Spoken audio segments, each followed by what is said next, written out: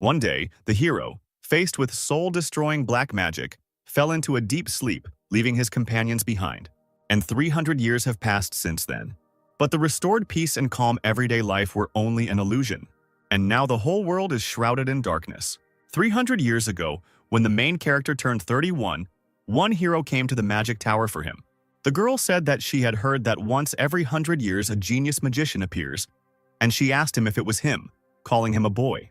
Archmage Lin just looked at the girl silently, slamming the book he was holding in his hand shut. Still silent, he approached the bookshelf and, under the gaze of the stranger, put it away from the shelf. Ignoring the girl behind him, Lin began to sort through the books that were lying on the floor, and the girl decided to call out to him, asking him if he could hear her at all. With a stone face, the guy replied that he was neither a genius nor a child, and his name was Lin. The girl beamed and ran up to the guy, saying that he really was the youngest 4-star archmage in history, and she said that she had come to the right place then. She smiled, looked at the boy's back and said that he was still a child. Laughing, she said that it was hard to call him a genius magician when he still needed to change diapers. She continued asking him to join her party, and then she would change them for him every day. Lin turned around with a dark face. A fireball was shining in his hand. The girl immediately tried to back away, shouting at him not to rush in such a hurry because she was only joking. Without looking where she was going, the stranger crashed headfirst into a bookcase. The books that stood in tall stacks on the cupboard swayed and fell down like rain. The orb in Lin's hand went out, and he stared at the stranger who was buried under those books. Seeing such a sight, the guy could not help but smile and laugh. The girl climbed out of the books and laughed too, and that's when Lin became interested in her. The girl introduced herself by saying that her name was Esther Alter Chiprin, and she said that she was a fake warrior of the Heavenly Light Dragon Church. Esther asked Lin to help her defeat the void spreading from the young pole. In other words, she invited him to join her group of heroes. Esther's group already included 2 famous people, the famous archer of the Kaya's Empire and the fire dragon priestess from the Dragon Republic, Frida. In response to this proposal, Lin told Esther that he did not want to die, to which the girl asked who did. The guy asked the girl if he was as interested in those 2 as she was. Esther laughed and replied that they were as crazy as she was. But there was something even more interesting. When Lin asked her what it was, the girl replied that it was peace, a word that caused a strange dissonance in Lin, a man who had studied magic in the tower after being rescued from the slums. He had a goal to become the highest-ranking mage in the Empire, a 7-star rank mage. It was said that if you reached the 7th star, you could see the truth of the world. And Lin wanted to reach a dimension where no one had ever stepped before. Living here and reading books about magic for the rest of my life wouldn't be bad. But to reach the 7th star, he needed to know about the world outside the magic tower. However, aimless travel seemed tiresome to him, and he wondered whether he needed it at all. And then this clumsy heroine appeared and offered him to save the world. And this unexpected offer was enough to pull him out into the outside world. Even though he didn't have a burning sense of justice to save the world, he accepted it. Kaze was an archer whose accuracy dropped catastrophically without drink. He was also mute. Frida the priestess was a heavy smoker. She said that, as a priestess of the fire dragons, she should at least be able to cast a breathing spell. And then she would blow black smoke into Lin's face, giving out a crazy laugh. After this, a monster could suddenly appear and attack with loud screams. And although the party members had their shortcomings, they were masters of their craft. This monster prepared to attack people, and its eye lit up with a green light. But before he could do anything, a bright flash of light had already curled up in Frida's hand, blinding him. And then a huge wave of fire headed towards the monster. The party was strong. The terrible monsters they encountered on their way and the minions of the abyss approaching the server were nothing to them. Esther often joked with Lin. She would tell him not to dare fall in love with her. In the evening, she asked him when it would all end, and if he wanted to go on a trip with her. While Frida was fighting the bat, Esther nonchalantly told Lin that she was afraid that he would be deceived by another girl, since he was so innocent. And thus, in the company of his companions, Lin spent 5 years. As their journey to save the world from the abyss came to an end, Lin's body began to show signs of erosion. This was the result of 5 years of being attacked by enemies. Before the final battle with the abyss, he was dying, consumed by the poison that poisoned his soul. Kaze stared sullenly at the ground as Esther called out to Lin, urging him to wake up. She asked Frida to do something, but she replied that she could not lift this curse. Tears streamed down Esther's face when she was told it could not be healed. The girl protested and screamed that Lin could not die like that. But Lin muttered that he did not want to die. Esther screamed that she knew. She would find a way, he just had to hold on. Suddenly, Lin began to cough, drops of blood escaping from his mouth as he clutched his clothes tightly. Lifting his jacket, he showed his companions the seal on his chest, telling them not to worry too much. As it turned out, it was the tiny overlord's filter lapel, an immortality spell carved into his heart. It contained magic that would put his body into a dormant state and heal him. Lin muttered a spell, and his body began to be covered in ice. He didn't know how long it would take him to revive, but it was the only option. Esther watched with wide eyes as ice covered the boy's body. Lin tugged weakly at her cloak and told her that he would be back. He chuckled and asked her with all his might to win. Smiling, Esther promised that she would do it. She told him that no matter what, they must meet again. Taking his hands, she said with a smile that then the four of them would go see the world. She told him that she would be by his side until he woke up. Lin smiled at her, promising that she would, and the ice had already reached his head. Lin's consciousness was being pulled into the cold grip of death. He felt buoyant and empty, as if he was sinking into a swamp. Finally, he thought about the fact that he still couldn't see the truth from the magical system of the seventh star. Lin sank deeper and deeper into oblivion. Meanwhile, Esther, Kaze, and Frida returned to the fight. Their journey together across the vast world ended here. It ended in front of the army of the Abyss, which rushed forward with terrible screams. All that was left in front of Lin was darkness. But in an instant, he was already tired of floundering in the darkness. Lin opened his eyes. A female voice came from the side asking him if he was okay, and the woman reflected back to him as rain. Turning around at the sound of the voice, Lin immediately addressed her as his mother. Lin's appearance was now different. His hair was black and his eyes were red, and he looked like a teenager. Lin immediately stopped short, thinking about where his mother came from, since he was an orphan, and the woman looked at him questioningly. A bright light shone somewhere to the side and Lin covered his face with his hand, shielding himself from it. Looking around, he realized that he did not recognize these places. Next to him was not a battlefield, but a city and its crowd. The woman asked the boy why he was acting like that and said that it was Heroes' Square in front of the Vatican. The woman continued, saying that there was a monument there in honor of Esther's group. Hearing the familiar name, Lin turned around and saw a statue in front of him. The monument contained the names and dates of life of all the members of Esther's group. Lin asked the woman what year it was, and she simply asked him what was wrong with him. But Lin didn't calm down and asked again what year it was. Exhaling, the woman replied that it was now 1418, according to the Teresian calendar. Hearing this year, Lin's body became cold, and he began to wonder if he had been reborn, or if his memory had been superimposed on someone else's body. He noticed that the feeling in this body was very strange. The memories of Esther's laughter, Kaze's drunken delirium, and Frida's cigarette smoke were still fresh in his mind. But he realized with fear that all this had happened 300 years ago. With a trembling voice, Lin asked if they had won the last battle, but he immediately thought that it was a pointless question. He thought that if they had not won, they would not have had a monument erected to them, and the sky would not have been so peaceful. With a heavy sigh, the woman asked him why he was saying such obvious things, and then she said that they said that now, if you climb the Vatican Tower, you can see the frozen remains of Lord Lin. Lin didn't ask any further questions but answered tensely that he understood. He wondered what it meant that he had taken over someone's body. The woman continued, saying that Lady Esther had remained by Lord Lin's side until she died. She noticed that it was so beautiful and so sad, and then she asked the boy what he thought. Lin, in response to this, laughed, sweating, and the woman asked him why he was laughing because it was a sad story. Remembering his last moments with Esther, he thought it was amazing that she had kept her promise. Lin walked closer to the monument and reached out his hand to the plaque. As soon as he touched her, he pulled his hand back, thinking that someone had not kept their promise after all. Lin burst into tears and said he had not kept his promise. Lin didn't know what the three of them said about him next, but he became a historical figure. The emperor personally erected a monument to him. Many towers of magicians and families of magicians revered him as a saint. And Reina's mother watched her son with excitement. Lost in his thoughts, Lin thought about how these 300 years had left him with only magic. They left him with memories of travels to many places and the faces of his comrades who smiled brightly at him. Now these adventures could be read about in books. Now these memories have become legends. He recalled that Esther had once said that moments become memories when they are shared with someone. So his memories are not yet memories. Until he dies and meets them, they will remain unshared. These are memories he must live with alone, like an unanswered echo. Noticing movement out of the corner of his eye, Lin turned around and saw a cup of tea. Smiling, Lin accepted the cup from Rain's mother. thinking that his friends were gone now, but they had left him this world. Looking at the cup, he thought about what he should do now, and then he remembered Esther again. Lin's eyes widened, and he thought about what else he had to eat and work with. The Holy Human Empire divided the mage class into 7 levels.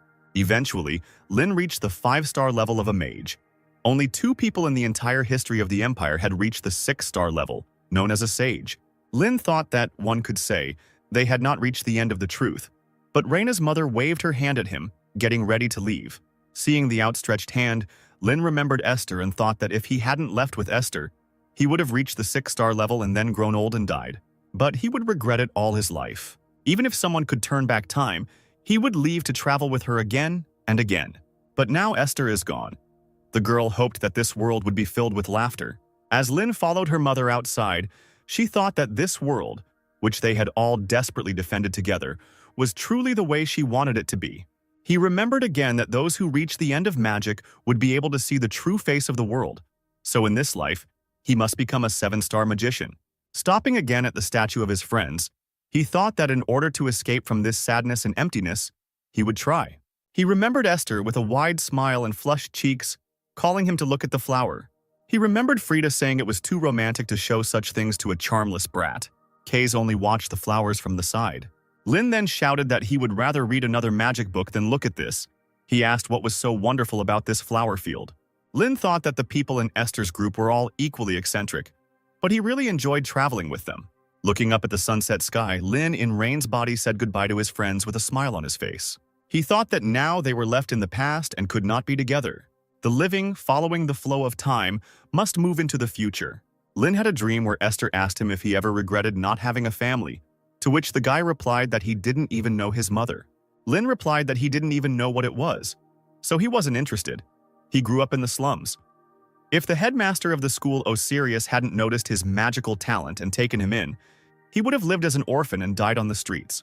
Frida came up from behind and hugged the guy around the neck, saying that he was a poor thing. Lin pushed her away, screaming that even if he had a family, he wouldn't know how to treat them, so he didn't need a family.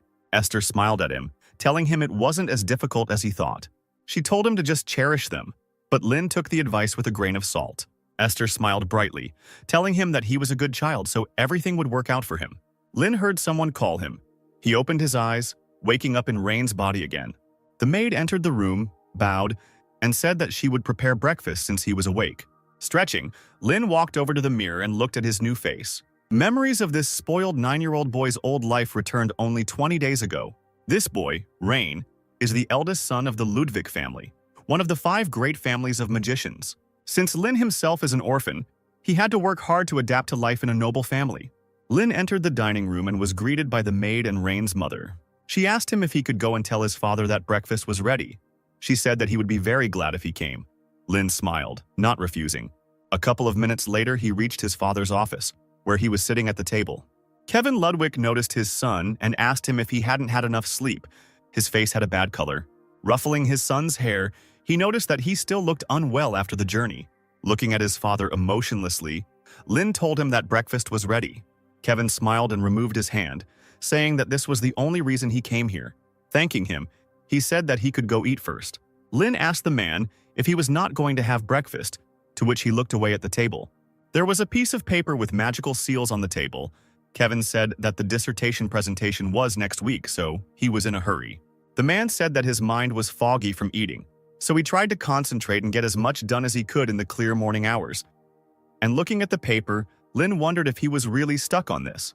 He asked his father if he wanted him to help him. Kevin asked him if he wanted to support him, to which the boy replied that he wanted to help solve the magic circle. Kevin said that the help was welcome, but his mother would scold him if he was late for breakfast. But Lin didn't listen to him and took the pen. As Lin drew his pen across the paper, he said that magic was the expression of natural laws numerically and then their distortion. He said that the Go rune complicates the equation and conflicts with the hand Cha, so it is better to replace it with the Gu rune. When he finished writing, Lin turned to his father and said that then, using the imperial equation 41-2, he would be able to get the answer immediately. Kevin picked up the paper, asking if such a method was possible. The man thought that this was a difficult problem that even the best scientist could not solve, and yet this was a high-level spell that was 200 years old. Looking up at his son in surprise, Kevin asked him how he had guessed.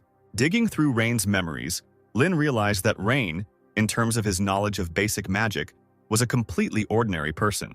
However, given that he belonged to a line of mages, this meant that he did not inherit the talent for magic. Lin did not answer his father's question and asked him if he could have breakfast with them now. Smiling, Kevin rushed to hug his son, saying that now they could all eat together. Raina's family was small: mother, father, 6-year-old sister. A little girl, Siri, looked into the room where her brother was sitting. Her hair and eyes were the same as Rain's. She was a sweet girl who inherited the traits of the Ludwig family. Lin turned around, noticing someone's gaze on him. The girl flinched when she realized she had been noticed. Without thinking twice, she ran away. Lin sighed heavily, thinking that such behavior was quite understandable. Because in Rain's memories, he was never kind to Siri. Instead of being cold, he was simply indifferent to everything. Lin didn't think about it anymore and returned to his book. Esther's voice echoed in his head, telling him that he had to take care of them. He couldn't just run away. Lin slammed the book shut, his teeth clenched in frustration, the words about him being a kind child echoing in his head again. Siri, who was standing behind the door, suddenly heard her brother call her, saying that he taught her magic. The girl looked out from behind the doorway uncertainly. Lin asked her if she wanted to play together then, but instead of answering, Siri ran off somewhere again. Lin sighed heavily, thinking that children were too difficult to deal with. But then, after a couple of minutes, the sound of little feet was heard. Siri walked up to her brother and handed him a book called The Basic Formula of One-Star Magic. Surprised, Lin asked her if she was really reading this at 6, and the girl nodded happily. He looked again at the girl, who was now smiling excitedly. Esther's voice came back to him in his head, asking him if he knew the meaning of this flower. In another memory, she happily shouted that she would tell the story of a certain cliff. Lin always complained that Esther treated him like a child, but in reality, he loved these moments more than anything in the world. Siri sat on her brother's lap and began to show what she didn't understand. Lin began to explain to her that a house with a thatched roof and a brick house are different. It all depends on the materials. In magic, this role is played by a magical figure. The shape of a magical figure determines the attribute of magic. For example, if you draw a triangle, it will be the attribute of fire, the shape of a fan, the attribute of wind. Lin continued by saying that the next step is runes. Runes determine the effect of magic, and runes are magic words. Yule means to bind, and Ho means to disperse. For example, if you engrave the Yule rune on a triangular magic square, you will get a spell of binding with the attribute of fire. Lin said that it actually uses mathematical formulas. Siri innocently asked him what mathematical was.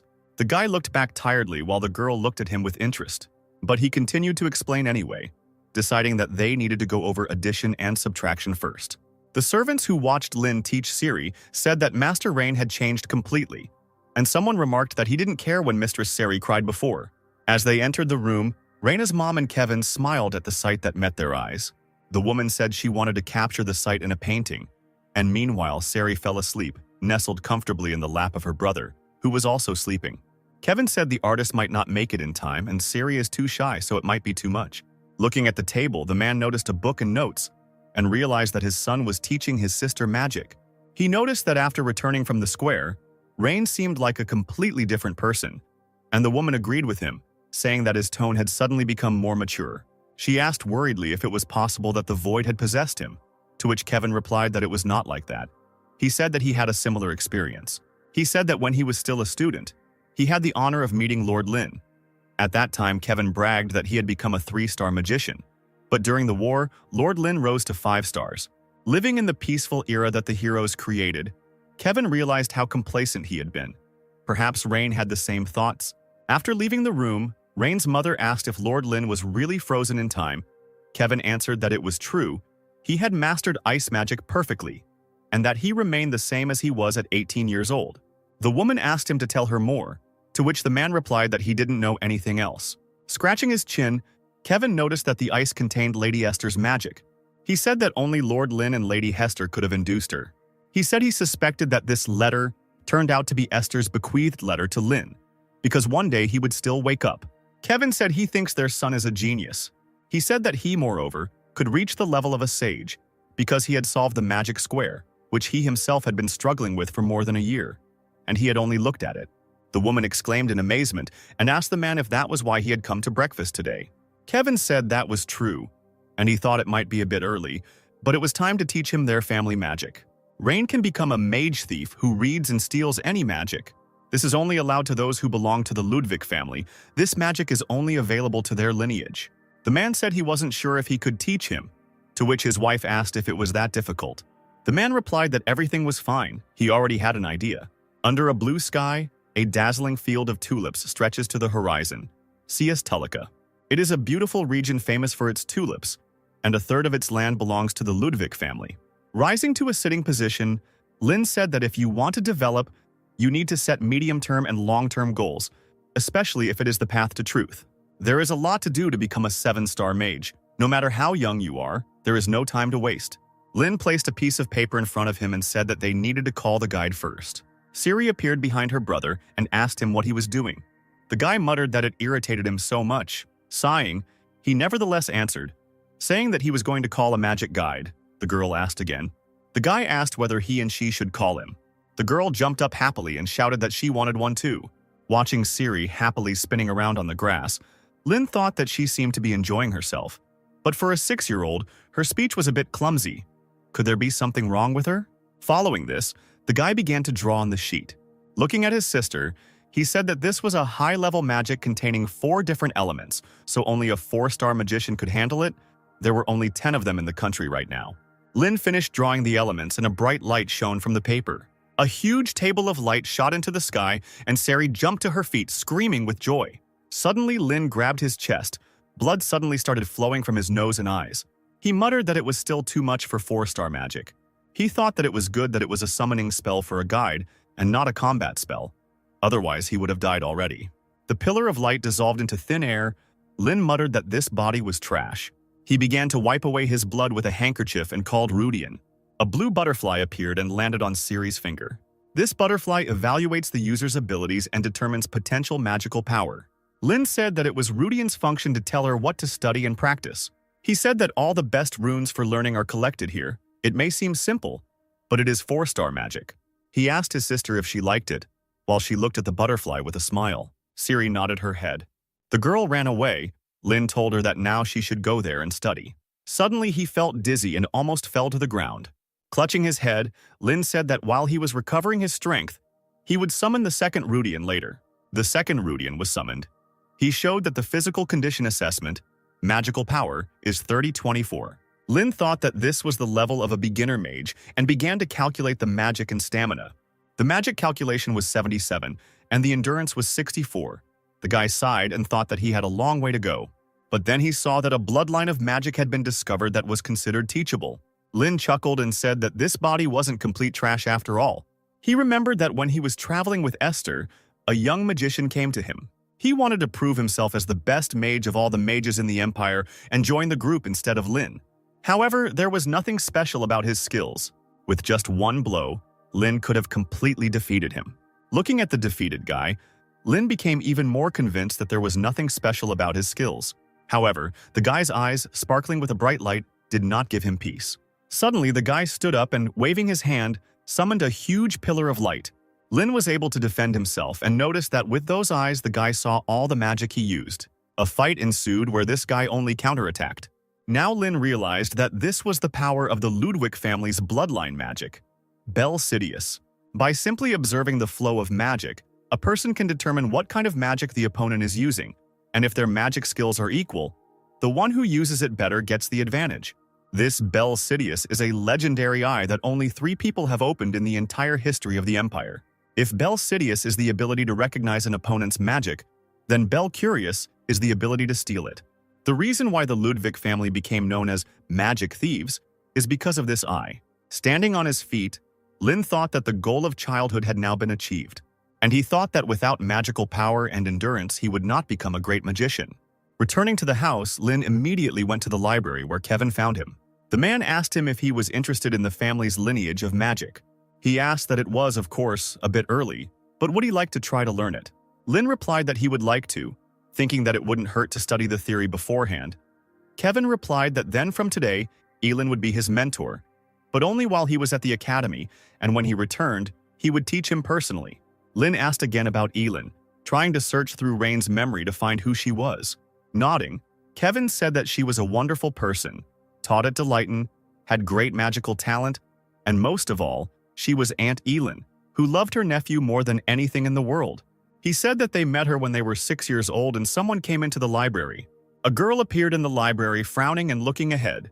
She walked up to Lynn and looked at him intently, and he just moved away from her. Elin snorted in annoyance and asked if the genius professor Elin Ludwig had come personally to train some unloved child.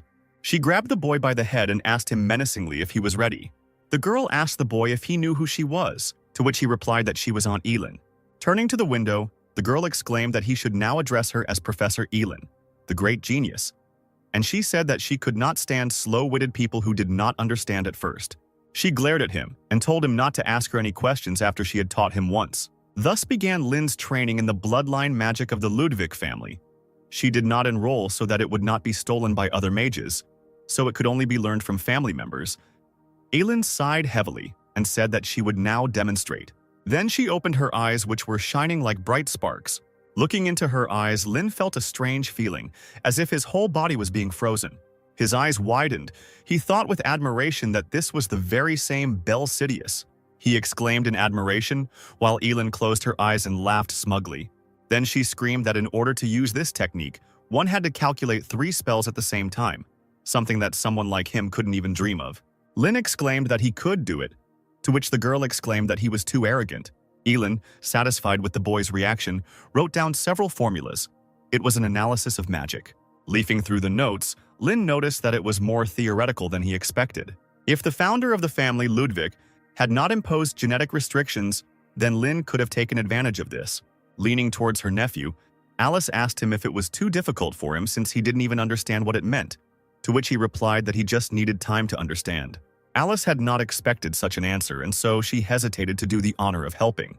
Lynn bowed to his aunt and thanked her for guiding him, and he said that he would now figure it out on his own. Alice asked him if he didn't need any guidance, and when there was no response, she told him not to ignore her. Lynn sat down at the table and began to read the notes. Alice got angry at being ignored and walked away, saying that he could do whatever he wanted, but it wouldn't work anyway. After a while, she sat down opposite the boy and began to read a book. Lynn tried to make sense of the notes and got stuck at one point. Suddenly, Alice snatched the paper from his hands without saying anything. She quickly moved her pencil across the paper, her face expressionless. After a couple of minutes, she placed the sheet on the table in front of the boy. The girl buried her face in her book again while Lynn looked at her in shock. After a while, Lynn thought again, unable to immediately understand what to do, and the sheet was again torn right out from under the boy's nose. And again, Alice placed the sheet of paper with the written solution in front of him. The girl buried her face in the book again. Lynn tried to understand what was happening.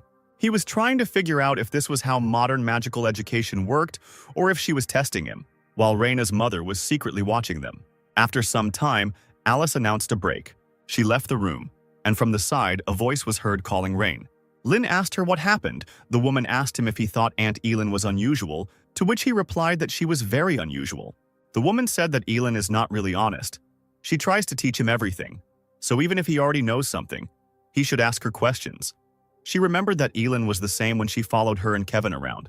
A few minutes later, Elin returned and sat down at the table, burying her face in a book. Looking up, Lynn noticed his aunt sneaking a peek at his notes. When the girl noticed that the boy had noticed her gaze, she immediately turned away. But after some time, when Lynn returned to the notes, she began to peek again. Lynn thought that Elin was very annoying, even more annoying than 6-year-old Siri. Finally, Lynn decided to follow his mother's advice and approached his aunt, saying that she didn't quite understand that part. Elin immediately threw the book aside and screamed that if he didn't even know this, then their family was doomed, and she asked what exactly he didn't understand. Lynn pointed his finger at the text on the page, to which Elin immediately told him how he should solve it. Laughing, she said that he should use this formula, and then he would be able to solve it much faster. Lynn apologized to her, and she continued, asking him about what he did before he was 9 years old. Lynn resigned himself to his fate and continued asking his aunt. Elin's teaching was such that it required a lot of effort, but thanks to her, he significantly reduced the time spent studying theory and gained practical experience. On the 10th day after receiving Elin's instructions, he felt a burning pain in the retina of his eye. He felt all the blood in his body rush to his head, the world slowly turning blood red. And then it happened. The eyes, glowing red, were engraved with the mark of death. All information about everything in the universe comes in the form of formulas. Lin used a fire spell and immediately a fireball appeared on his palm, and on top of it were numbers. Lin thought about what he realized was that in the eyes of the young wizard, all his magic looked like numbers. He said it was really amazing. Elin, stunned, asked the boy if he could really achieve this in just 10 days. Even after specialized training, it took Elin 7 years to master Bel Sidious. They said it would take 70 years to master Bel Curious. Elin thought about how in just 10 days, Rain had gone from a blank slate, knowing nothing, to using multiple spells at once. She thought that he could rival Lin, who was called a master of simultaneous summoning. Looking at him, she thought that he might be a genius. Elin went to Kevin, who muttered that his son had awakened Bel Sidious in just 10 days. The girl told her brother that thanks to Rain, the Ludwig family can become a leading family of magicians. He is really amazing. Elin walked out of her brother's office, slamming the door. Kevin said that as a father he had nothing more to teach him. After that, Kevin called out to Yud, and a black figure appeared behind the red curtain. The man told Yud to send a message to his father. Yud asked him if he was referring to the former head of the family, to which Kevin asked him if there was any problem with that. The man immediately replied that that was not what he meant. Kevin said to pass on a request to guide his grandson, who has an innate talent, on the right path. Smiling, Yud noted that Kevin had truly gone through fire and water for his son. He said he would do as ordered. Kevin just smirked in response. Thus ended spring and a short summer began. Looking out the window, Lin thought about how this summer seemed to last for about a year. Dark clouds covered the continent, pouring rain day after day. Lin was incredibly busy that summer. During the day, he studied household magic from Elin. At every opportunity, he taught Ciri the basics of magic. And at night, he concentrated on training his physical and magical strength. The development of modern magic that Lin learned from Elin and from books was truly astounding. And for Lin, a person living 300 years ago, it was quite shocking. He noted that such complex formulas were simplified to such an extent that the activation time was reduced and the power was greatly increased.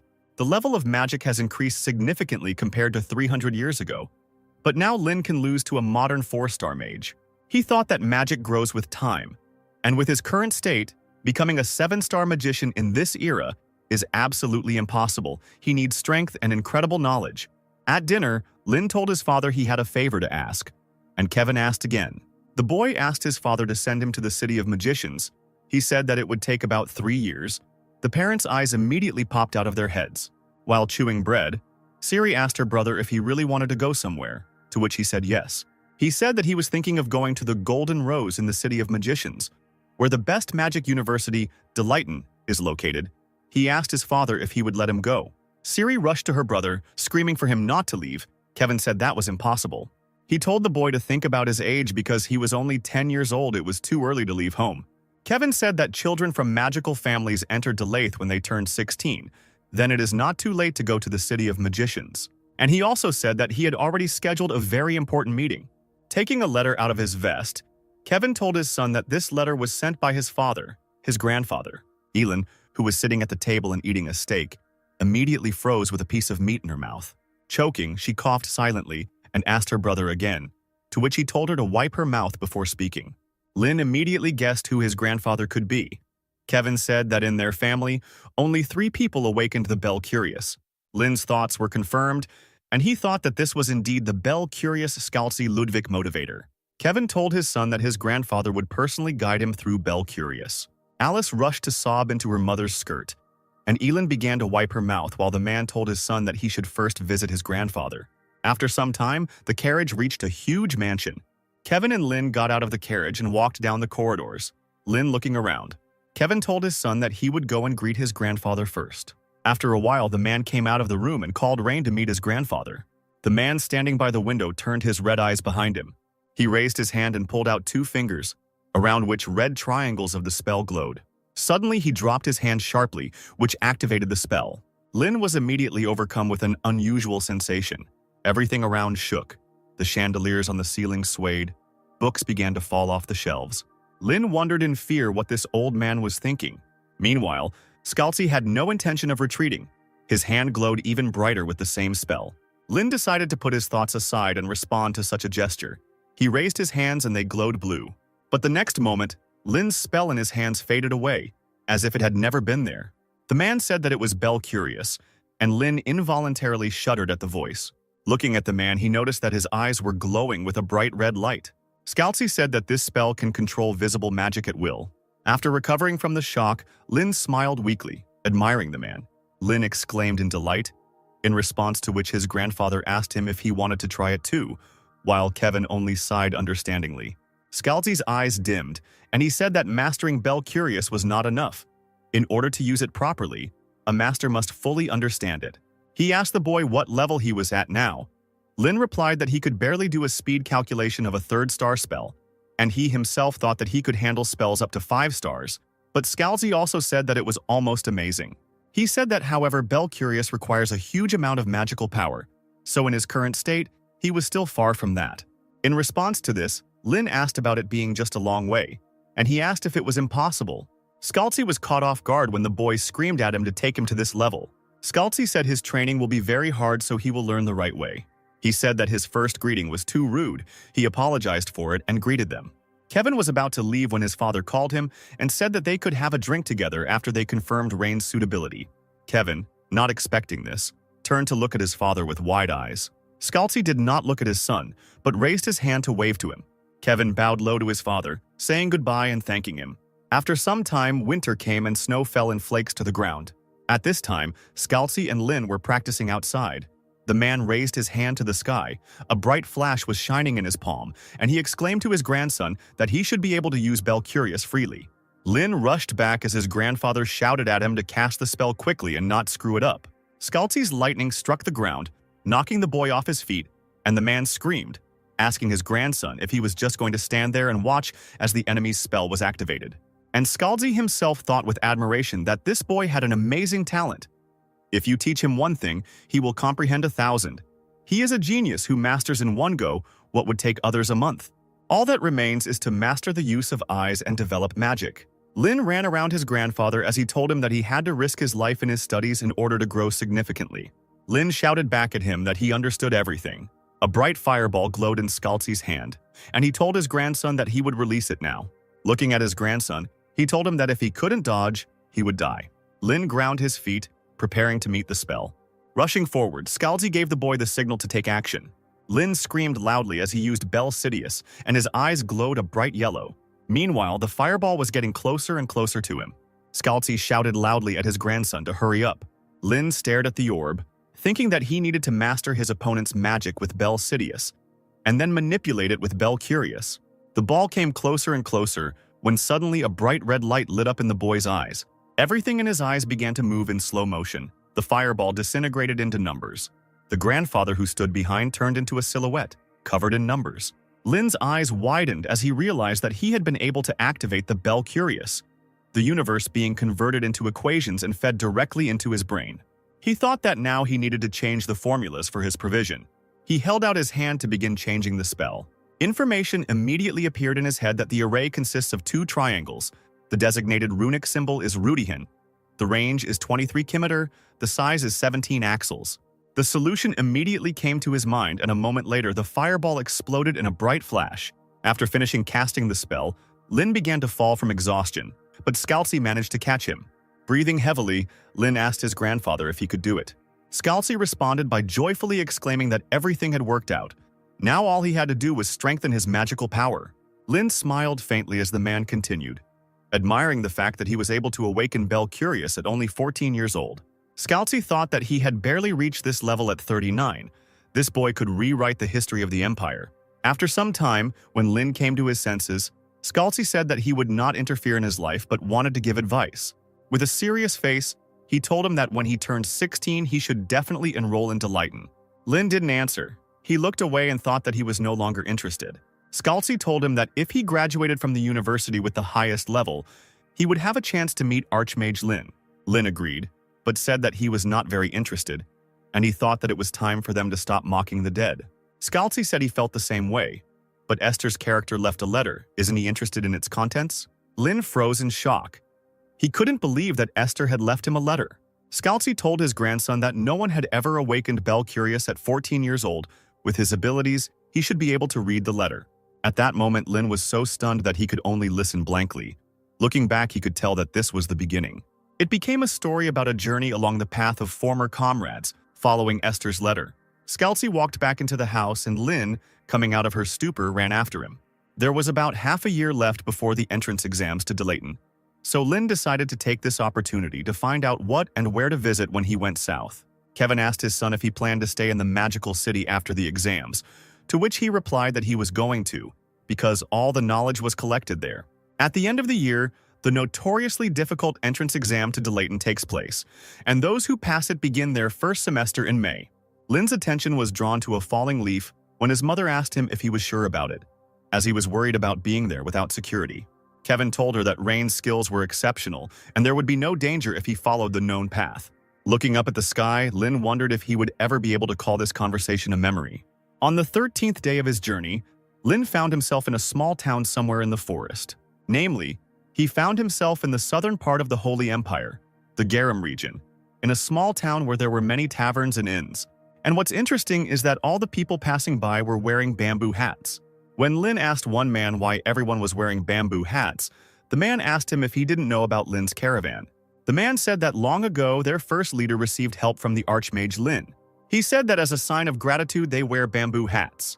The guy's attention was drawn to the staff behind the man's back as he continued talking about how this was a trading group with such a great history. Rolling his eyes, Lynn wondered who this first leader was. Maybe he would remember when he heard his name.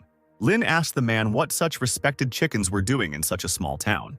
The man replied that there was a problem on the road leading to the sunlit highway, and ferocious monsters appeared and dozens of people went missing. So they wait for the Lord's forces to come and destroy them. Monsters are creatures whose essence has been distorted by the abyss. They resemble animals but have a much more grotesque appearance and dangerous magical abilities. And no matter how many of them are destroyed, they never disappear. Lynn walked away, thinking that as long as this monster wasn't a top-tier one, he had nothing to worry about. Night fell and Lynn walked through the bamboo forest. Suddenly he noticed that someone was definitely watching him. However, nothing attacked. Perhaps this creature sensed the difference in magical power, like an animal instinct. Lynn thought idly that he could deal with these monsters, but it wasn't his concern. The monster-slaying team will take care of that. Lynn walked on, memories coming back to life in his head. He remembered Esther pointing somewhere on the map, suggesting a route. An irritated Lynn listened to how they wanted to stop by a flower field on the way. Unable to bear it any longer, he shouted, asking them what they were doing. He reminded them that two groups of warriors who had crossed to the continent before them had been destroyed fighting at the front. Because of this, the front line has stalled and they are barely holding on, waiting for help from others. Frida took a drag on her smoke as Esther said that she understood everything. A legion of red and yellow dragons were heading to the battlefield, and all the strong mercenaries had crossed the sea for honor and glory.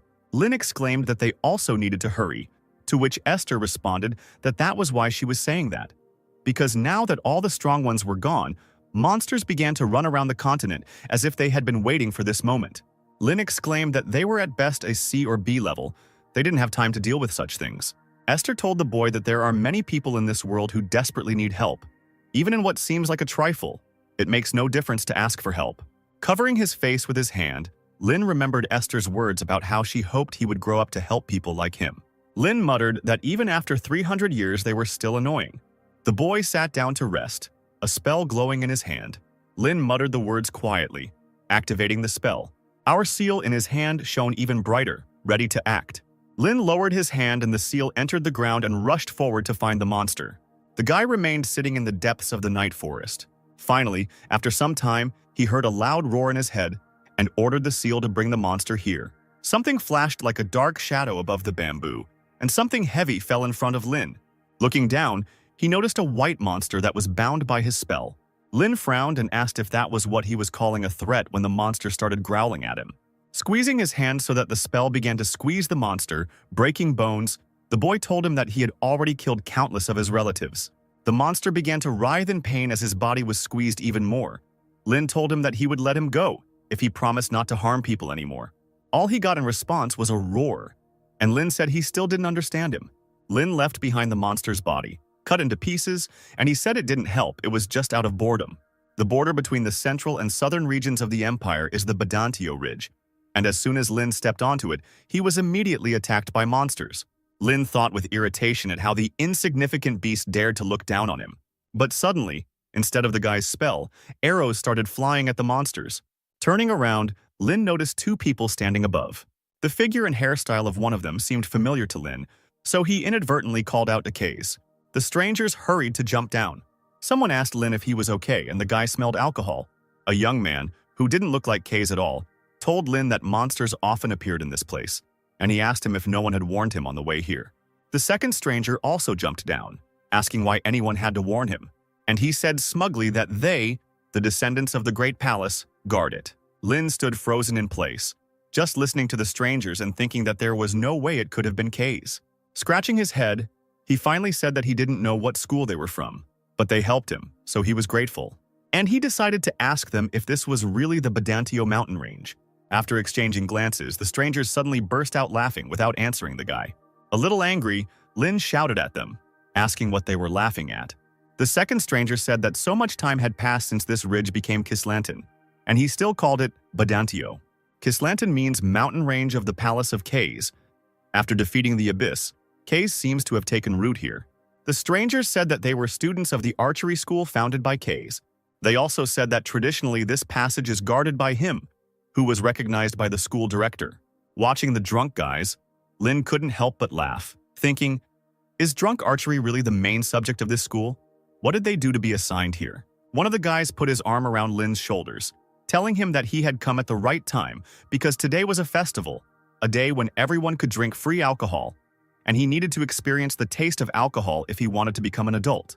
He continued by saying that alcohol was the path to the sun and the moon, to which his companion wearily remarked that he was such a cultured man. The second guy walked away telling his partner that he can't even think about skipping his shift today talking nonsense. They still have to guard this place. To which the first guy asked how they could let this kid go alone.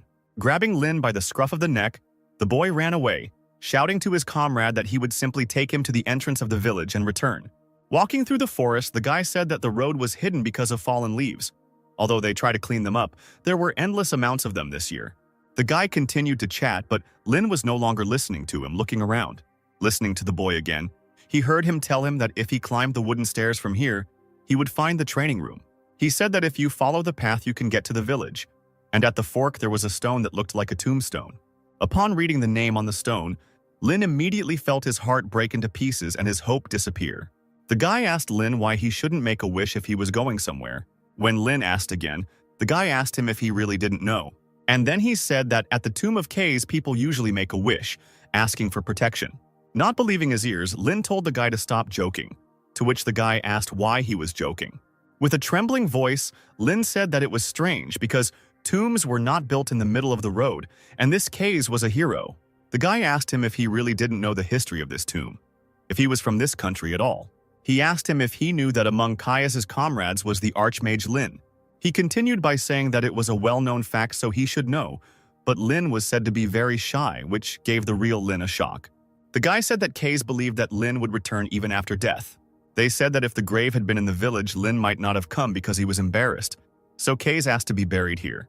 Lin remembered his moments with Kaze, how he got angry at his snoring and the smell of alcohol. He remembered how, in the middle of their journey, he taught him various symbols.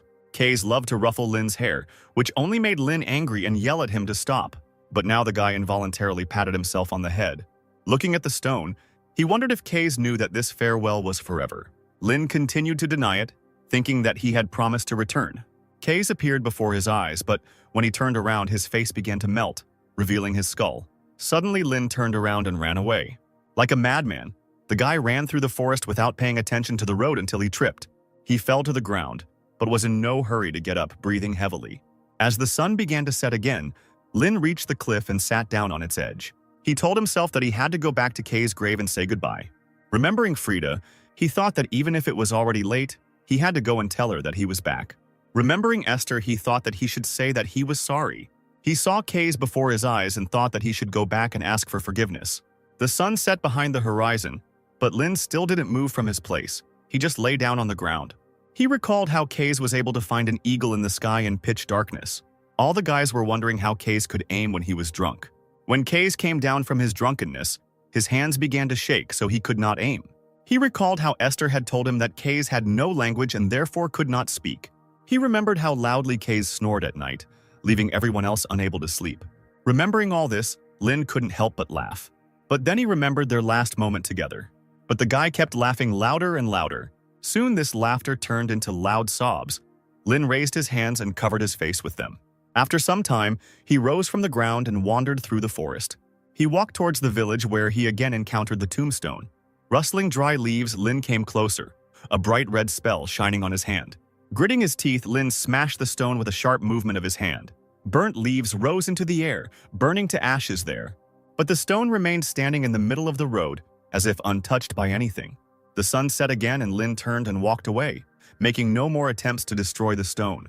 He mentally apologized to Case, thinking that it wasn't because he was shy, and all because he lacks courage. He lacks the courage to face them, and ask for forgiveness. Without looking back once, Lin walked away, feeling the past recede even further. Autumn in the south was simply amazing. Under such an autumnal summer-autumn sky, a glittering city spread out before Lin. It was the magical city of the Golden Rose, in the center of which the University of Delayton was built. This proud was interesting to Lin from his past life, but he did not live up to his expectations. Everywhere there were shouts from vendors trying to sell books on magic and teaching aids.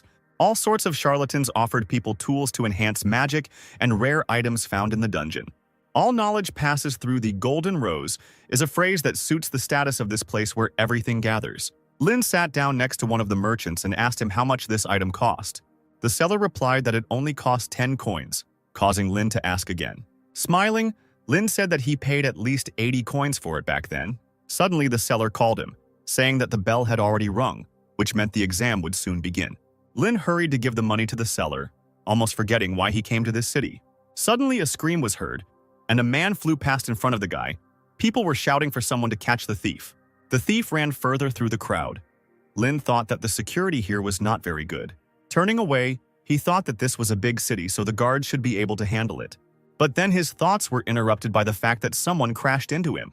Having collided with the guy, the old woman lost her balance and fell to the ground. Lin apologized excitedly and said that he had to go already, he was late.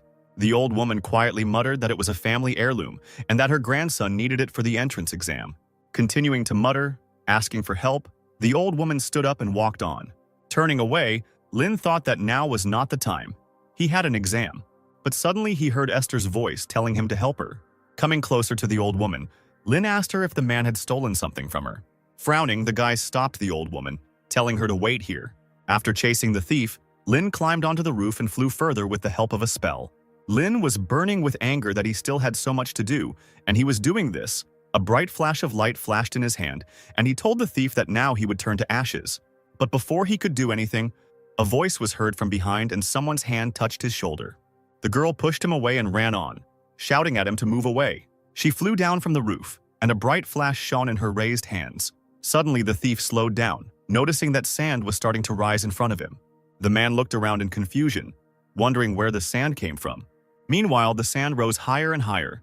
The girl shouted loudly to the thief across the street that stealing someone else's property in the Golden Rose was brave, she should give him credit. But he chose the wrong day. The girl stood on her head made of sand, and under her feet were 2 sand knights holding a sword, and she exclaimed that the thief was finished today. She continued her heroic speech with a smug grin, saying that it would all end for him today, because he had been caught by none other than Kristaten. Lin looked the girl up and down. He noticed her confidence in the sand swirling around her, and he realized she was Warden. The Varden family is located on the eastern edge of the border, like the Ludwig family. It is one of the 5 families of mages. Before Lin regained his memories, they met several times at family gatherings, the girl telling him to put in a little effort to not live like a loser. She pointed her finger at him angrily and shouted that he was a descendant of magicians, even the eldest son. She asked him if he was really not ashamed at all. Lin ignored her every time. Every time they met, she always acted smart, so he called her a nerd. Lin wondered how it was that she was already wearing a uniform since they were the same age. And in the meantime, the thief decided to strike back. Using a wind spell, the thief destroyed the sand tower and the knights, causing Kristaten to fly down. But the wind currents did not stop there. They began to swirl madly along the street, lifting other people into the air.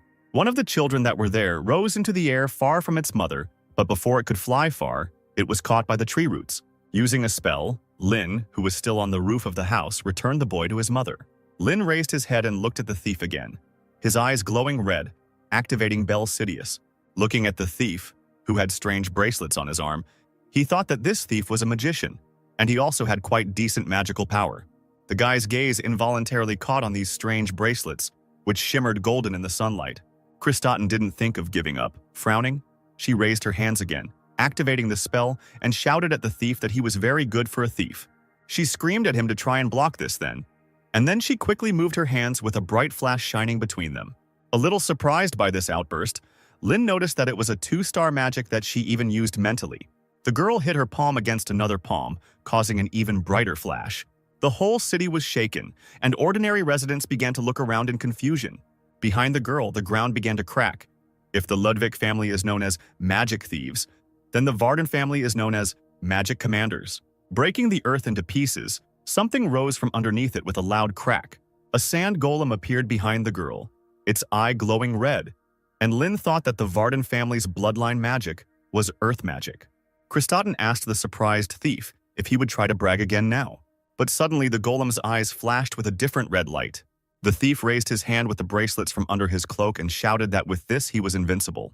His hand glowed with a dark light, and then something pierced the golem through and through. The golem's eyes went dark, and he was ready to collapse as a heavy mass onto the ground. But after that, the golem's eyes flashed red again, and he didn't care about anything. Noticing this, Kristaten turned to the thief and told him not to even think that he would fall from such an attack, while the golem prepared to attack its mistress. The thief smiled slyly, and the bracelets on his hand once again began to shine with a dark glow. But before the golem could strike, something flew into his hand, smashing it into tiny pieces. Lynn appeared in front of Kristaten and said that if he showed his trump card so early, he could get a counterattack. Attacking the golem further, the boy said that just because someone used a spell first, it doesn't mean they've already won. Lynn didn't think of retreating. His hand twisted again, but this time with the blue light of the spell.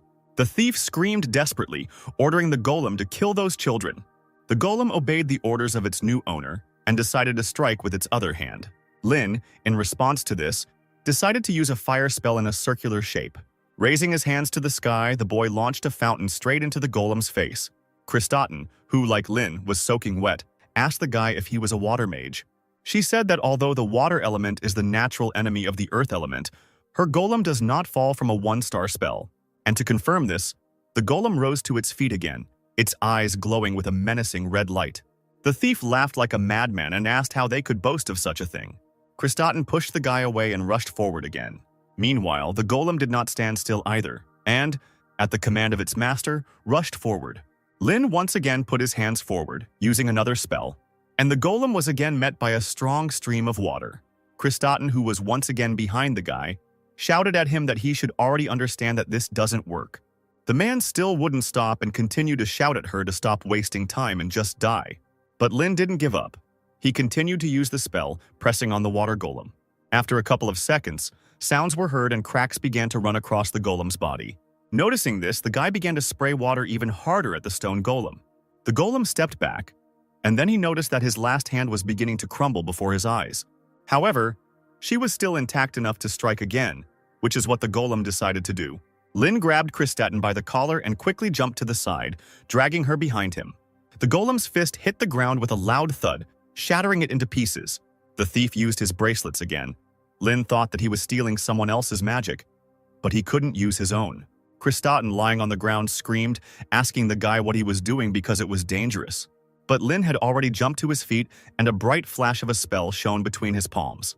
Kristaten noticed that the 1-star spell had only been cast a few seconds ago. Lynn began to transform the spell, looking for a solution to this situation. The guy changed the law of the spell. He raised his hands up, and the spell shone even brighter. Lynn released the spell from his hands, and it crawled across the ground, breaking it into pieces. From these cracks, plant roots emerged and wrapped around the golem's body. After a couple of minutes, the golem's body was securely tied and pressed to the ground. One of the roots slid across the golem's face, breaking his red eyes. The golem was neutralized. The thief wanted to rush forward, but roots burst out from under the ground again.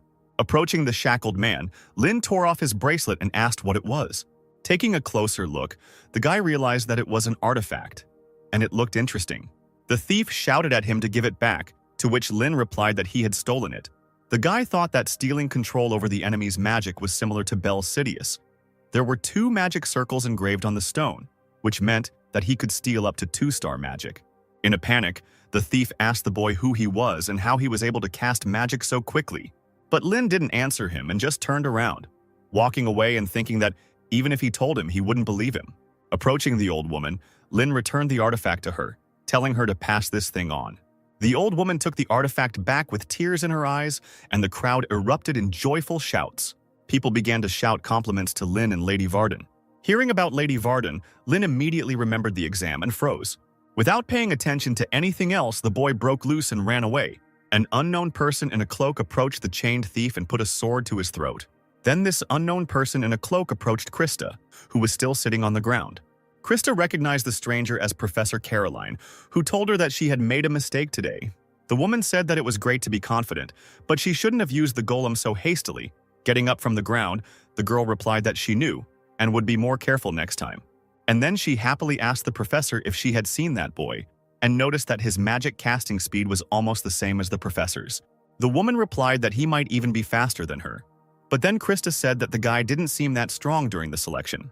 Professor Caroline asked why the guy was here if he had come for the exam. Krista asked her what she was talking about, to which she replied that the exam had already started. Krista sullenly asked the professor if there was any other way she could not accept it.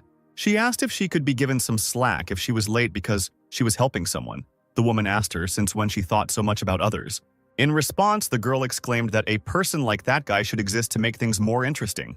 And she asked with a grin whether it wouldn't be better for the school to have interesting characters. Professor Caroline made no reply to this, but soon agreed. Back in her office, Caroline looked over Rain's file, which stated that he had no experience in magical competitions and no significant achievements in other areas. Perhaps he is a genius prodigy who can become the White One sent to the Ludwig family from heaven.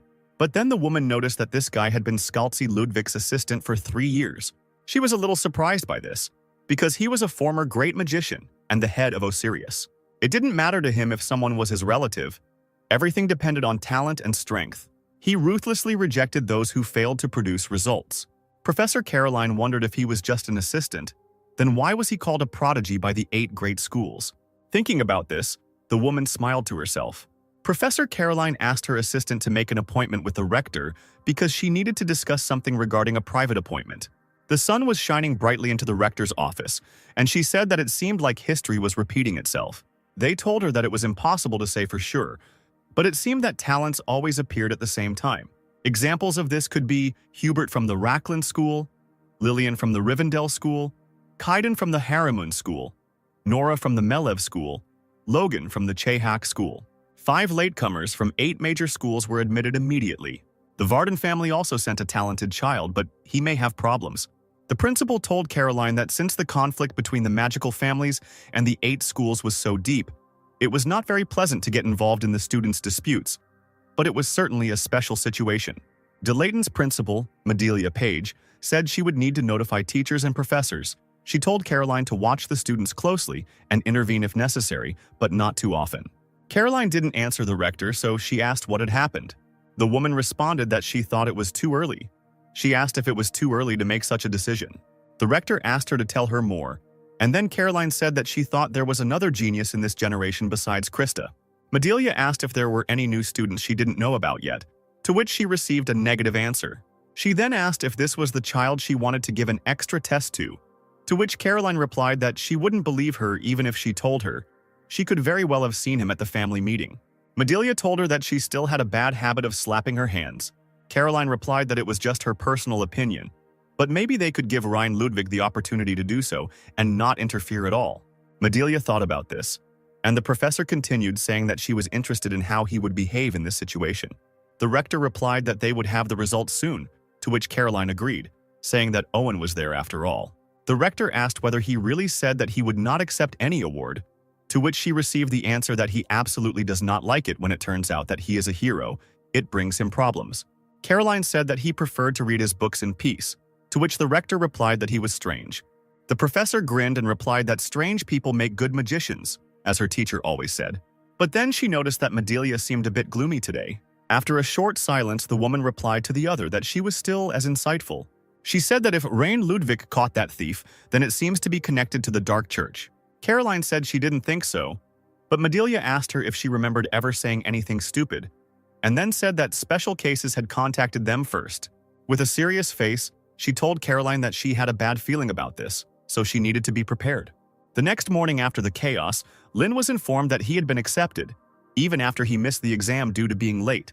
Professor Caroline suggested that he pretend that he had passed the additional exam and was included in the list of successful candidates. She was worried that the extra exams would be seen as a disgrace for those who failed the regular exam. But that wasn't a problem for Lynn. Fearing that he would have to retake the exam, the guy accepted the offer, and now he stood before the gates of the greatest magical university of Delayton U, where the pinnacles of the Sacred Empire's intellect had gathered. Looking around without much enthusiasm, Lynn reflected on how he had never been involved with school. In his past life, he studied magic under the headmaster of the Osiria School, and in this life, all his education was given to him by his new family. Even now, he didn't feel the need to learn from anyone. But in this life, he needs to find what Esther left behind. She is waiting for him at the end of this path. Smiling to himself, he thought that until then he should improve his magical skills at least to the level of his previous life. Suddenly, a girl's scream was heard behind him. It turned out to be Krista. The girl immediately recognized Rain. He greeted her, and she shyly responded to the greeting. Krista wanted to thank the guy for helping her, but soon she screamed that she could have done it herself. The girl's scream caused other students to turn around, recognizing the girl as Krista Varden, who was the most popular of her generation. Lynn noted that she was even more popular than he thought, to which she sheepishly replied that there was even a saying, "Anyone in our generation who doesn't know Krista Varden is a spy for the Republic." Krista waved her hand, telling Lynn that he could be happy because he was an opponent she had acknowledged. Lynn scratched his head in annoyance, thinking about how he couldn't stand annoying creatures. And he remembered that there was someone like that in the past. Just like now, in the past, that girl as the number 2 candidate for the post of the next dean, he decided to consider Lynn as a rival. The brat Lynn met in the tower insisted on being treated like a senior since she entered the tower first. Lynn remembered well how boastful she was. Lynn chuckled as he looked at Krista, and she asked him why he was laughing at her. She brought her hand back and began to cast a spell, screaming that if he thought what he saw then was all she could do, he would soon regret it. With a wave of her hand, the girl summoned a sandstorm that filled the entire corridor. Lynn couldn't understand why she was acting like that in a place like this. Krista asked the guy with a grin whether he had already understood what her true abilities were, whether he felt that he wanted to give it his all. The guy thought that this girl didn't care about her surroundings. He thought with irritation that she looked like Giselle. Maybe she was her reincarnation, and he decided to put her in her place. But suddenly someone's mocking voice was heard, which said that this was such a dramatic performance. Looking at the girl, he reproachfully noted that on the one hand, she was the best newcomer, and looking at Lynn, he noticed that on the other side was a genius prodigy who had barely passed the additional exam. Coming closer, he said it was like comparing extremes. Krista immediately recognized the guy and named him Hubert. There were rumors in the crowd that this Hubert was from Rohwinham School. He was a graduate of Delayton High School, and he had also been a rival of Krista for a long time. Krista called off the storm, to which Hubert encouraged her to continue as it was great fun, to which the girl responded that the quality of the audience was too low, so it wasn't fun. She smirked and said that it would also be a shame if he got caught in her magic and flew away somewhere, so he should be grateful to her for her attention. Hubert laughed and said that it brought tears to his eyes, and he asked if it wasn't too shameless to open his mouth, when even she couldn't handle it herself. He said that she should know her place or she would regret it. Frowning, Krista said that a finalist shouldn't talk like that, and she asked him why he didn't show what he could do. Hubert noticed that her proud nature had not changed, and he said that she would disgrace her family if she continued to live like that. Hubert's attention turned to Rain, and he said that he was so insignificant that he didn't even notice he was there. Bowing to the boy, Hubert asked him what he, the brilliant young master, was staring at, whether there was something on his face, or whether there was something in his words that bothered him. Lynn tilted his head in boredom and replied that it wasn't so much that he was bothered by it all, but rather that he had a question. Who is this man acting so self-confident?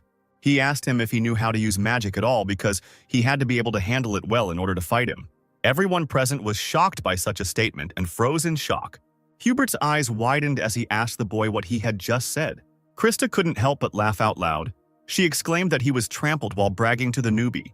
Hubert glared at her as she continued, saying that if she were in his place, she would be too embarrassed to even show her face. The teacher's voice was heard asking what they were doing there and then telling them to hurry up and come in. The teacher told Krista, as the freshman representative, to come in and get ready for the oath.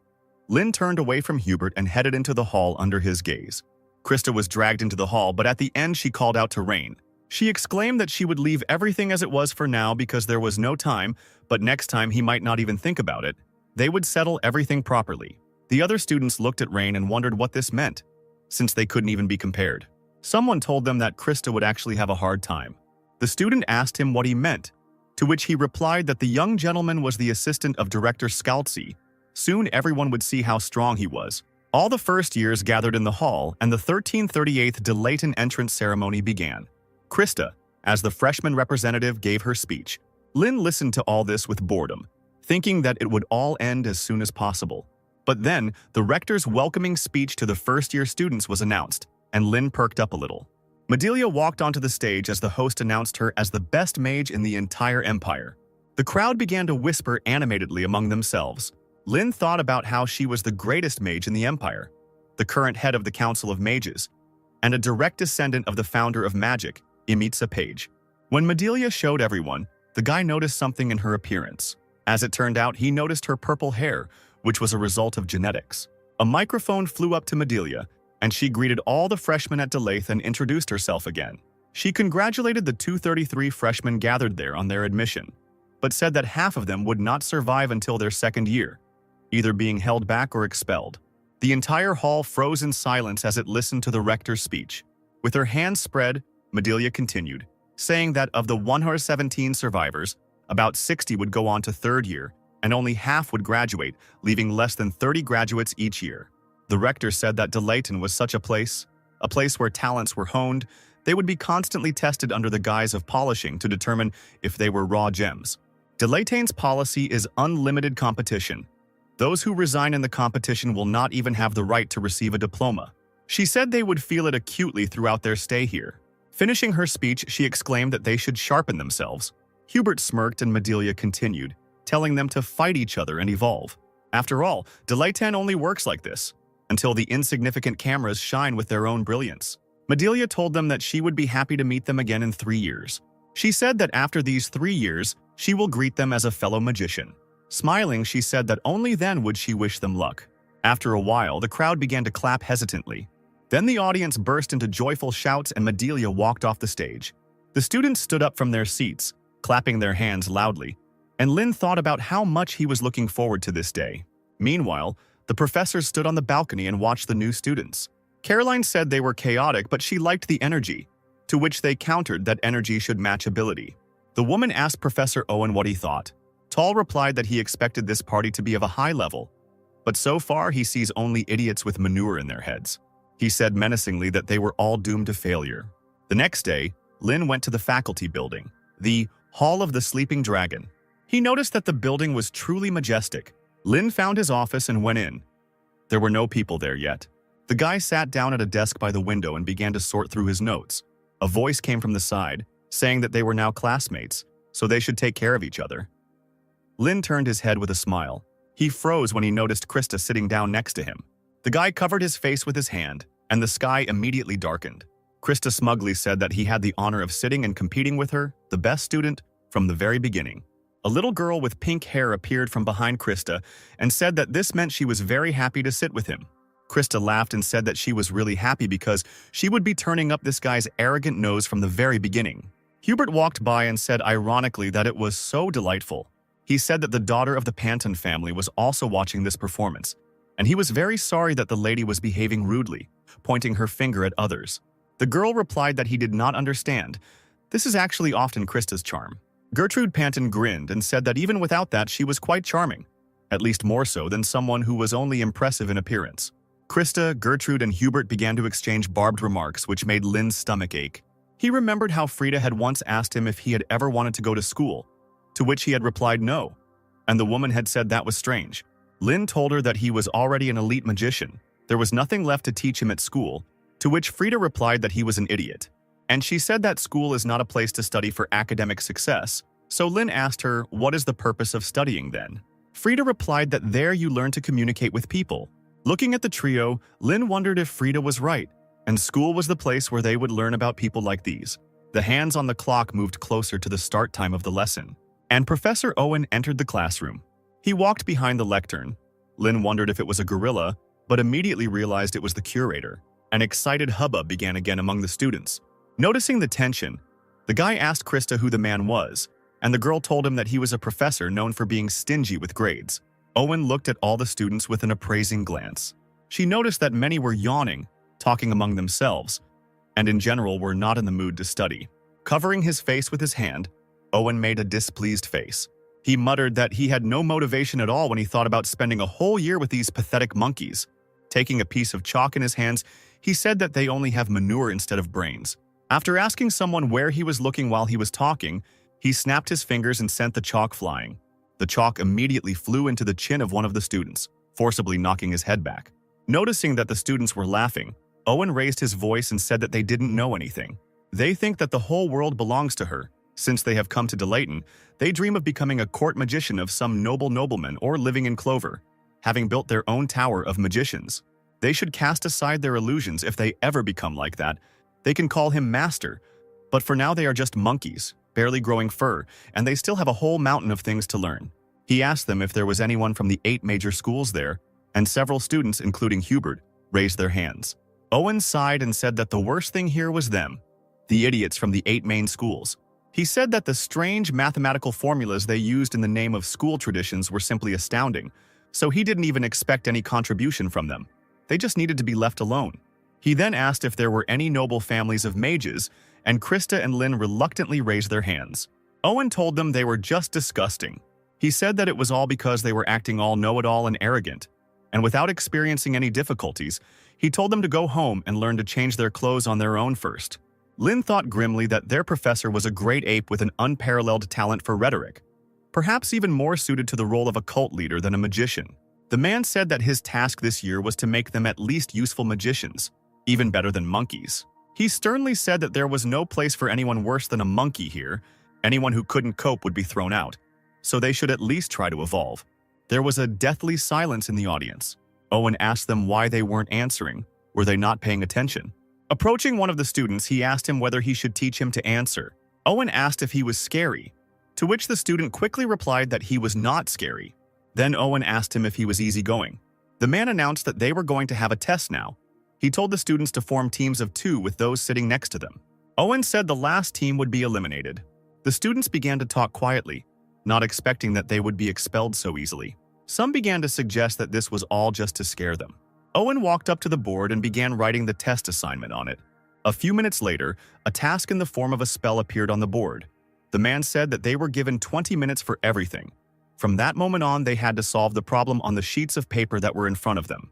Those who cannot solve it within this time and those who pass it last will be excluded. A tense silence fell over the audience again. Owen shouted that the exam had already started. The guys actively got to work. Owen exclaimed that even monkeys could handle 2-star spells if they tried.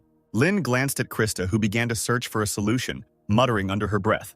The girl told the guy to help her and make the basic formula using matrices, and then find the answer using the cubic function. Hearing about the matrices, Lynn asked her if she was the one who suffered unnecessarily. In response, Krista screamed that he stopped talking and started doing something. Krista's mind was filled with memories of everyone saying that the Varden family was already finished. And all because the eldest and youngest daughters were so disorganized.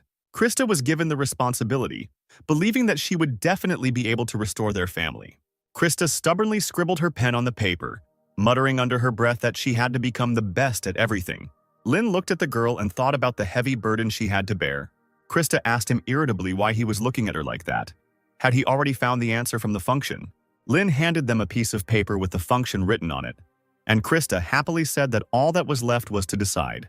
But suddenly a strong wind blew, and the girl irritably asked why this was happening right now. Lynn extended his hand, using a spell to stop the interfering wind, and then all the sheets of paper with the solution were torn to shreds. Krista jumped up and screamed in panic. Owen told her to be quiet, and he asked if they couldn't do anything without making noise. After apologizing, Krista sat back down and said in a weak voice that she would have to start all over again. Lynn, noticing something was wrong, activated Bell Sidious. Near the torn sheets, he noticed a stream of magic. Following this stream, Lynn noticed that it was coming from one person, who turned out to be Hubert. The boy thought that the 8 main schools were just playing childish pranks. The Rohirrim school is the school of wind. Their secret art has no sound or color, meaning the magic used is wind manipulation. Lynn was pulled out of his thoughts by Krista's scream. telling him to give her his paper. She told him to rewrite it quickly. Unable to bear it any longer, the girl quickly took the piece of paper from him, asking him what he was doing. She began to write nervously, thinking that there were 8 minutes left, and she already had the solution process in her head. But then Lynn snatched the paper from her hand. Before the girl could ask anything, the guy told her that they wouldn't be able to finish on time using this method. Krista asked him how he could know if he hadn't tried it, to which he replied that she wouldn't understand anyway. The girl looked at the guy with irritation, almost cursing. Lynn told her that the task was doable. It was just that the solution was too difficult for her. And right after that, the guy started to quickly write another solution. After some time, the solution was already completed.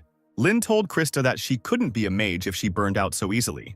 He told her to remember that a strong magician must remain calm at all times. And he himself remembered that in the world where he lived, even 8 minutes was not enough. We had to fight fiercely with the enemies, winning every second. The price for a few seconds of delay was not just exclusion, but death. He thought sadly of all the lost people who had died because of his delay. Lynn told Krista that this time he would take the lead and that she just needed to help. He told her not to delay them. Hubert and his partner had already finished the entire task and got up from their desks and went to the professor. Hubert handed Owen the solution sheet and asked him to evaluate it. Owen took the paper and placed it on the table. He raised his hand over it, which glowed with a bright blue light. The spell on the piece of paper activated and it rose into the air, releasing steam. Owen, with the same stone face, noted that all the runes were working fine. Considering that she had done it before everyone else, that was not bad. Hubert smiled and his partner relaxed. But then the man told them not to be so confident because it was not good. Sitting down at his desk, Owen told them that the problem would only take 2 minutes to solve, and so he gave them only a C. Bowing slightly, Hubert said that he couldn't accept it. He said that he had solved it first and his formula was perfect, so why such a low score? He asked what the reason was, to which Owen sternly told him to stop fooling around. Looking at the boy with a piercing gaze, the man told him that he knew better why he had a C. Hubert's partner asked the professor what it meant, and Lynn appeared behind her. Lynn asked the girl to step aside. Other students began to whisper that their answer sheets had also been torn up earlier. The students were surprised that they had already finished. Hubert looked at them in amazement. Lynn handed the paper with the solution to the professor and asked him to evaluate it too. Smiling slightly, Owen exclaimed that they were already finished, and he was delighted to expel these newcomers from the magical family. Lynn said that if someone can't use magic just because the wind blows, they can't call themselves a mage, and Krista handed over a piece of paper. Snatching the paper from the girl's hands, Owen told the boy that he liked his spirit, but it couldn't compare even to his mother's wart. Looking at the solution, the processor noticed that the magic circle was different from what he had proposed. Lynn said that one magic circle is shaped like a fan and the other is drawn as a circle. The professor asked him why he changed it, to which the guy answered him that the rune J works well with water attribute magic. Based on this, he simplified the formula for this rune to work.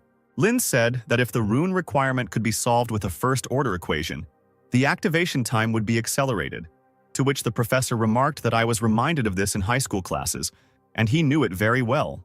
Lynn and Owen continued to talk about it, which was starting to give Krista a headache.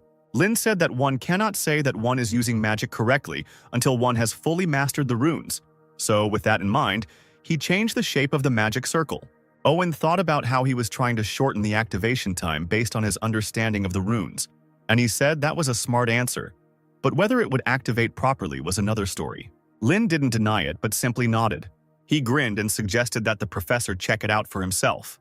Owen raised his hand over the solution using magic and exclaimed that he couldn't wait to see it fail. Krista tensed up, and the professor continued, saying that if he made a magic circle with a double attribute, the math to solve it would become several times more difficult. The paper began to glow with bright colors, and the man said that they would see if it was skill or just a trick. To Owen's surprise, the spell began to work and the flash of light became even brighter. Streams of wind began to spread from the leaf, rushing towards the ceiling. Streams of wind gathered above the heads of those present and came together in a bright flash of light. In this flash of light, a bright star lit up, indicating that the spell had definitely worked. Noticing this, Owen suddenly clapped them lightly. He said he had been teaching for 13 years, and he had seen many geniuses. He said with a smile that, however, they were the first to give such an answer. The students looked at the other students below in amazement. Owen said that it certainly pissed him off, but he had no other choice. He said that this answer deserved an S grade, which he had never given to such a trivial quiz before. Krista started shaking with happiness, and Lin said with a smile that this was high praise. Smiling broadly, Kostra thanked him loudly. Raising her hands to the sky, she began to jump for joy. After a couple of minutes of such joy, Owen came up to her and said that they could go back to their seats if they didn't want him to lower their grade. Turning to Hubert and his partner, he told them that they could leave too. The assessment was over. Krista walked past Hubert with a triumphant look. Lin stopped in front of Hubert and stared at him, causing the latter to flinch. Lin's eyes darkened with irritation, and Hubert asked him with a smirk if he had anything to say. Taking up his book again, Owen told them not to make him repeat it unless they wanted to get discipline. Walking past Hubert, Lin told the boy with a menacing voice that next time everything would be different. Some students were able to pass the symbol test, however, and then she endured her first lesson, listening to the harsh criticism of Owen's processor. Lin turned to Krista, pointing out a part of the work. However, the girl did not answer him in any way. Then the guy asked her if she was listening to him at all. The guy raised an eyebrow in surprise, not understanding why she was acting like this. The bell rang, and Professor Owen told the students that this was the end of the level. The students breathed a sigh of relief, noticing the expressions on the students' faces. Owen asked them what was wrong with them. Was it really too hard? He told them not to worry, because next time he would show them something even more difficult. Those who failed would be left behind, so they should drill today's lesson into their heads as if their lives depended on it. Standing up from her desk, Krista turned her back to Lin and addressed Rain. Lin asked her what she wanted to tell him. Still not looking at the guy, the girl quietly thanked him for helping her with the test. The guy told her that her voice was too quiet and he asked her to repeat it. With a red face, Krista turned around and told him not to make fun of her. She shouted that next time she would definitely return the favor, so he shouldn't be impudent. They were still rivals. Continuing to scream, she told him that they had helped each other only this once. The other students discussed Krista and Rain, still shocked that they had received the highest grade. Someone said that it was quite logical that Krista received such a rating, to which the other said that they were in pairs. Krista and that genius were on the same team. The next day, Krista and Lin got to the dorm. The guy asked her to return the favor and asked her what floor the dorm was on, to which she answered that it was on the highest floor of the freshmen. And she asked him if he had forgotten that he was the best in the class, but then told him not to show off. Lin told her that she started it herself. He asked her about whether promises that she cannot fulfill do not seem frivolous to her. Krista walked away in irritation, shouting at the end that she was looking forward to this. Lin entered the dorm when everyone around him started talking about him. Someone recognized him as the son of the Ludwig family, but another immediately stopped his thoughts by saying that he would not get a room next to Krista. The first one answered him that with such skills he would have passed the regular exam, so why take the additional one? Lin, however, made it to his dorm room. Taking out a small piece on a chain, the guy brought it to the door. The pendant lit up and the door began to open. There were bookshelves on either side of the entrance, and Lin noticed that this was a solitary room. In the corner of the room, by the window, there was a table and a chair. Walking up to the table and running his hand over it, Lin said that it reminded him of his time in the Magic Tower. He smiled as he thought about how even in his past life, he had sat in a room like this, focusing only on studying magic. And he immediately remembered his room in the tower, where Esther came for the first time. Lin shook his head, trying to clear the memory. Approaching the bed, the guy fell onto it with all his might. He thought that there was nothing else here except the first lesson, and he wondered if he should instead infiltrate the Vatican and explore its remains. He thought that it would be too difficult to get in there with such a personality and abilities. He raised his hand, on which the spell began to gather. 3 red triangles flashed in the air above the boy's hand. Following this, they began to cross paths with each other. But the very next moment, the spell burst like a soap bubble. Lin frowned and thought that even 4-star magic was still too much for him. Suddenly, the guy noticed someone sitting on the window frame of his window. As it turned out, it was an owl, with a rope tied to its paw in a bag. Lin got out of bed and stroked the owl's feathers, taking the bag and taking out a box. The owl flew away, and Lin noticed that the box had the date 1388 written on it. When the boy opened the box, he noticed that there was no sender on the box, and he assumed that his father might have sent it to him. Inside the box were several books with no inscriptions on the covers. Lin carefully took out both books, examining them carefully. One of these books was pretty worn out. The guy looked at it more carefully and his attention was drawn to the inscription. He immediately recognized in this book the diary which he had entrusted to Esther at that very last moment. Lin froze in shock and immediately wondered who could have sent him this. In a panic, the boy looked out the window in an attempt to see the owl or the sender. Looking around the street, he wondered if anyone knew his true identity. The next day, Lin and the other students went to the campus's magical training facility, the Battle Dragon Field. The students watched someone fight while a countdown sounded that there were 30 seconds left to the goal. As it turned out, it was Krista, who fought various monsters alone. Gertrude noticed that there were only 15 seconds left, and she asked the girl if something good had happened. Continuing to fight, Krista asked her why she thought so. Gertrude continued counting and said that she felt more excited than usual. Counting down 5 seconds, she asked her if it was all because she met Lord Rain. Gertrude said she wondered what happened between them. While furiously killing another monster, Krista screamed that nothing happened. She was just annoyed that she would see his annoying face again today. Krista continued to make excuses, and Gertrude remained silent, thinking that she would not deceive anyone with her behavior. She thought that it seemed like the rumors about Rain Ludwig helping her during the exam were true. The girl thought that it was surprising because he was not like this at the family meeting. By that time, Krista's training was over. Hubert walked down the central hall of the student dormitory. Suddenly, someone called out to him, calling him a loser with a C grade. Hubert told this guy, whose name was Logan, not to mess with him. Otherwise, if he continued like this, he might die. Logan, a graduate student at Chakek School, told the guy to calm down. He just heard someone get a C and nearly died laughing. The guy continued by saying that besides, Krista got an S rating even with sandbags. He asked Hubert if that genius wasn't in his group, and he wondered what he really was, whether he was just a coward like the rumors said or not. And he noted that he was still better than him. Hubert simply told him it was none of his business, calling him a muscular fool. Turning around with his eyes blazing with anger, he asked the boy if he wanted to challenge him. Logan's eyes also flashed dangerously, and he said that he could and wanted to. The room began to shake slightly, under the pressure of the two mages' forces. The noise was cut through by a quiet female voice asking them to stop. The girl indifferently insisted that it wasn't just the two of them here. Logan told Rivendell graduate student Lillian that it was just a joke. The guy said he was thinking of a strategy to take down Krista and that genius, and he asked the girl if she wanted to join. Without looking up from her book, the girl replied that this was the reason why his magical achievements were not growing. He was always up to senseless pranks. She said that even this was Krista. There was no benefit in bullying the weak.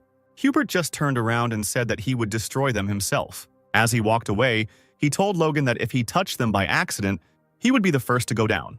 Hubert reached his dorm room and cursed quietly at Logan. Taking a deep breath, the guy suddenly hit the wall with his fist. Gritting his teeth, he could not believe that this Rain worked under Professor Scalzi as an assistant, chosen not by blood ties, but by skill. While Hubert was thinking about how Rain couldn't even get a rank, he was sitting in his room reading one of the books from the package.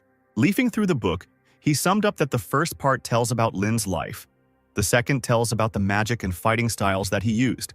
The guy slammed the book shut and sighed, thinking that this was incomprehensible. He wondered if anyone knew his identity, and even if they did, why they hadn't gotten in touch. Looking at his watch, Lin began to get out of bed to turn off the light before the duty officer arrived. As he approached the switch, his gaze caught on his diary. Thinking of Esther again, Lin couldn't help but pick up the diary. He leafed through it, and suddenly a blue butterfly flew out of the diary. Noticing this, the guy immediately threw the book aside and jumped back. Looking closer, he noticed that it was Rudian, whom he had created in his past life. He frowned as he thought about how this one was twice as big and much darker than before.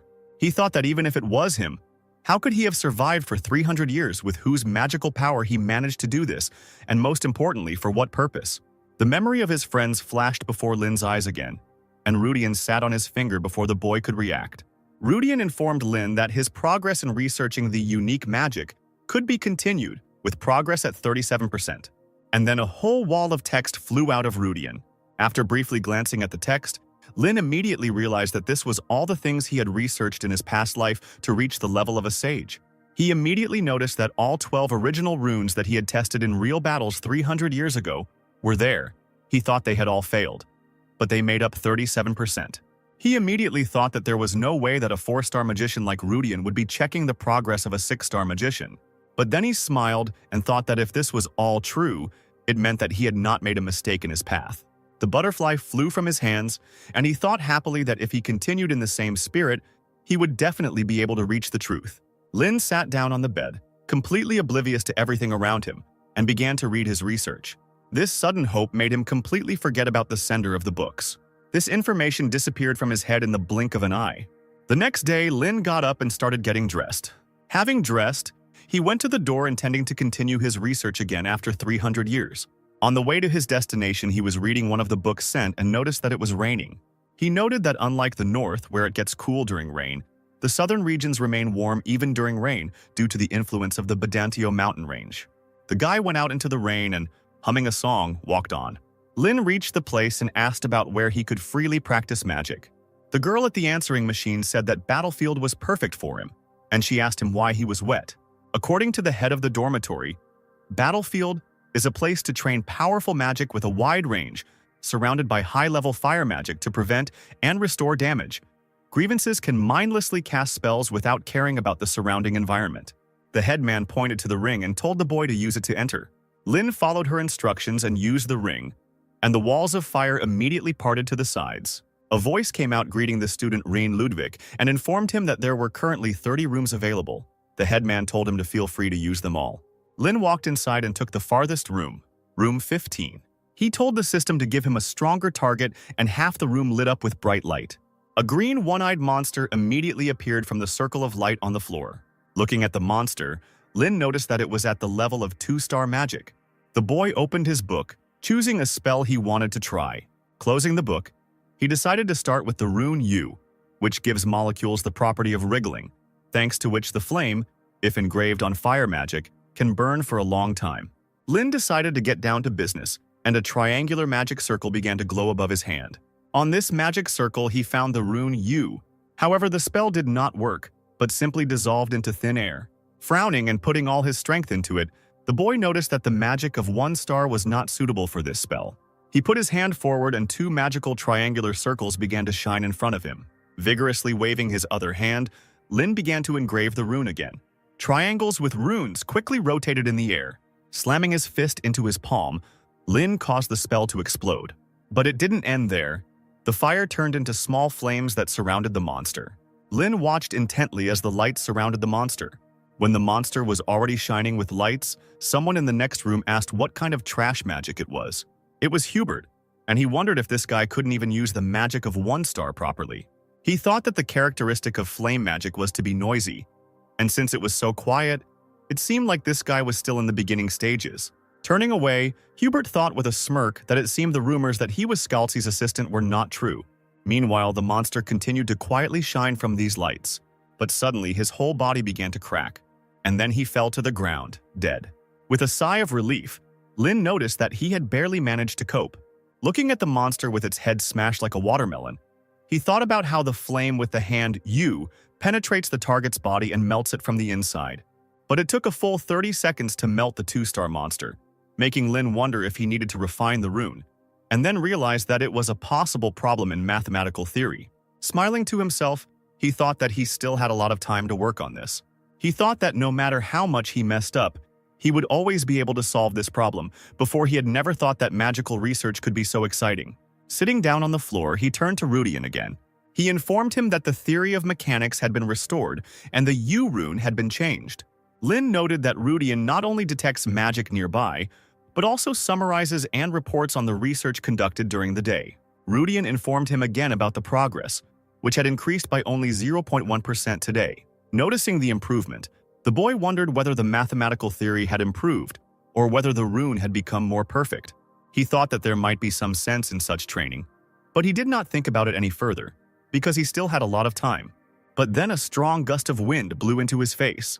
As it turned out, it was Hubert, who was also practicing his wind magic. Several one-eyed black monsters were flying around him. One of the monsters decided to go on the attack, and Hubert clenched his hand into a fist. And then the wind currents cut the monster into small pieces.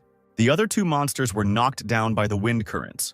Hubert quickly turned around and cut the bodies of these monsters with his hand, using magic. Looking at the guy who was shaking off his hand, Lin thought that he was not bad. At least it turned out well. Hubert continued training and Lin continued to watch him and noticed that something was wrong. The next day, Lin headed back to the classroom for class, where they were taught the procedure needed to cast magic. This procedure was divided into 3 parts.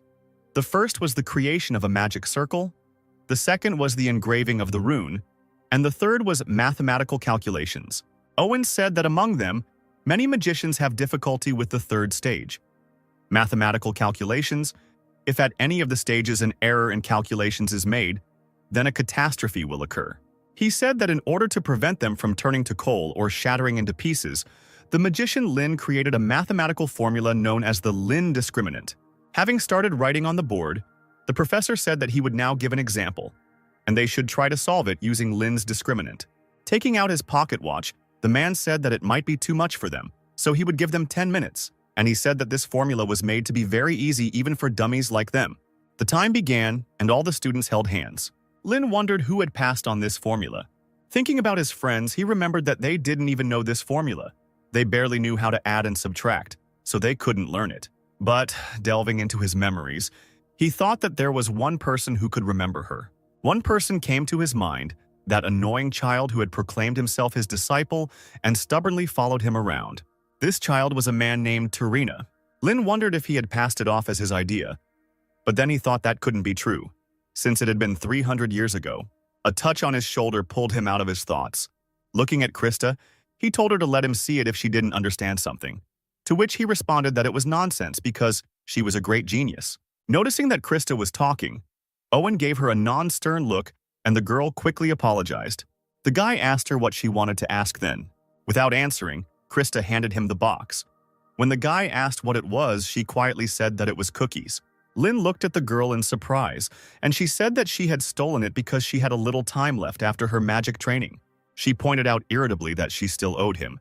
Lin lazily thanked her and began to open the box. When he opened it, he didn't see any cookies, but only some coals. The girl continued to chat enthusiastically, and Lin froze in silence.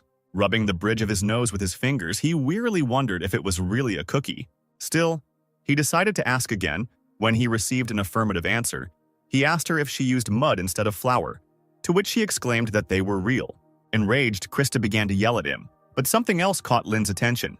He heard one of the students exclaim that he couldn't believe it had been that easy all this time.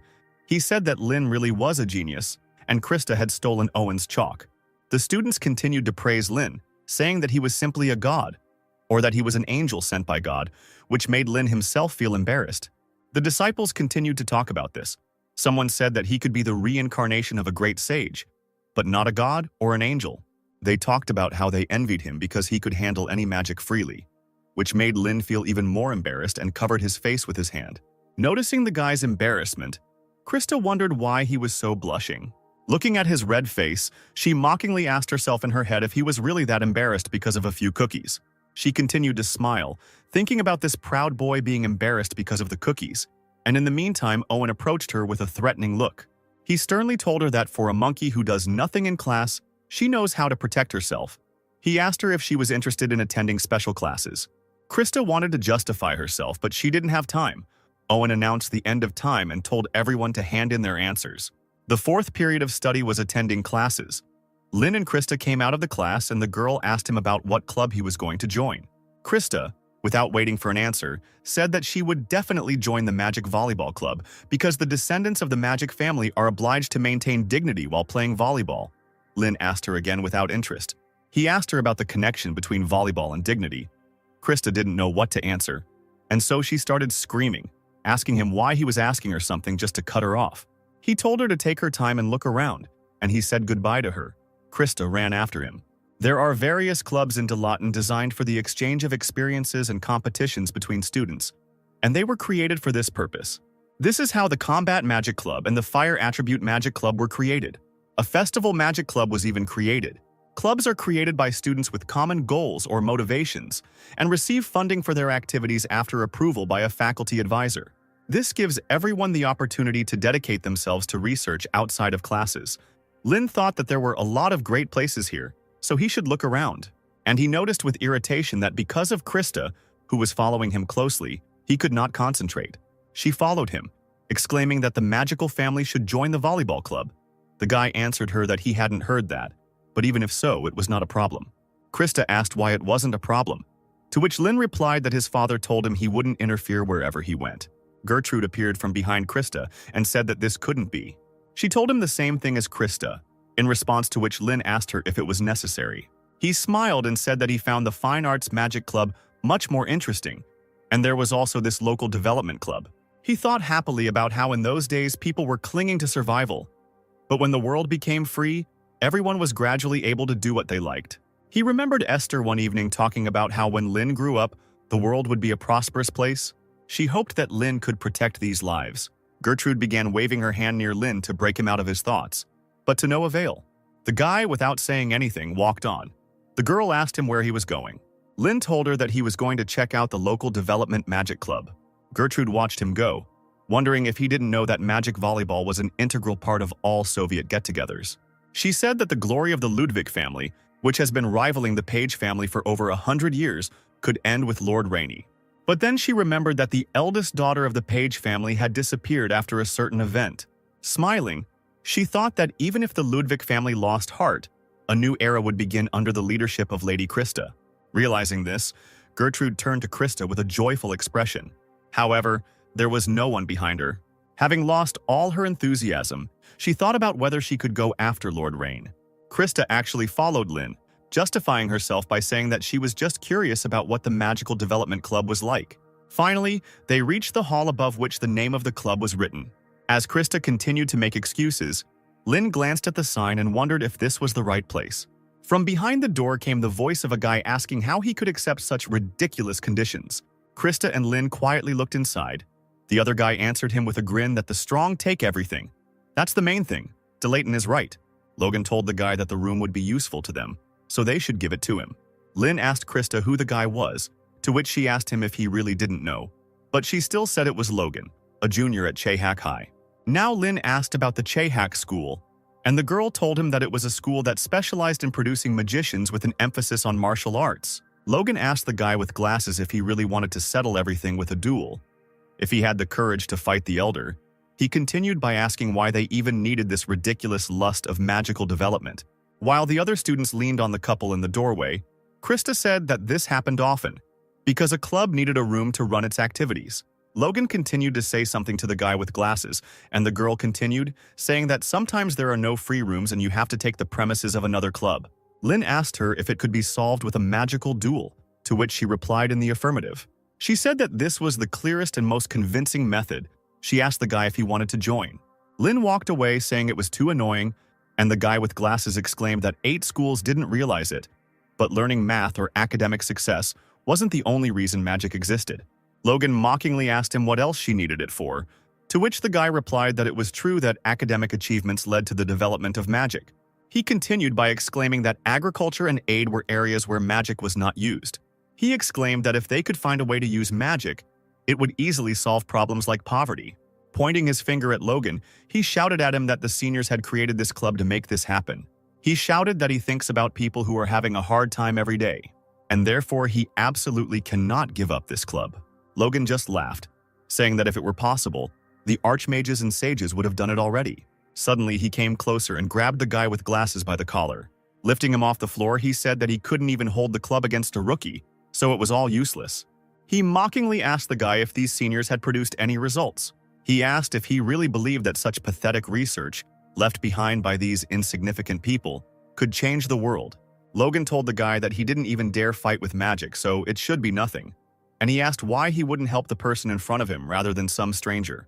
Clinging to Logan's arm, the boy replied that he couldn't do that. Logan noticed that he couldn't open his eyes properly. He asked him if he had just woken up. He squeezed his collar tighter and told him to wake up quickly.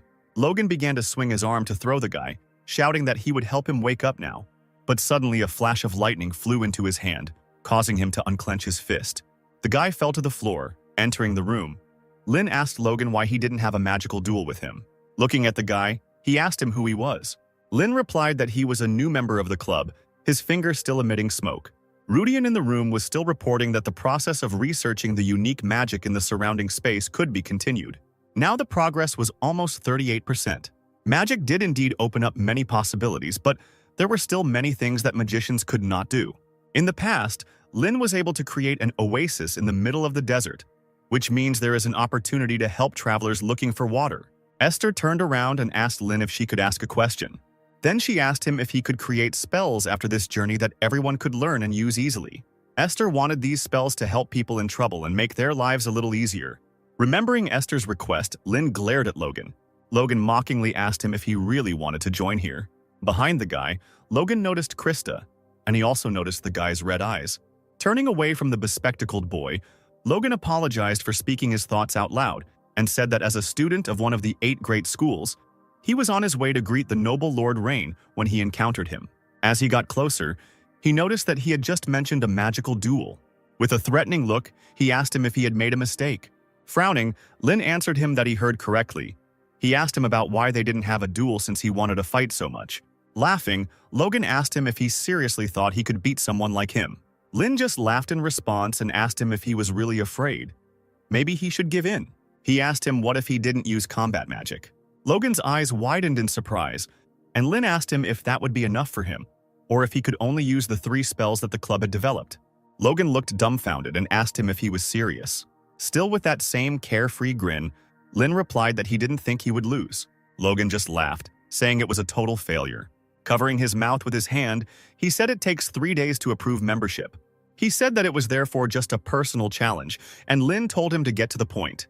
Logan replied that if he lost, he would surrender, and he would drive out all the troublemakers himself. But if he wins, Lord Rain will apply for expulsion from Delatane.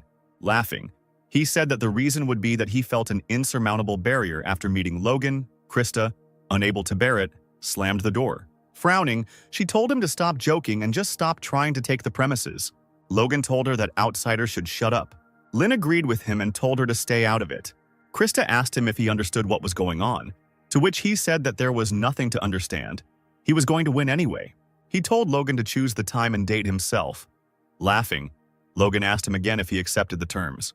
Walking past the guy, Logan said that he would invite the professor as a judge. Passing by Krista, he said that they would not delay and would meet today at 6 o'clock at the Dragon's Blood Arena. Turning around, he said with a threatening look that they would see each other there. As he walked past the students in the hallway, Logan muttered smugly that they had caught a really big fish this time, so the seniors would be pleased. He told himself that it would be a fantastic day. Krista was still standing at the door, and she asked Rain if he had forgotten his position here in order to participate in a magical duel. While leafing through the book, Lin asked her if it was because he was a freshman, to which the girl told him not to joke. Noticing that the guy was not paying attention to her, she turned around and walked away, telling him to do whatever he wanted. Lin looked after her and wondered why she was so angry. Getting up from the floor, the guy with glasses told Lin that what he did was something logically incomprehensible. The descendants of a magical family never engage in magical duels. Lin noticed a ring with a dragon with spread wings on the guy's hand, and realized that he was already a second year. Lin asked the guy why this was so. He replied that it was because you had too much to lose compared to what you gained. He said that he was more puzzled than grateful, and he asked why he had helped him. The guy replied that he wasn't going to help, but you could say it was for the task. The guy with glasses said that he was grateful anyway, but it seemed like he was underestimating Logan. Lin asked him if he was really that impressive. The guy replied that he was a king-type mage, and was especially strong against general mages who specialized in long-range magic. Moreover, thanks to his strong physical abilities and character, he has already participated in several duels and won more than 90%. Sitting down on the table, he told Rain that he had embarked on a very reckless adventure, all because he had spoken carelessly. He went on to say that he may have exaggerated when he argued with Logan. It is not such a great club. While wiping his glasses, he said that he grew up in a village and that the villagers collected money for his education here, and he decided to repay them in his own small way to make the village better. That's why he joined this club and started studying magic. But things didn't go as planned. Over time, the anxiety and worry only increased. But he continued to cling to it for his own personal reasons, but he never achieved anything. He asked Lin if it was really a shame. Laughing, the guy with glasses said that it was simply the will of God that he drop everything and take part in this duel himself. But Lin asked him what was pathetic about it.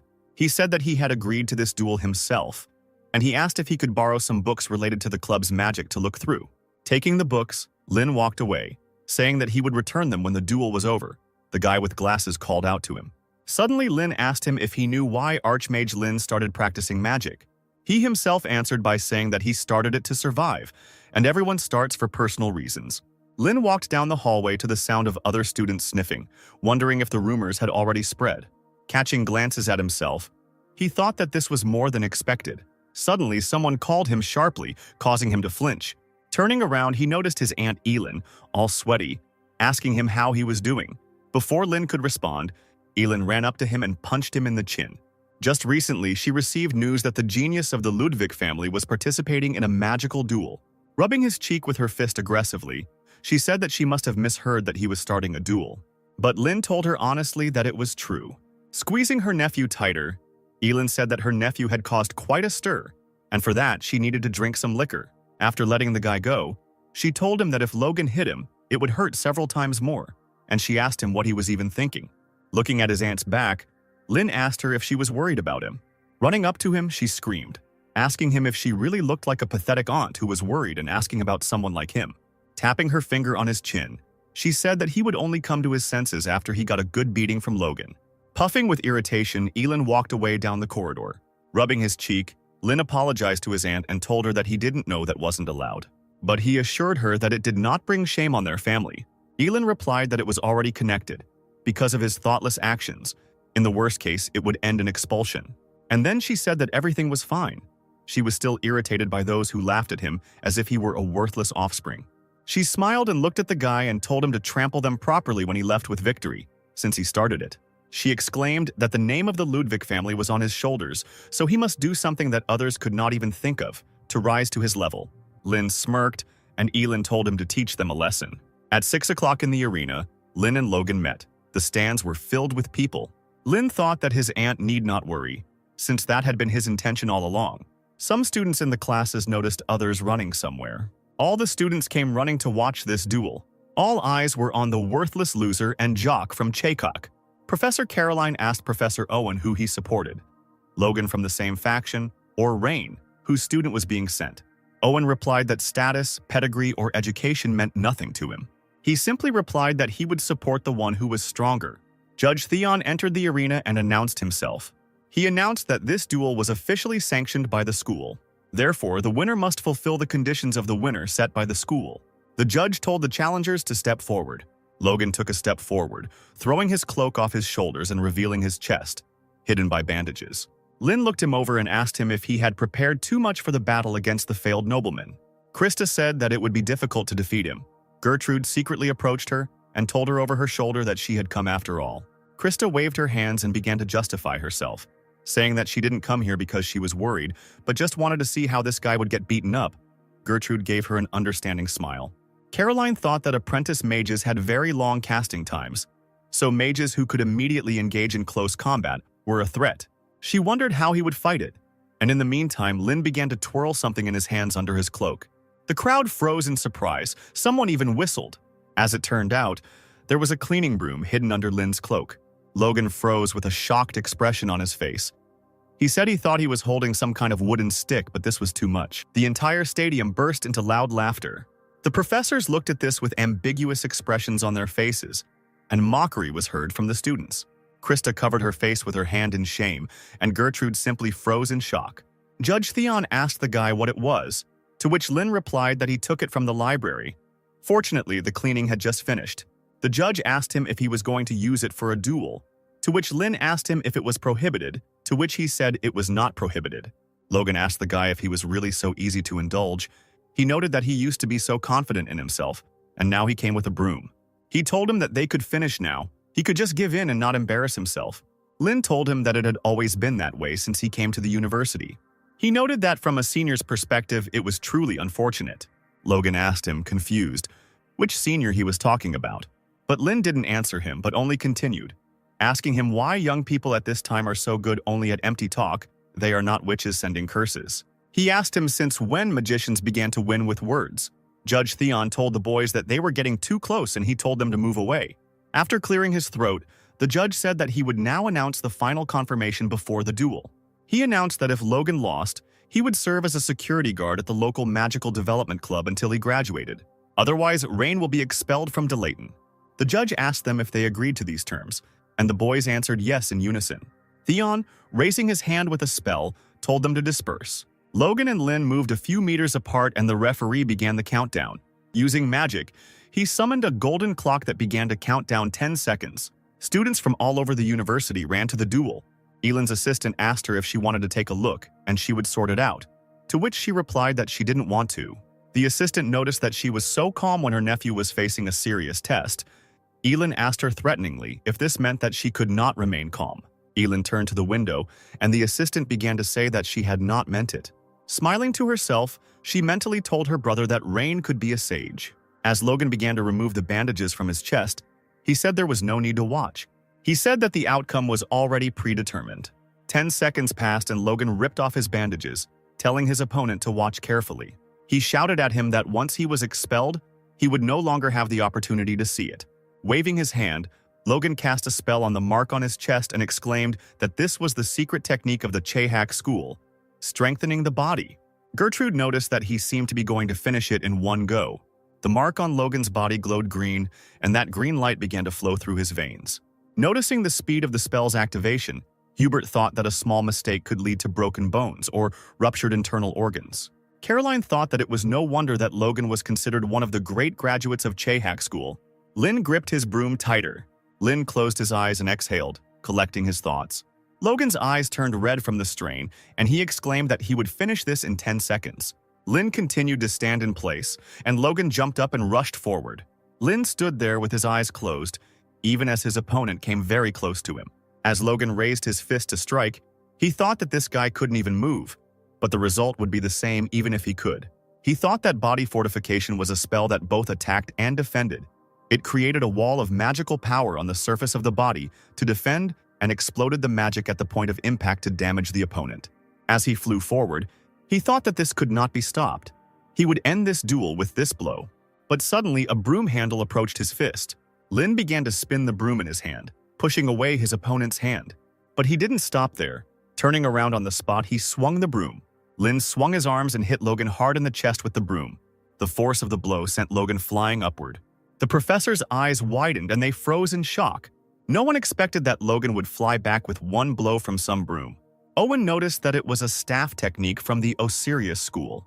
He remembered that 300 years ago, this amazing achievement elevated the Osiris school to the rank of one of the 8 major schools. This staff technique was developed by the great magician Lin. He thought that even mages needed strength to engage in close combat. That's why it is said that he created this technique with the help of the hero Esther. He wondered how the heir of the Ludwig family had mastered this technique, and in the meantime, Logan woke up. He immediately turned around in the air and landed on the ground a few meters from the enemy. Caroline kept her eyes on Rain, still surprised. She noticed that even from such a blow, the broom was not yet broken. She thought about how if the guy hit the body surrounded by body reinforcement with a normal broom, it should have shattered into pieces, she replied. The incredible magic control that was needed to enhance the strength of this broom. She wondered what this guy really was. Lin twirled the broom and threw it over his shoulder, and the entire stadium exploded with cries of delight. They started shouting that Logan had simply been thrown out while he was still on his knees. Suddenly, he felt a sharp pain in his chest, and saliva began to flow from his mouth. As he leaned on the ground, he thought that the reinforcement of his body had been broken, and he couldn't believe that it had happened with the broom that this useless scum had used. Lin said mockingly that 10 seconds had already passed and the end had not yet come. The guy said it wasn't fun to torment a promising junior, to which Logan shot him an angry look. Twirling the broom between his fingers, Lin said he was done in 6 seconds. He moved the broom behind his back and told his opponent to attack. Logan stood up with difficulty, thinking that he was showing off just because he was able to land a punch. Deciding to take a different approach, Logan quickly lifted his leg. Releasing magic, he smashed the ground with force, shattering it into small pieces. The destruction reached Lin too, causing him to jump. Logan didn't stop there and jumped up, swinging his leg. The guy kicked one of the fragments in the air with all his might, shattering it into even smaller pieces. These pieces flew straight at Lin, but he successfully deflected them with a broom. All the fragments fell to the ground and silence fell over the arena. Not noticing his opponent nearby, Lin began to look around. He slammed the end of his broom onto the ground, casting a spell. And suddenly, a huge boulder started flowing from the dust towards Lin. But Lin managed to notice him in time and fight him off with a broom. But in the meantime, Logan jumped up to kick his opponent. The guy flew down with force, bringing with him a roar and even greater destruction. After a couple of seconds, everything became quiet and someone's figure appeared among the dust. That someone turned out to be Logan, whose feet were stuck in quicksand. From somewhere, Lin's voice came, saying that he had heard that this magical remedy was used for plowing fields. Logan looked up where Lin couldn't remember the name of the spell and said it was 1-star level anyway. Lin stood on top of the pile of rubble and he said that this spell, which creates a temporary dam during a flood, was already 2-star. He smirked and asked Logan how he felt about it, if he found it useful. After the crushing defeat, A roar swept through the stands. Some spectators whispered in bewilderment. Others shouted in admiration. Owen chuckled, noting how deftly Lin had neutralized Logan's close combat with a well-thought-out strategy. The man was amazed that the guy not only predicted the attack and turned the ground into mud, but also cast 2 spells almost simultaneously, binding the enemy. Caroline thought, no one expected him to be capable of such precise mental calculation. Owen glanced around the stands and concluded that the fight would soon be over. But suddenly Lin swung his hand sharply, throwing his broom down, right at Logan's feet. The professors froze in shock. Their mouths dropped open in surprise and their eyes widened. Krista jumped up from her seat and screamed, demanding an explanation of why he did this. She shouted that he should have just used a ranged spell and ended the fight without further ado. However, before the broom could reach him, Logan, gathering his last strength, managed to escape from the mud trap. His blow shattered the broom into pieces, and he himself, without slowing down, rushed forward to attack. Logan's fist froze a centimeter from Lin's face. At the same moment, a vine wrapped around his wrist. Logan froze in amazement as he realized that his entire body was now entangled in living vines, restricting his movement. Lin calmly explained that this was the 3rd spell, reviving dead plants, and the stands exploded with new exclamations of surprise. He added that the effect would only last 10 seconds, but that was enough, and Logan noted with annoyance that the vines were created from the remains of his own broom. Breaking off one of the branches, Lin reminded him that he kept his word and only used 3 spells as he promised. He leaned over to his fallen opponent, placed the sharp end of the branch against his face, and asked, "Isn't it time to end this fight?" Logan's face was veined with rage, and he gritted his teeth, but he couldn't move to break free from the wooden bonds. Casting an angry glance at Lin, he thought that he could not allow such a disgrace to lose like this without a fight. Suddenly, he was distracted by a sharp tightening of the vines around his body, and he jerked in surprise and almost screamed. Lin, noticing this, muttered thoughtfully that perhaps he had put too much magical power into the spell. He mused out loud that the vines were too sticky due to the nature of the plant, but overall the technique needed some work. He then reassured Logan, telling him not to worry, but he still flinched when the sharp end of the branch came close to his face again.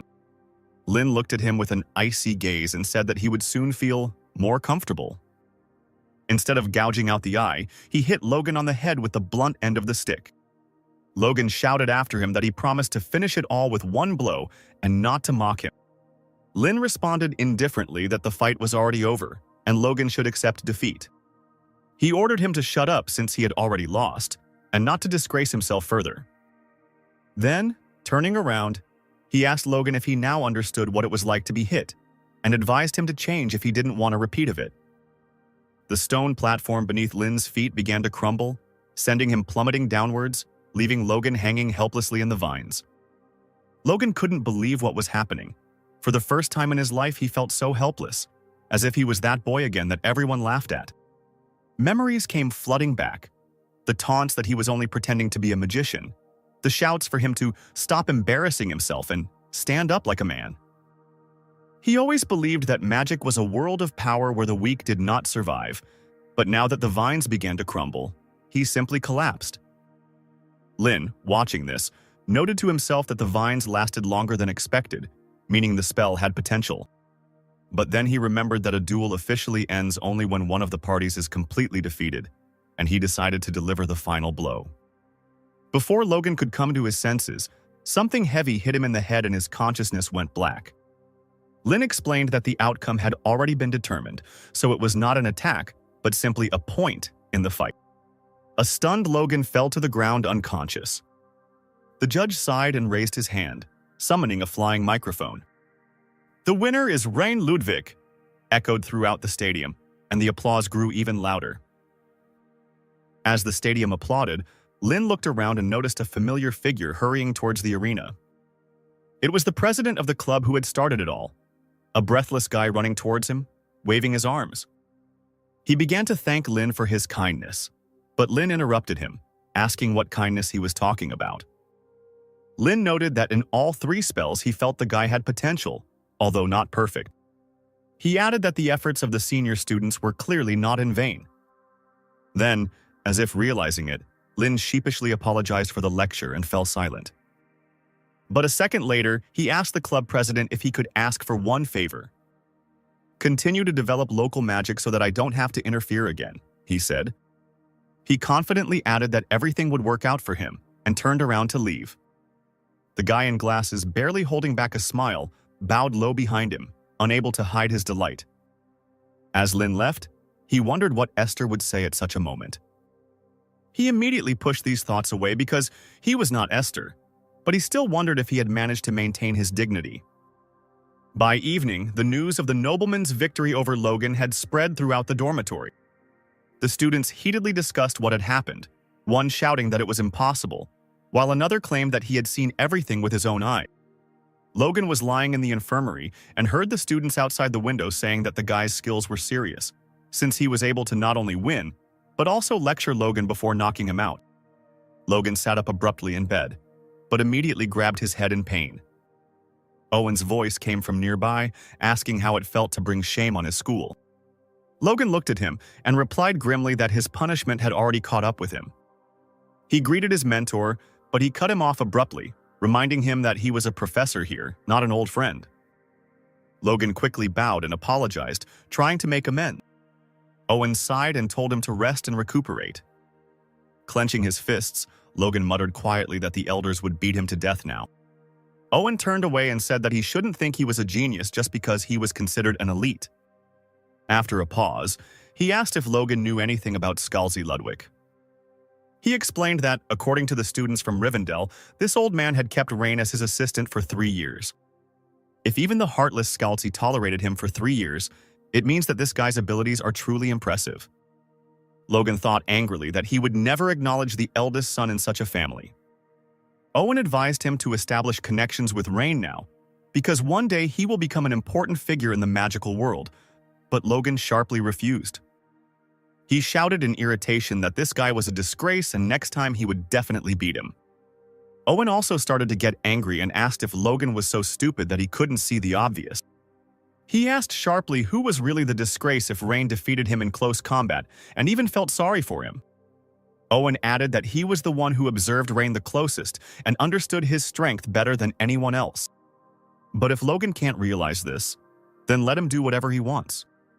As he left, Owen reminded him that since Logan lost the duel, he had to fulfill his promise. Left alone, Logan admitted defeat through clenched teeth. He muttered that he wasn't at all afraid of Rain, but kept silent out of respect for his elder. 15 minutes before the duel, Lin went to the Delathan Central Library, where thousands of books, biographies, and historical records were kept. Lin found it strange that his own diaries and biography were now lying before him, already part of history. He approached the librarian and showed him the list of books he wanted to find. The girl looked through the list, then took out several volumes and placed them in front of him. They were The Life and Achievements of Palace Archer Caius and Fire Dragon Priestess Frida. Seeing them, Lin smiled slightly, remembering the past. He remembered how Frida had proposed a bet on whose biography would be longer. Lin then asked why he should care about a rating compiled by a stranger, to which Frida replied that he didn't have confidence in himself. She laughed, came closer and asked if he was afraid because he was arguing with the legendary priestess. While Esther was training, they continued to argue, and eventually Lin accepted the challenge. Holding a huge boulder, Esther suddenly said that she was betting on Lin. Frida laughed, calling it an obvious choice since she always spoiled him, while Esther wiped the sweat from her face. Lin asked why she chose him anyway. Esther laughed awkwardly and said there were many reasons, but he insisted on an answer. He didn't back down, demanding honesty, and the smile slowly faded from her face. She admitted that due to the limitations of her lineage, she would not be able to live long. Kays was older than all of them, so his life would also be short, and Frida would not outlive him by much. But Lin is still young, and therefore his biography will be the longest. Smiling awkwardly, she added that this was precisely why his book would be thicker. She laughed and said that the future was unknown, but she hoped to see his biography one day. Remembering this, Lin bitterly thought that he had died first. He looked at the book in Frida's hands and mentally congratulated her on winning their argument.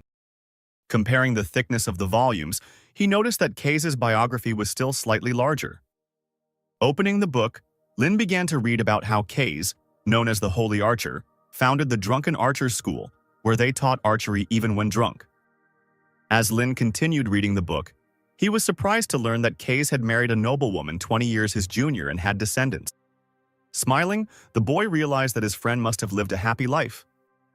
Lin put down the book about Kay's and picked up the book about Frida. As he leafed through the book, he noticed that there were no entries after 1168.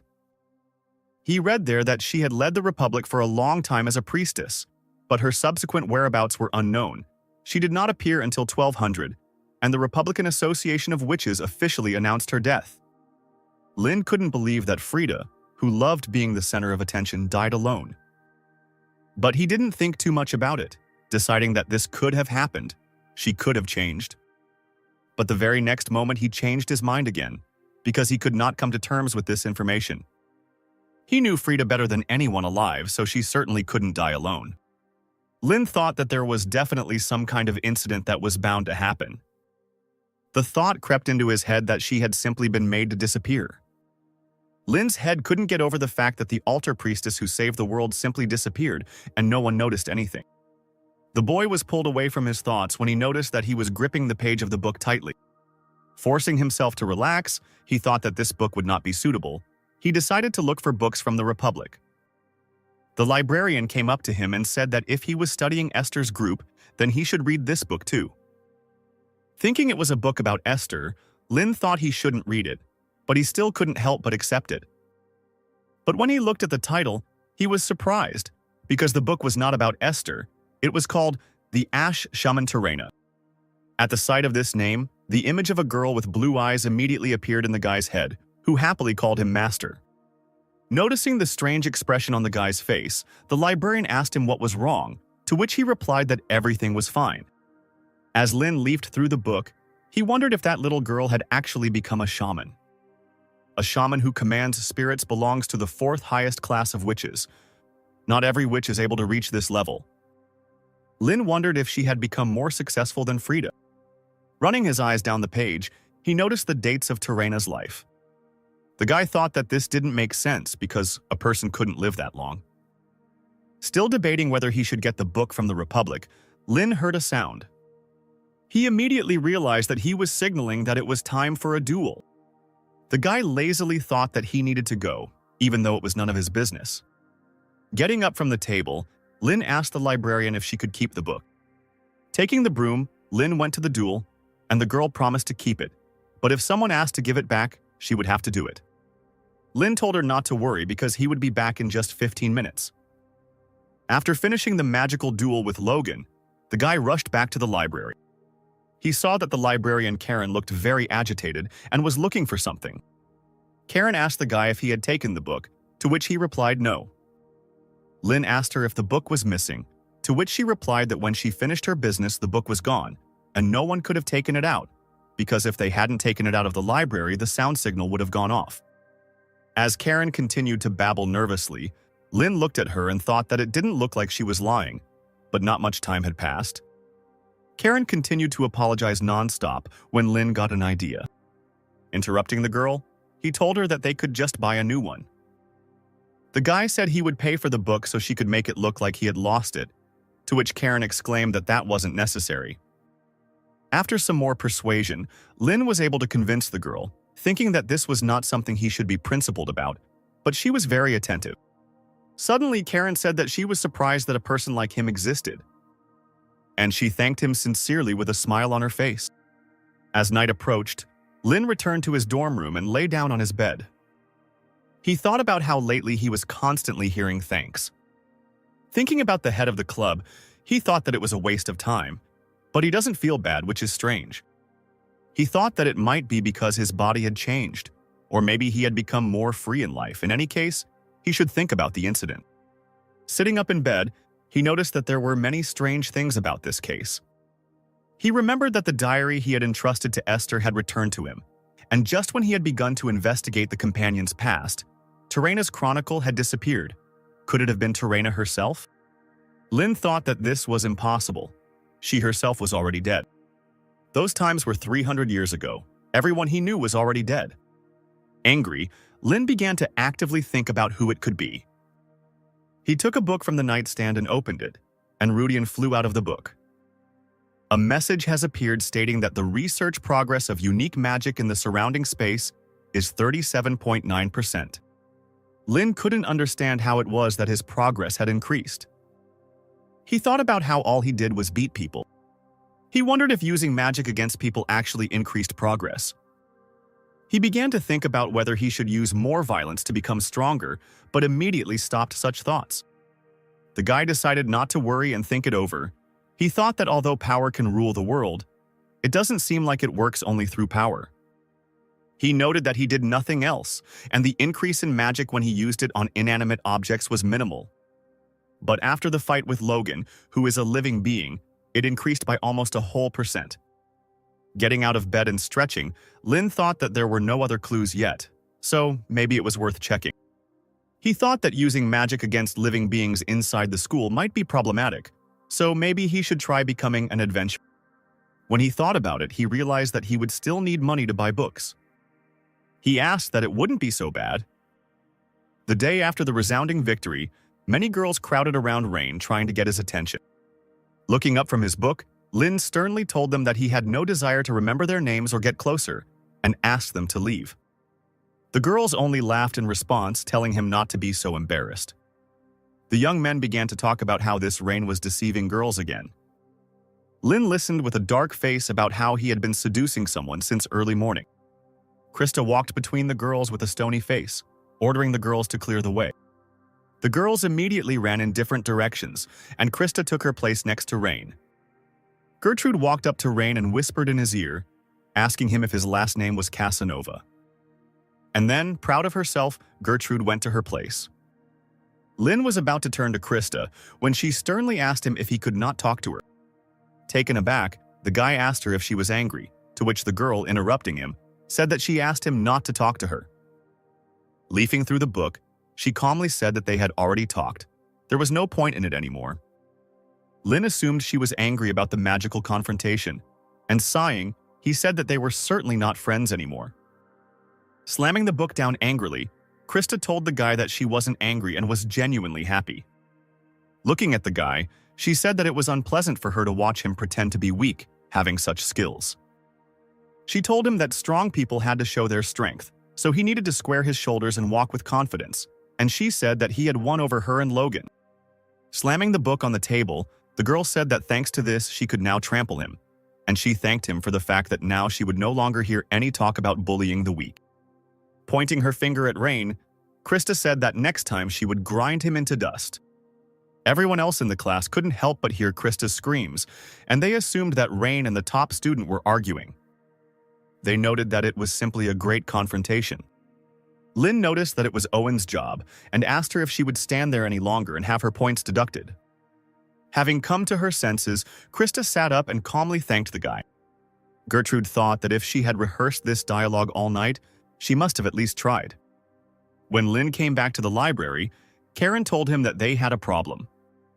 When the guy asked what the problem was, the girl replied that it seemed like all the books about terrain had been discontinued, and all the publishers had reported that there were no books and there wouldn't be any.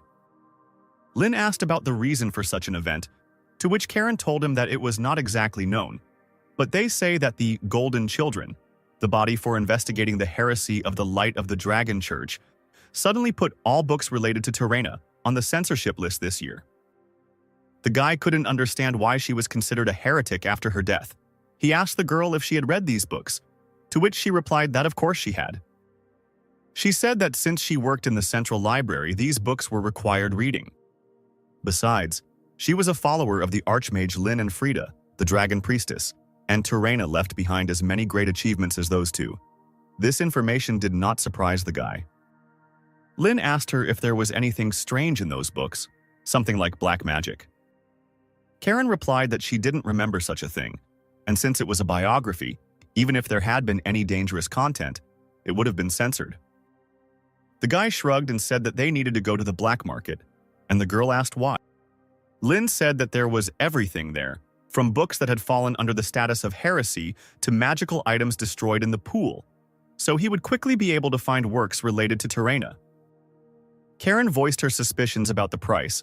Since the books were censored, Lynn thought that this could actually be a problem, and it would be difficult to ask the family to buy something like this. Karen said it would cost at least 3 gold, so her salary wouldn't be enough. Scratching his head, the boy thought that he needed to find money, but he thought that in this life he would not have to worry about such things. He thought about how he could get a lot of money in a short period of time. The first of his ideas was to sell magic on the street. Next, he thought about becoming a teacher. But all this took a lot of time, so the only thing left to do is move on to a strategy with high returns and risks. Thinking about where he could make money by risking his life, Lynn immediately realized what he had to do.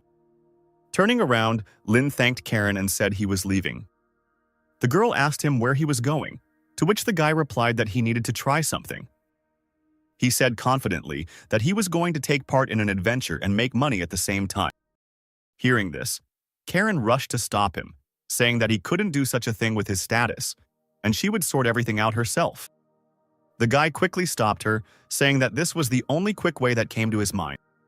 The next morning, one of the library workers noticed that Rain Ludwig had taken Terena's biography. He said that a first-year student during the first semester cannot take such a thing, and he asked who gave him the book. The girl standing next to him answered that it was Karen, who had been working for them for 4 months. The worker asked the girl where she was, to which she replied that she had a day off. A girl passing by overheard a conversation about how Karen had not yet received permission to issue books, and apparently Rain had been begging her for a long time. But the worker said that she was not the one to make mistakes. The girl suggested that the name might have been written incorrectly, and Professor Elin often comes here. The workers noticed that Karen's handwriting was very messy, making it really difficult to tell who had taken the book. And since everyone is talking about Rain right now, Karen might have accidentally made a mistake. Besides, she's been spending a lot of time with Rain lately, and when she's in love, she could make even worse mistakes. The worker decided that there was no problem then. And you just need to correct the reader's name to Professor Elin's. If we talk about adventurers in the past, their work was always dangerous but at the same time profitable. There was still a chance to run into scammers among such people. However, now it has taken on a different form. Adventurers are either masters of combat who help people or mercenaries who exterminate monsters. If they reach the highest level, they will be treated as a hero. Lynn entered the Adventurers Association building, and conversations could be heard from all sides. The guy heard talk about how things were going well with earnings lately. It wasn't the same feeling without dead ends and labyrinths, to which another man said that after the Red Dragon Legion left, the mountain range was full of monsters. It was literally a gold mine. Others said that the spider rats were a nuisance and dangerous, but the rewards were substantial. Lynn decided for himself that he would then go after these spider rats. Approaching the counter where the girl was standing, Lynn said that he wanted to register with the association. The girl asked him to show his ID or student card, since he was a student. The guy asked her how long the registration would take, to which the girl, taking his student ID, said that she would just check his details and it would be done. Looking at his student ID, the girl noticed that he was Ludwig, and she was talking to him like a commoner. She couldn't understand why he needed to register as an adventurer at all, and Lynn asked if there was anything else required. Handing over the piece of paper, the girl told him to fill in the necessary information in this section. Pointing her finger, she told him to be sure to check the last part. Lynn asked what it was.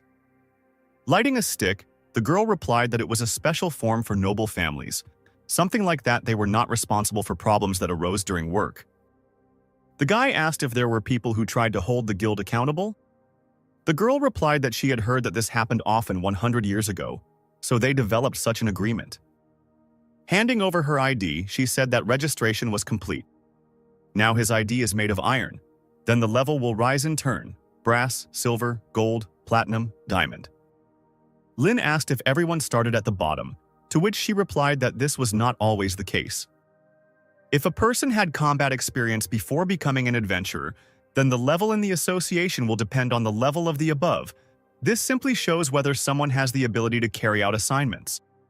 The girl continued to explain, saying that you need to pass an exam to reach the level, But the guy interrupted her, saying that he understood everything. She asked him if he wanted to know anything else, to which he replied that that was enough for him. The girl wished him success and said that the higher his level, the more difficult work he would be offered. Looking at the entire ID with a smile on his face, Lin thought that now he had the opportunity to receive a reward for exterminating monsters, and with the ID, he could enter dangerous areas, thereby increasing his scope of activity. He calculated that he now had 44 silver coins, and he decided that he would first catch the rat spider that people had talked about. Looking at the quest rack, he noticed that one head was worth 2 silvers, and it looked like they were pretty weak to be worth that much. Scratching his head, the guy said that all he could do was catch as many as possible. Deciding to get down to business, Lin headed to Dragon Peak. Looking around at the red peak in the city in front of it, he noticed that the place had changed a lot. As he entered the city with the red arches, he immediately heard someone selling life force potions for 10 copper. People immediately started buying up the potions at such a low price. Lin thought that with the dragons controlling this territory, everything here was occupied by monsters. The merchant, noticing the adventurer, told him that if he went further, he would run into monsters, and he advised him to buy a potion, but Lin simply walked on. A tall staircase appeared in front of the guy, and he thought that this staircase leading to the dragon's abode was still in place. Crouching down to take a closer look at the steps, Lin noticed that they were kept clean. Smiling, he mentally addressed Frida, saying that it was good, her house was safe and sound. Rising to his feet, Lin stretched and said that he had looked everything over, so now he was going to destroy all the pests on this land. But suddenly from behind he heard a voice calling him. The girl asked him if he was a magician, and then she said that it was useless to hide, you can't fool her eyes. Lin told her that he wasn't hiding. He asked her if everyone could tell who he was just by looking at her uniform and asked her why she was bragging, to which she told him to shut up. The stranger invited him to join their group. They just lacked a magician to complete the team. Lin asked again, and the girl enthusiastically decided to introduce everyone. A huge man appeared behind the guy, whom the girl introduced as Bart. Lin turned around in fear and met his gaze, and the girl continued, saying that he was a very strong silver-level fighter. Lin finished telling her not to play a prank on him. He can't be human because he looks like a monster, to which the stranger told him to be more polite because Bart is sensitive. Behind the girl stood another guy, whom she introduced as Sam. He was a priest and a doctor. And finally, she exclaimed that her name was Rem, and she was a genius shooter. Looking at this suspicious group, Lin asked them if they were a group of criminals waiting for entry-level adventurers. Rem asked again, in response to which Lin asked them if they were really trafficking people and using their abductions as a cover for joining the group. Bart's eyes widened in menace, causing Lin to flinch. Noticing the strange expression on the man's face, Lin shouted at him that they could fight if they wanted to. But suddenly, this huge, menacing man burst into tears, and Ram and Sam began to calm him down, saying that this was not the first time something like this had happened to them. Lin asked the girl why they needed someone with an iron level at all. Rem replied that they didn't care about his level at all, she identified people by smell. And she noted with a smug smile that he was strong. She said that Bart simply couldn't bear the thought of walking alone on a mountain road infested with monsters. Sam said that young students sometimes get into trouble when they come to earn money. He told the guy that they were not insisting and he could go, but he should be careful. Lin turned and walked away, saying that he felt more comfortable acting alone. Rem sighed and said that nothing could be done. She continued to reassure Bart that everything would be fine with this guy. Once Bart had calmed down a bit, Lin heard Rem say that it was time for them to go exterminate the spider rats, and they already knew where they were, so they could just go have some fun. Rem took a map out of her bag, but suddenly Lin came up to her and grabbed her by the shoulder. With a wry smile, Lin introduced himself as Rain and exclaimed that if they needed any magic, they could feel free to contact him. And so, together with 3 new comrades, Lin set out on his first hunt as an adventurer. Meanwhile, somewhere deep in the cave, a huge monster on 8 legs was crawling around, with many bones lying around it. Somewhere in the forest, one of the rat spiders was gnawing on a tree, when suddenly a voice was heard that said that they had been walking for quite a long time, and there was no trace of these rats. Bart said that these creatures are very shy, so they hide, But here and there are traces of gnawed trees, so they are definitely somewhere nearby. Bart asked Rain if he was okay with splitting the reward 4 for 4, to which Rain said it was fine. Rem crouched down to examine the gnawed tree, and Bart asked the guy if he knew anything about these creatures, in response to which he asked him to tell. The man said that spider rats are monsters with the body of a spider and the head of a rat. They live in colonies, which include a queen, an army, and workers. The latter are carnivorous pests that gnaw trees, and the warriors attack people. Lin asked about the queen, who was not on the mission. Sam told him that it was because this colony did not have a queen. The man said that the army is being exterminated, but the queen, who almost never comes to the surface, is not touched. This is the basic strategy. Lin asked why they weren't touching her. Shouldn't they all be exterminated? To which Bart replied that the danger of the queen was no match for the army, and that finding her would require a full-scale operation that cost a lot of money. Smiling, Lin noted that if such a monster were caught, the reward would be appropriate. Rem continued to search for rats, digging in the grass, and she said that in this colony there are none anyway, but it is difficult to catch her, because she is a tough opponent even for skilled adventurers. Finally finding the rat somewhere in a ditch, Rem jumped into it with a loud scream. The spider rats looked up at the girl, looking up from eating the deer. On the fly, the girl took out her bow and quickly fired several arrows. Bart also set to work, cutting the rats in half. While Ram and Bart were actively fighting, Sam and Lin stood aside and watched. Somewhere above, another adventurer appeared, who called out to his comrades, shouting at them to come here, because there was a whole bunch of them here. Rem shouted at Bart to deal with the others quickly. Lin asked Sam if he could really not fight and get his share for this matter. The man answered him that it would be enough if he later made a fire and got water. Sam told the guy that the two of them had never intended to involve him in the fight in the first place, to which the guy replied that he didn't understand why they even invited him into the group. Sam said they just genuinely wanted to help. Recalling the old days, he said that the same thing happened to him. He had to earn money to pass the exam to become a priest, and they, only after hearing this, accepted him into their group, although they saw him for the first time in their lives. He had already collected the necessary amount long ago, but he was still with them, and when they were together, he could feel the love of God. Lin asked if he was talking about unconditional love and remarked that God would like that. Sam just laughed in response. The man said he didn't know the reason. He felt a sense of unity that religion couldn't describe. He said it was like wanting to be one. And the reason is simply because it's a lot of fun. Sam said that the days spent together, the travels they took together, made his chest feel warm. The man quickly came to his senses, apologizing to the guy for talking so much and saying that he, as a follower of God, should be ashamed. But Lin suddenly agreed with a smile, saying that traveling with someone really is great. Remembering his comrades, Lin suddenly remembered terrain. He asked Sam if he knew about terrain. The man asked him if he was talking about the Ash Shaman. While the adventurers were chasing rats, Sam calmly told them that everyone knew her. Lin asked him if the church had recognized her as a heretic. The man replied that it seemed so, but at the same time it seemed as if it wasn't. Meanwhile, the adventurer, who had run away from his comrades, met a huge monster. Sam and Lin's conversation was interrupted when they heard a loud scream. Everything around shook. The adventurers began to look around, not understanding what was happening. But then a huge spider rat came into their field of vision, with the body of that adventurer sticking out of its mouth. Rem immediately tensed up when she noticed this monster and cursed quietly. The huge monster was getting closer and closer to the adventurers, looking at them with its dark eyes. Everyone screamed in panic that it was the queen. Lin panicked and asked Sam how this happened. Because they said that this colony did not have a queen, Sam only noted its size and said that this queen was twice as big as usual.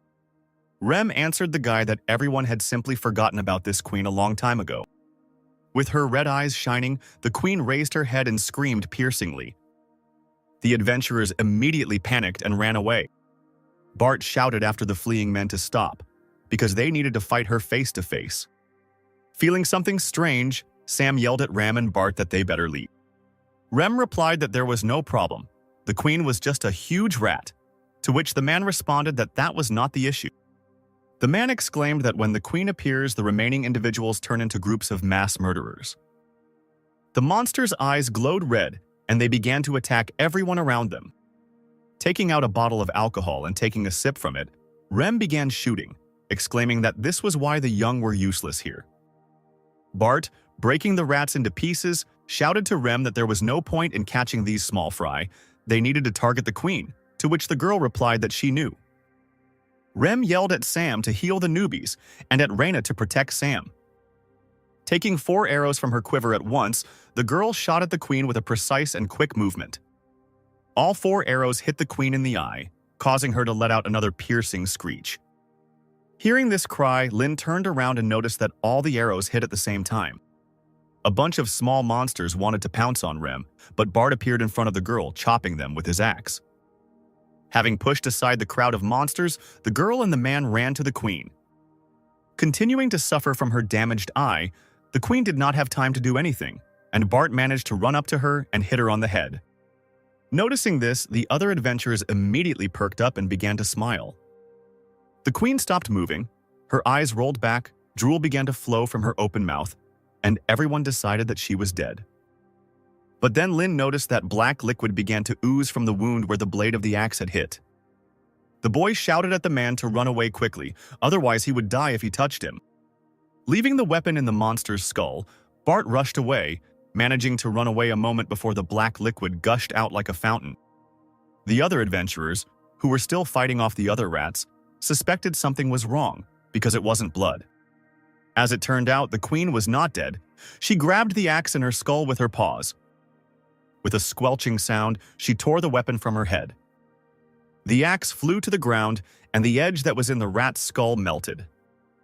Without thinking twice, the queen raised her paw again and tore her wounded eye out of her head.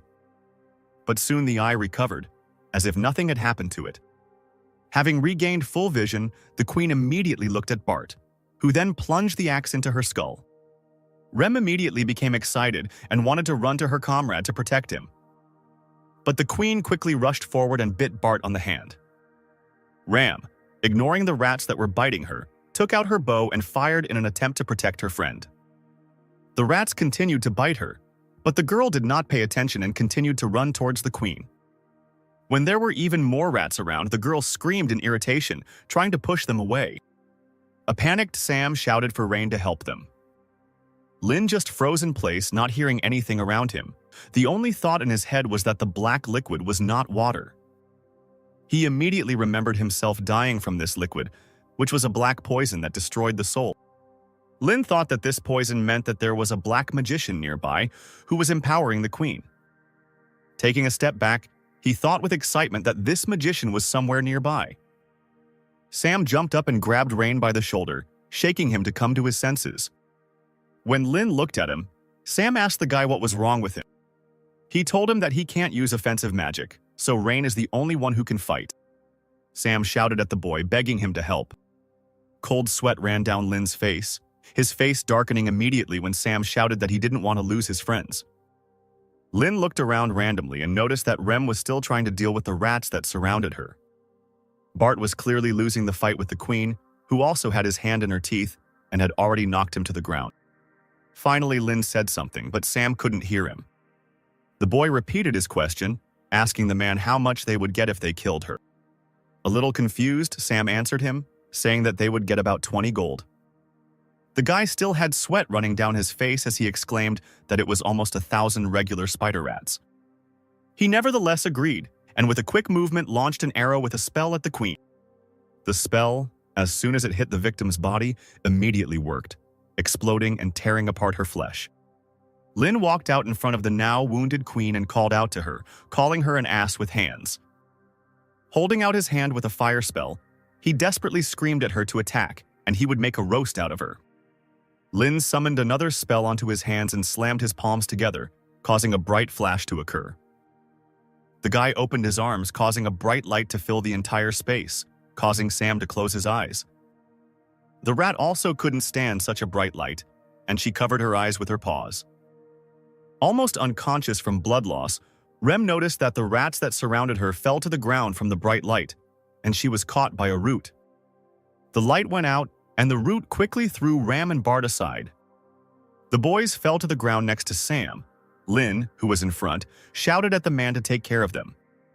Without waiting for an answer, the boy called the other adventurers and told them that if they wanted the healer to return alive and help everyone, they had to protect him. Rem lay tiredly on the ground in her own blood, looking around. Having resolved the situation a little, Lin shouted to the queen that he would deal with her himself. The wound that the explosion had inflicted on the queen began to heal, becoming covered in black poison again. And suddenly, with a loud sound, a new whole paw burst out of the rat's flesh. Taking a deep breath to calm himself, Lin noticed that the rat was missing one leg, but it didn't seem to care. Deciding to act a little differently, the boy rushed forward, casting a spell as he went. He quickly ran past the rats, and behind him, the spell exploded. Getting closer to the queen, Lin began to cast a spell again. The queen wanted to hit him with her paw, but the guy managed to dodge. Sliding on the ground, the boy said that he was using the spell's power at full capacity.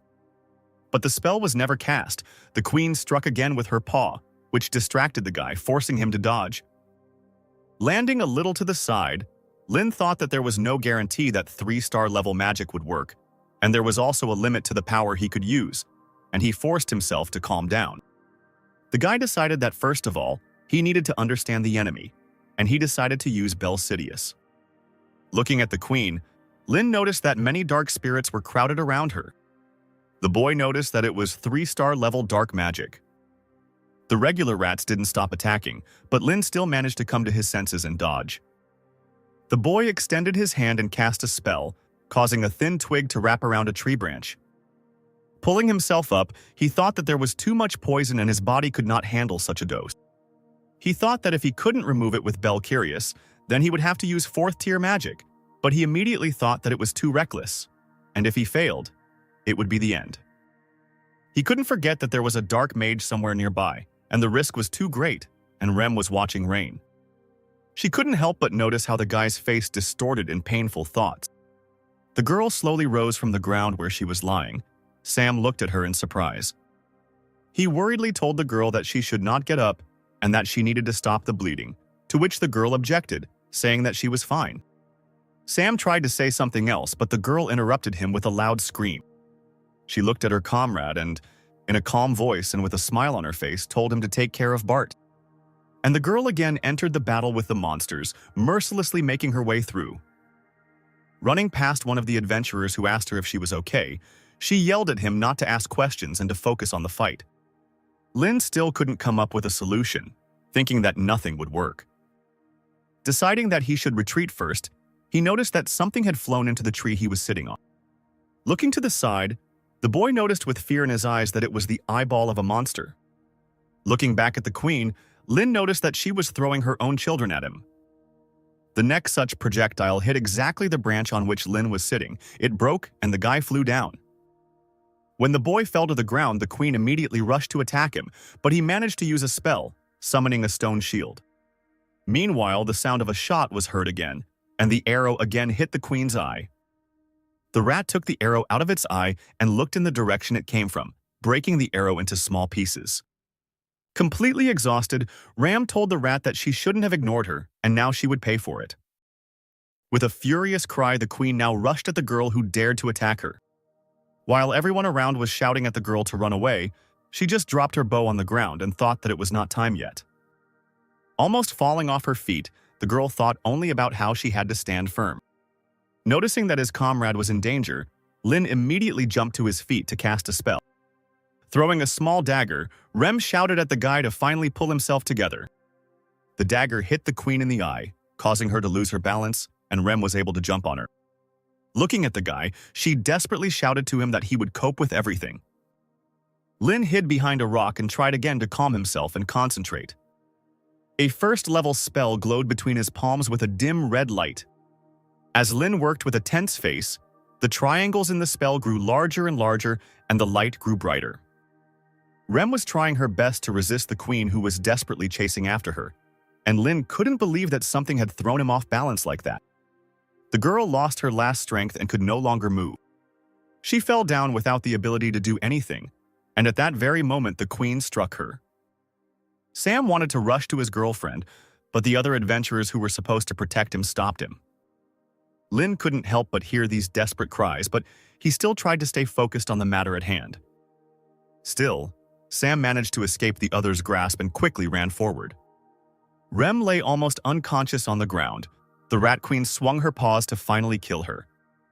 The paws hit the ground, but Sam appeared at the very last moment and managed to quickly drag the girl away. Grabbing her by the collar, he shook her, asking if she shouldn't come back alive. They must all come back to smile at each other again. Sam began using his healing spells on Rem, telling her to stop being a hero. The girl put her hand on the guy's shoulder and quietly apologized to him. Smiling, she told him that when they returned, she would definitely write him a letter with the changes. After finishing healing the girl, Sam and she stood up to re-enter the fight. But before they could take a single step, a wall of fire appeared in front of them. It was a fire spell that consisted of 4 triangles, and the queen's body immediately burst into flame. Fire raged around all the adventurers, surprisingly only affecting the monsters. They all burned very brightly in this flame, the spell of which was a mathematical equation that needed to be solved, and it consisted of 14 polynomials and 7 rational equations. When Lin finished solving the equation, fire immediately surrounded the queen. And when the fire found its victim, a huge explosion immediately occurred. The entire mountain was illuminated by a bright column of flame. The force of this explosion was so great that all the adventurers who were nearby were sent flying in different directions. Soon the fire died out, leaving only sparks behind. Rem woke up and looked forward. The girl noticed that the queen's body had burned to such an extent that only a pile of coal remained. Sitting behind the rock, Lin smiled sadly and noted that it was pathetic. Feeling incredibly tired, he said that before he could use such a spell 7 times in a row. All that remained of the queen finally turned into ashes, which were carried away by the wind. The normal rats turned back into less dangerous creatures. The red light disappeared from their eyes, as did their confidence in victory. The rats jumped to their feet and, frightened by the huge number of people, ran away. While the other adventurers chased the rats, Sam ran towards Bart, who was still lying on the ground. Rem couldn't help but notice that this sinister queen was killed with 1 shot. Sam knelt down in front of brother and exclaimed that he would help right away, and Rem felt her head spin. The girl asked the guy how their friend was, and he replied that he had a strong constitution, so he would recover without any problems. Bart, who had come to, apologized to the girl and asked her how she was, to which she replied that she was fine. She said that this time luck was on their side. She noted that now they would know that queens regenerate, and such information is not even in the database of the Adventurers Association. Remembering that the queen died with 1 shot, the girl immediately remembered Reyna. Lin, meanwhile, lay unconscious, his back leaning against a rock. The sun sank below the horizon. The comrades ran up to the guy and examined him. Sam said that he just ran out of mana.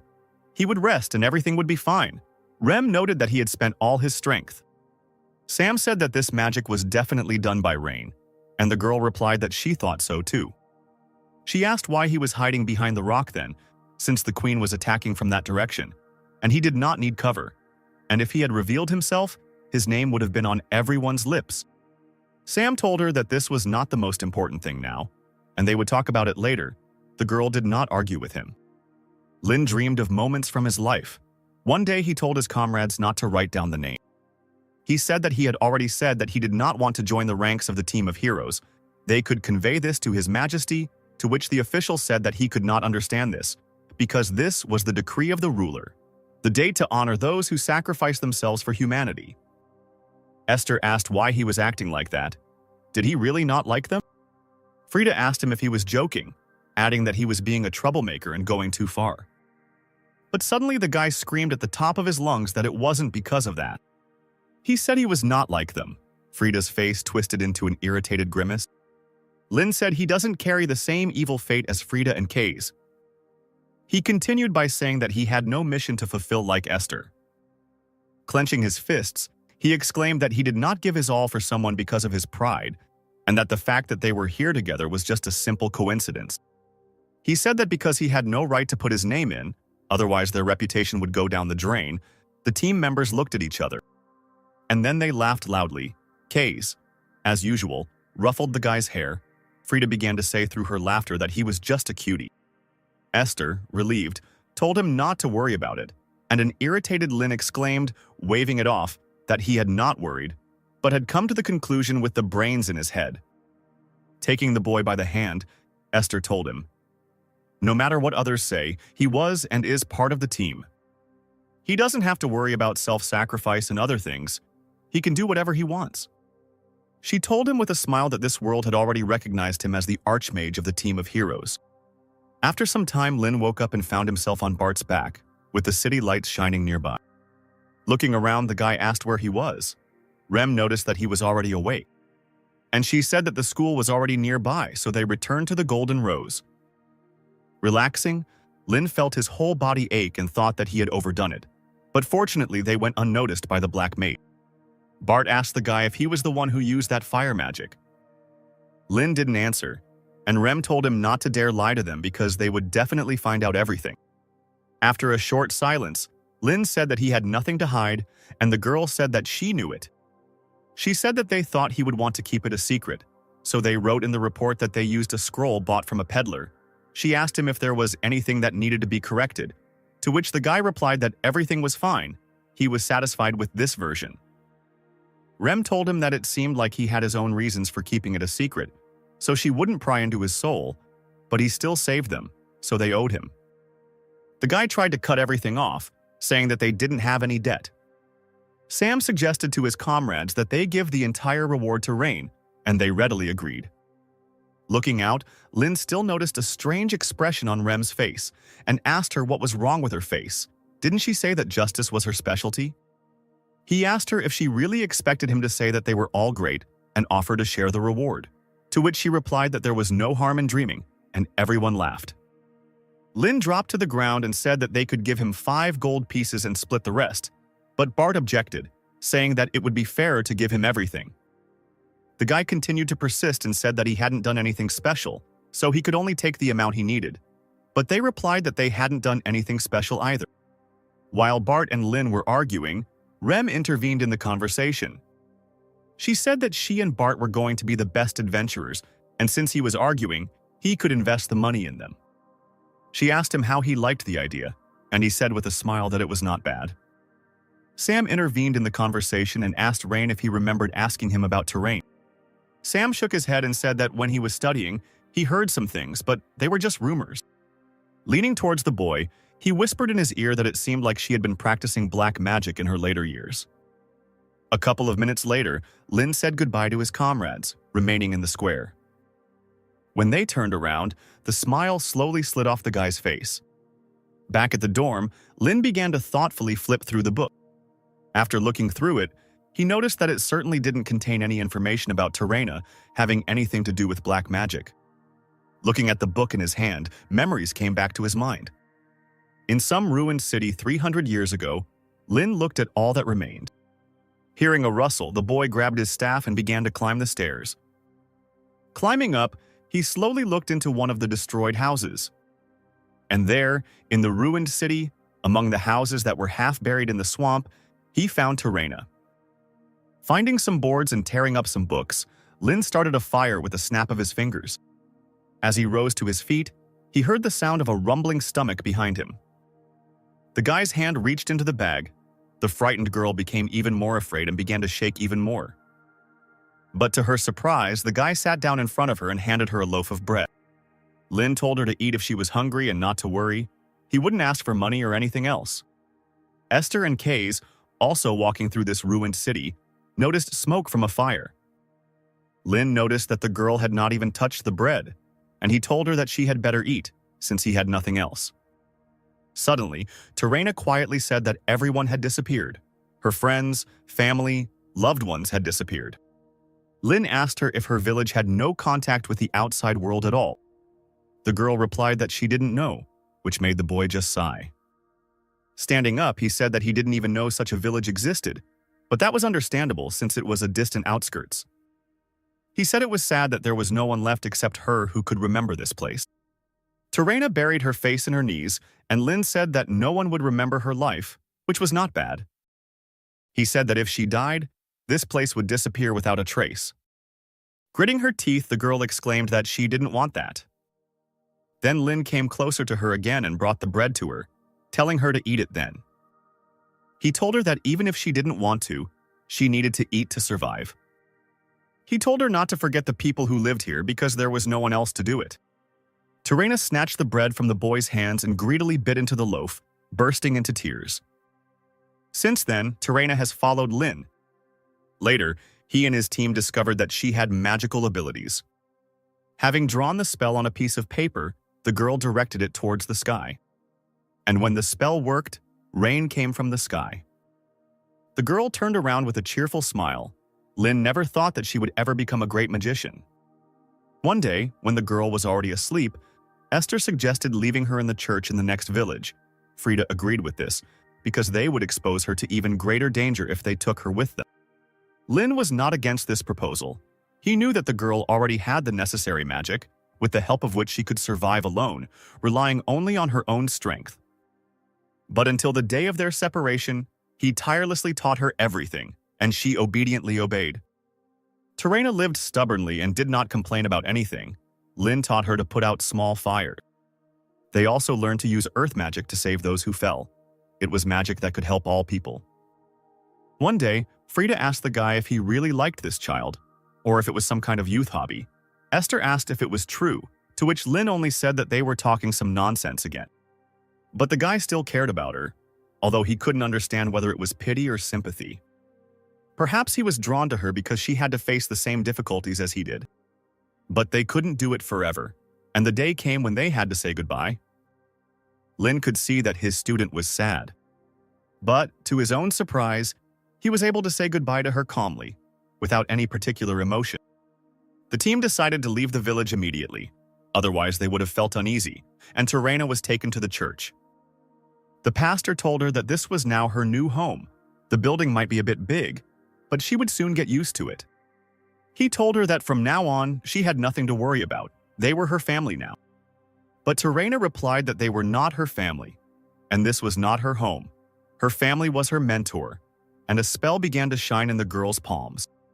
After some time, another church minister came out and told the pastor that they had finished processing the new disciple.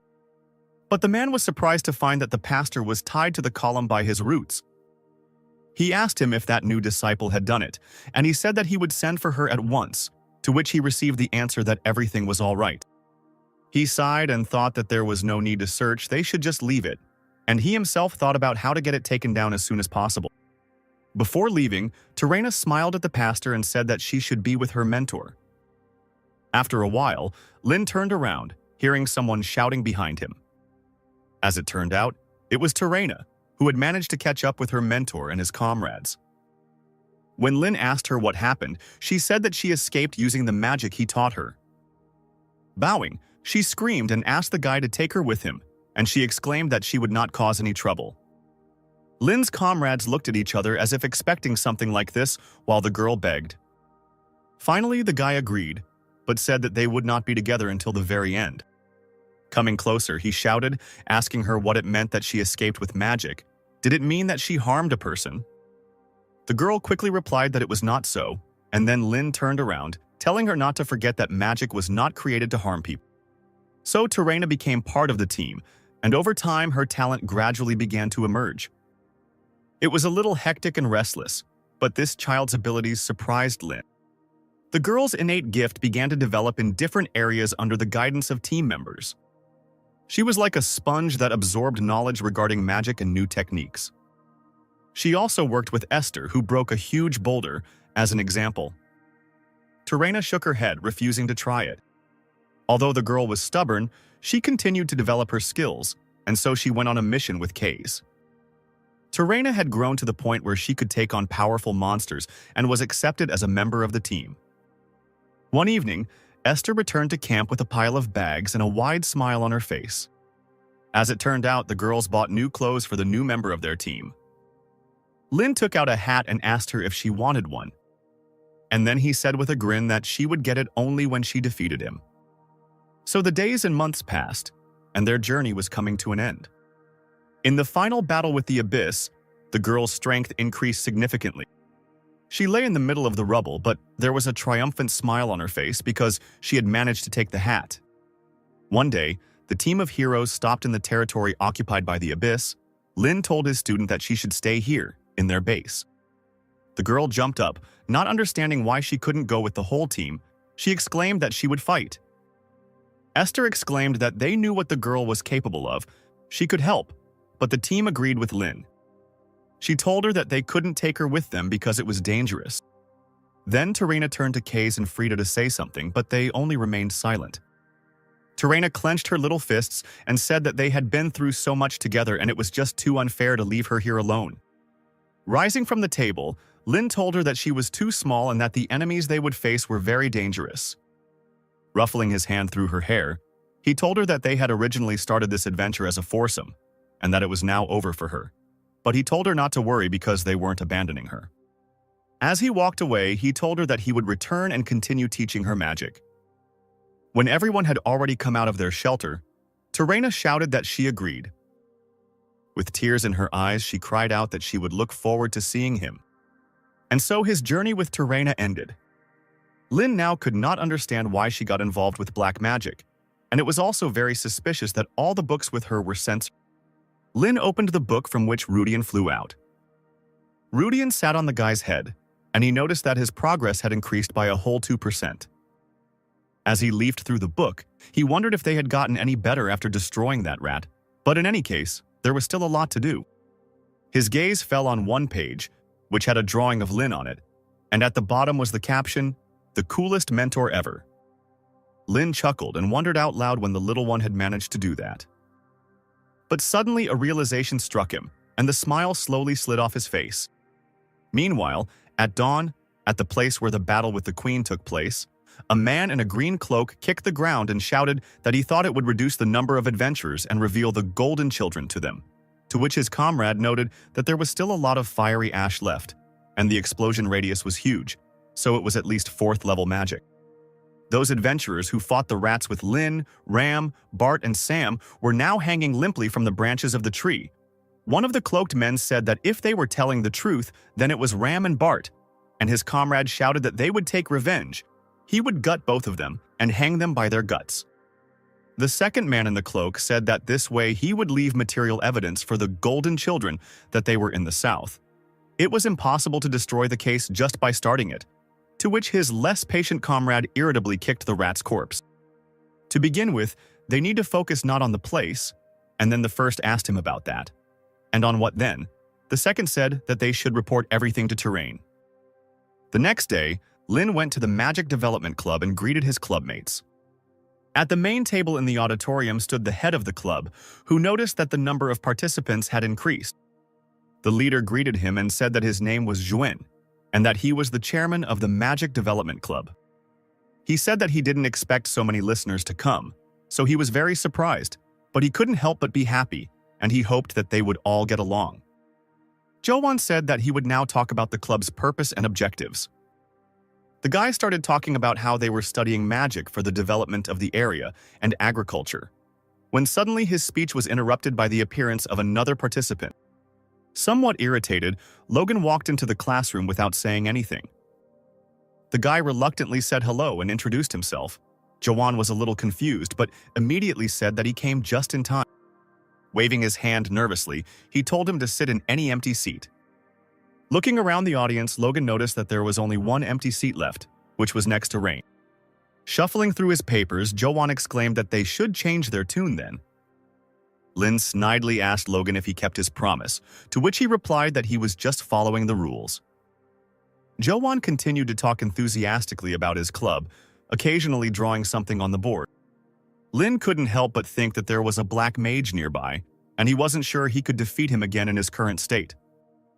Rudian flew out of his pocket and showed his stats, where his magic power was 12,564 and his physical power was 311. Lin thought that he needed to strengthen his body as soon as possible. He thought that without training this could not be achieved, and he thought that it would be great if someone helped him. As he thought about this, his gaze immediately turned to Logan, who was sitting next to him. After some time, Logan and Lin moved to the gym, where Lin tried to do push-ups, and Logan harshly scolded him. An irritated Lin tried to keep himself in his stance, under the indignant shouts of the other guy, and thought only about how he would shut up.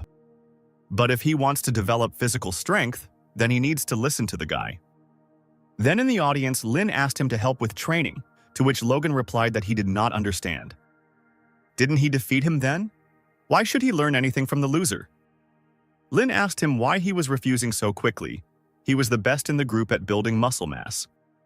Logan angrily told him that he had indeed lost the confrontation, so he could ignore him. But he has no reason to treat the entire faculty with contempt. Tapping his finger on the book, Lin told him that he didn't have time to make fun of others, and it seemed he didn't understand, so he would say it straight. Lin told him that he was strong, so he asked him for help. He said this without sarcasm and had personally seen it, and he was surprised that someone at such a young age had achieved this. Not understanding the part about being young, Logan still thanked her for the compliment. The guy told him that a strong body is the foundation, but he doesn't have it. He said he wanted to devote time to training but not waste it, which meant training under the most promising person in the field. After receiving compliments, Logan finally agreed, saying that no one was better at this than him. But he still told him that he couldn't, and that he should ask others. Lin immediately exclaimed that it was not free, and he could pay, to which the other said that was not the point. Logan sighed and replied that he was from a great family of mages, and he was a student of one of the 8 schools. They were enemies. How can they ask each other for help? Lin didn't answer him, but only called him by name. Opening his eyes, the boy noticed that another one was pointing a finger at him with a spell. Lin fired theatrically, causing no damage to his neighbor. Without any emotion, Lin told him that he was lucky. Lin said that if he had thought the same way, the guy would have been dead in that fight. The fact that he stopped and did not kill him suggests that they are not enemies. They are not warriors but students, and this is not a battlefield but an academy. Lin put his hand on the boy's shoulder and told him that they were not enemies but colleagues studying magic spells together. Finally, Logan couldn't find what to say to this, although he himself couldn't believe it. After Lin finally finished the set, Logan told him that he was surprised because he didn't think he would do it, to which Lin responded that he was sincere. Logan told him to get up for another exercise, so the guy asked him to lift him, which the other guy immediately refused. He asked what would happen when someone saw them. They would laugh. Lin asked him if he really thought about it all the time, if he really needed muscles just for beauty. He told him with a smirk to get rid of everyone who said nasty things. Logan smiled and took his hand to lift him up and told him he was right. Owen stood behind the wall and listened to their conversation with a smile. Suddenly, a woman's scream was heard.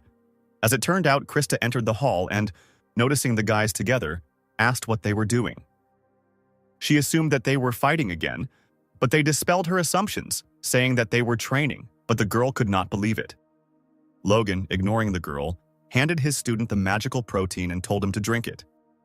Krista asked Rain if he was crazy for humiliating him before, and an irritated Logan asked her if she couldn't see that they were busy. The girl continued to scream, not believing that they had become such friends. Owen came up to her from behind and put his hand on her shoulder, saying that the girl always made a lot of noise. Hearing a familiar voice, the girl immediately calmed down and froze. Logan asked the professor what brought him there, to which he merely replied that he had seen a group of monkeys when he passed by, and that he had an official message for them. He said with a serious face that this was not good news. As it turned out, the man came to tell them that it was time for midterm exams. Lin couldn't understand why this was bad news. Krista told him that at Delathe, these were not normal exams. She said that this is, in fact, the same as the transition to a new stage of life. There will be those who will be able to break through and those who will fall behind. Owen reminded that Delayton's ideology is one of endless competition. Turning around, he said that those who did not comply would be expelled. Returning to his room, Lin lay down on his bed. Rudian flew out of the book again, and the boy thought about what he needed to check, what he needed to do before the exams. But suddenly he noticed that Rudian looked strange.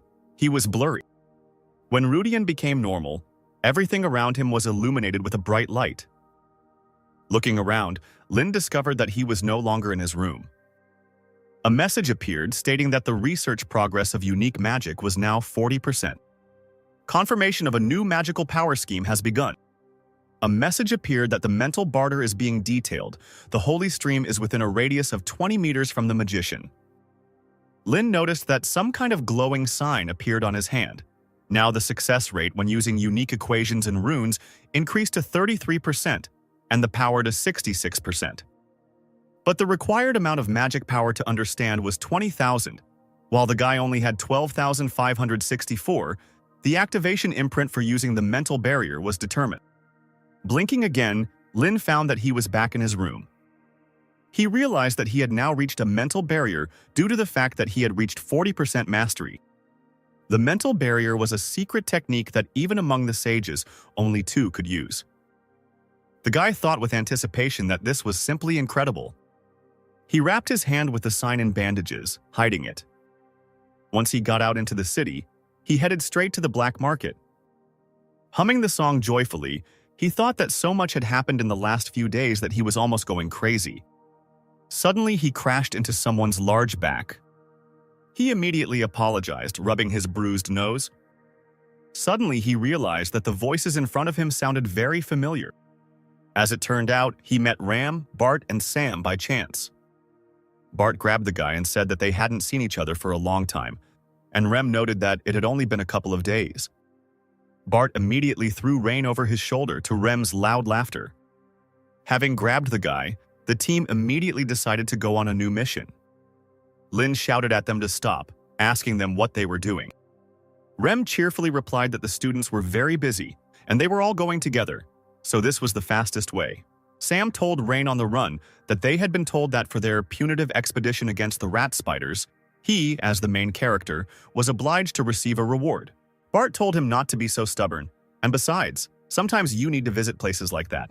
And he said that this award would be given at the central office of the Adventurers Association, which surprised the guy a little.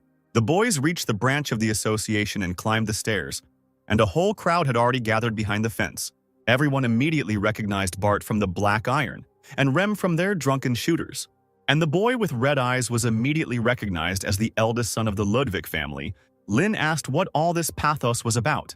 Rem said that it couldn't be otherwise, because Bart's school is the first holy school of the 7 swords, and she is from the school of drunken shooters, and he killed the monster with 1 blow.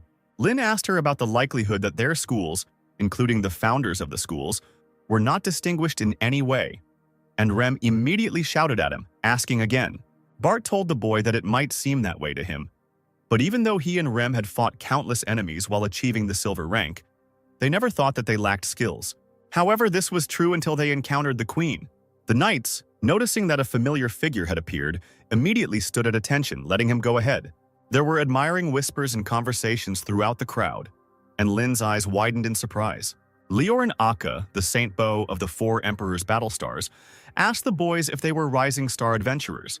Unable to bear it any longer, people began to express their admiration louder.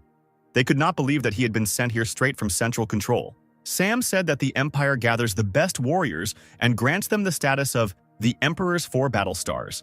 They are guaranteed power and honor, but in return, they obey the Emperor without question, and as expected, his ego is huge.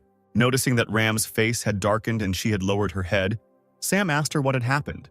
Leorin noticed the girl, looked into her face, and with a grin asked who they had here, in response to which she asked him what he wanted. The man exclaimed, asking who this cutie was here. Rem told him that he was mistaken, in response to which he said that this could not be. He exclaimed that it was impossible for a little man who got angry and left the martial arts hall to dye his hair and become an adventurer. Leorin asked her if she was stalking him, saying that she needed to ask her brother for permission first. Rem shyly pushed his hands away and shouted at him to shut up. Sam tried to stop Rem, who wanted to beat the man, and he only noted that she was, after all, the leader of this team. Bart replied that it was, and Lauren said that he must be very strong to be able to defeat that creature. The man told Bart that he had been through a lot because of this restless woman, and he asked him to take care of her in the future. Bart replied that their team never cared about anyone.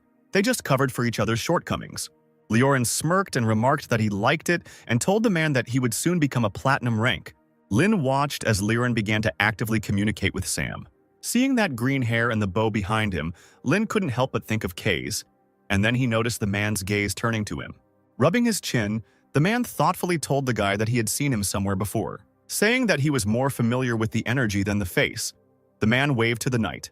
Having seen the guy's name on the papers, Lauren happily hit the guy on the shoulder, asking him if he was really the grandson of Old Man Scalzi. And he exclaimed that he could have guessed right away because even their eyes were similar. Lynn smiled and shrugged as Lauren spoke about how he owed him a lot from his days as a holy mage. The guy, looking at the man, thought that if Kays could speak, he would definitely have a different manner of communication. Behind the man's back, he immediately noticed a cane of Irni root. Mentally turning to it, he asked her if she was doing well. Suddenly, Lauren felt the cane behind his back, pulling him back somewhere, as if rushing towards something familiar. The man grabbed the cane and couldn't figure out what was wrong with it. He was pulled out of his thoughts by the knight's words that it was time to begin.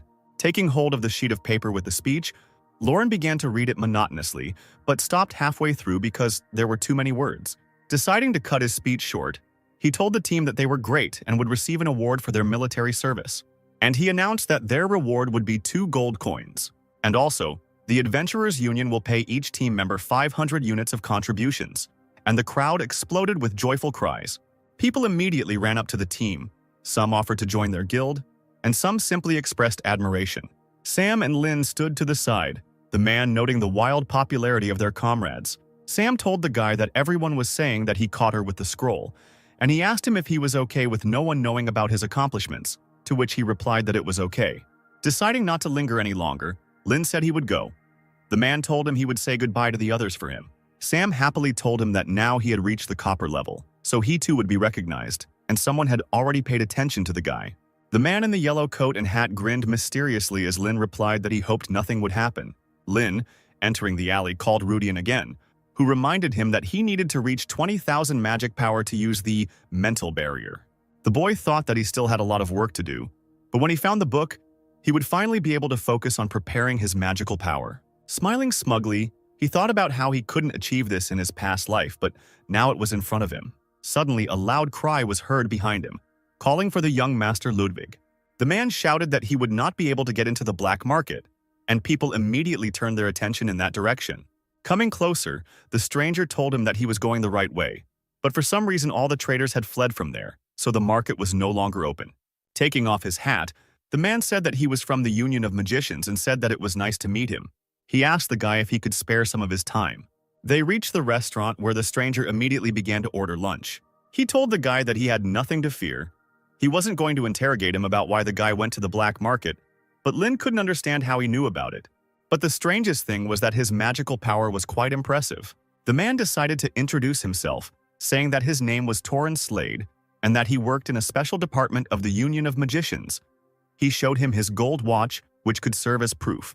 He happily told the boy that when his father, Kevin, was student council president, he was in charge of the office, and he remarked that it was such a good time. Torrance said that he decided to tell about it so as not to look too suspicious, and he is also a fan of the young master. He came here to check a couple of things and asked the guy if it was his magic that knocked down the queen. Lynn frowned slightly, not understanding what was going on, and Torrance said that there were no recent records of Bart's team visiting the magic shop. Even if they had prepared in advance, they didn't have anyone selling scrolls. And in the past 10 years, there hadn't been a single 4-star mage who could create a scroll of such power. That's why he thought that Lord Scalzi Ludwig did something like that for the self-defense of his grandson. But that turned out to be wrong too. Looking at the guy with a sharp gaze, he said that then there was only one conclusion left. Lynn told the man that he wasn't hiding it on purpose. It was just something he was worried about. Torrance asked him if he was talking about the black magician. Lynn couldn't tell if the guy was just curious, but he was brought out of his thoughts by the waiter who placed the plates on the table. Looking at the plate, Torrance asked the waiter if this was a portion for 2, to which he said that he thought there were 2 of them. That's why the portion was like that. But the man did not complain and said that he would eat everything. While he was busily devouring the meat, Lynn decided it was time for him to go. But the man said that he was already getting to the point. With a smile on his face, he asked him if he wanted to join the work of their department of the Magic Union. The guy replied that he was still a student, to which Torrance said that they would invite him after graduation. He said that Mr. Kevin was still feeling well, so he was still far from inheriting the family, and he promised him that they would empower him to independently investigate cases related to black magic. And most importantly, this department was the best place for career growth. Lynn just stood up and said that he wasn't interested, but the man did not back down and said that the Black Church has now become more active. Torrens said that the top department of the Magic Union is intoxicated with the idea of peace and tranquility. So they deny everything, but he is sure that something big is approaching, and it does not bode well. And comparing forces now, I want to believe that they can prevent everything, but who knows? Lin still answered him emotionlessly that he did not understand what he was talking about and said that he would think about it.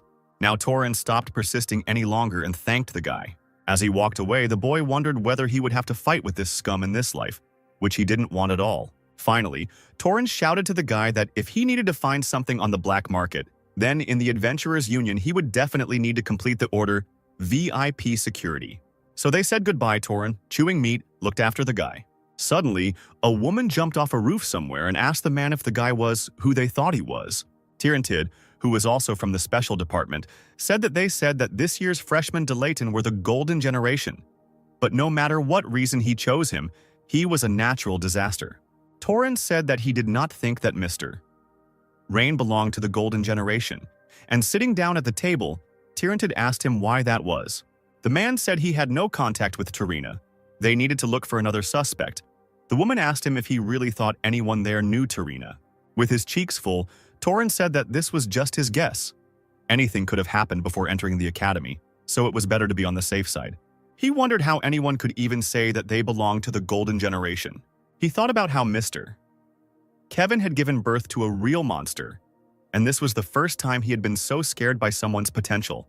When Lynn arrived at the library, he told Karen why he couldn't find the book, to which she replied that it was okay, it was her fault, and she thanked him for his help.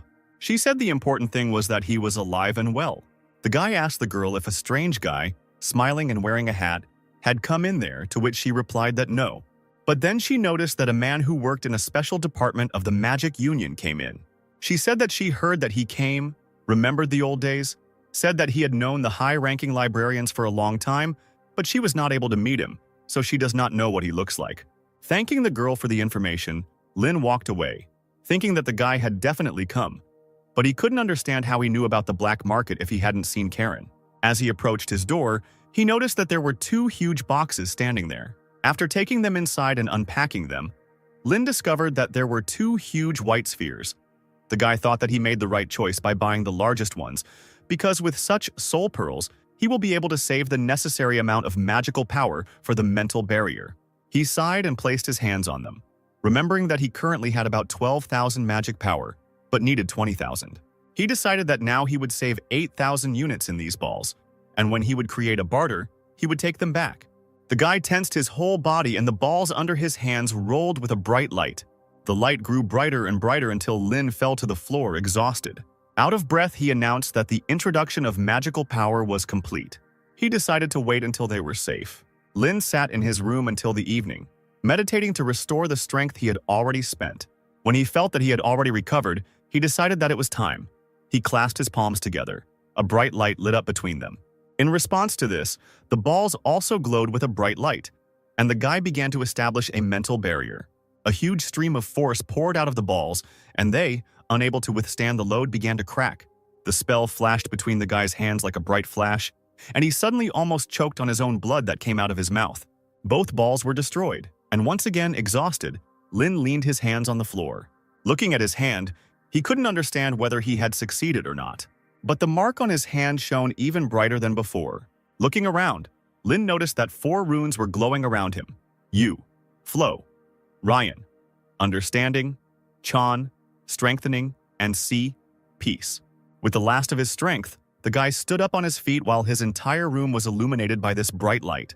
He felt something new inside himself and decided to try some magic. 3 runes were able to appear with ease and they began to spin in the air. Lynn discovered that it was a feeling when the missing pieces finally came together. He thought he knew it intuitively. This magical figure was perfect, and the runes were transformed into suitable ones, and the mathematical equation was also supplemented. The boy's last strength finally gave out and he fell to his knees, the spell crumbling. The shining runes on the floor disappeared, and the guy fell limply to the floor with his whole body. Turning over onto his back, he thought about the sage Rayut Woden once said that the mental barrier is like a mirror, reflecting the inner state of the magician. Now Lynn understood this. His thirst for truth is embodied through thought. The holy stream does not give any new knowledge. It only superficially supplemented his knowledge and abilities. Clenching his fist, he thought that this method was perfect for him, because now he could learn all the magic on his own without resorting to anyone's help.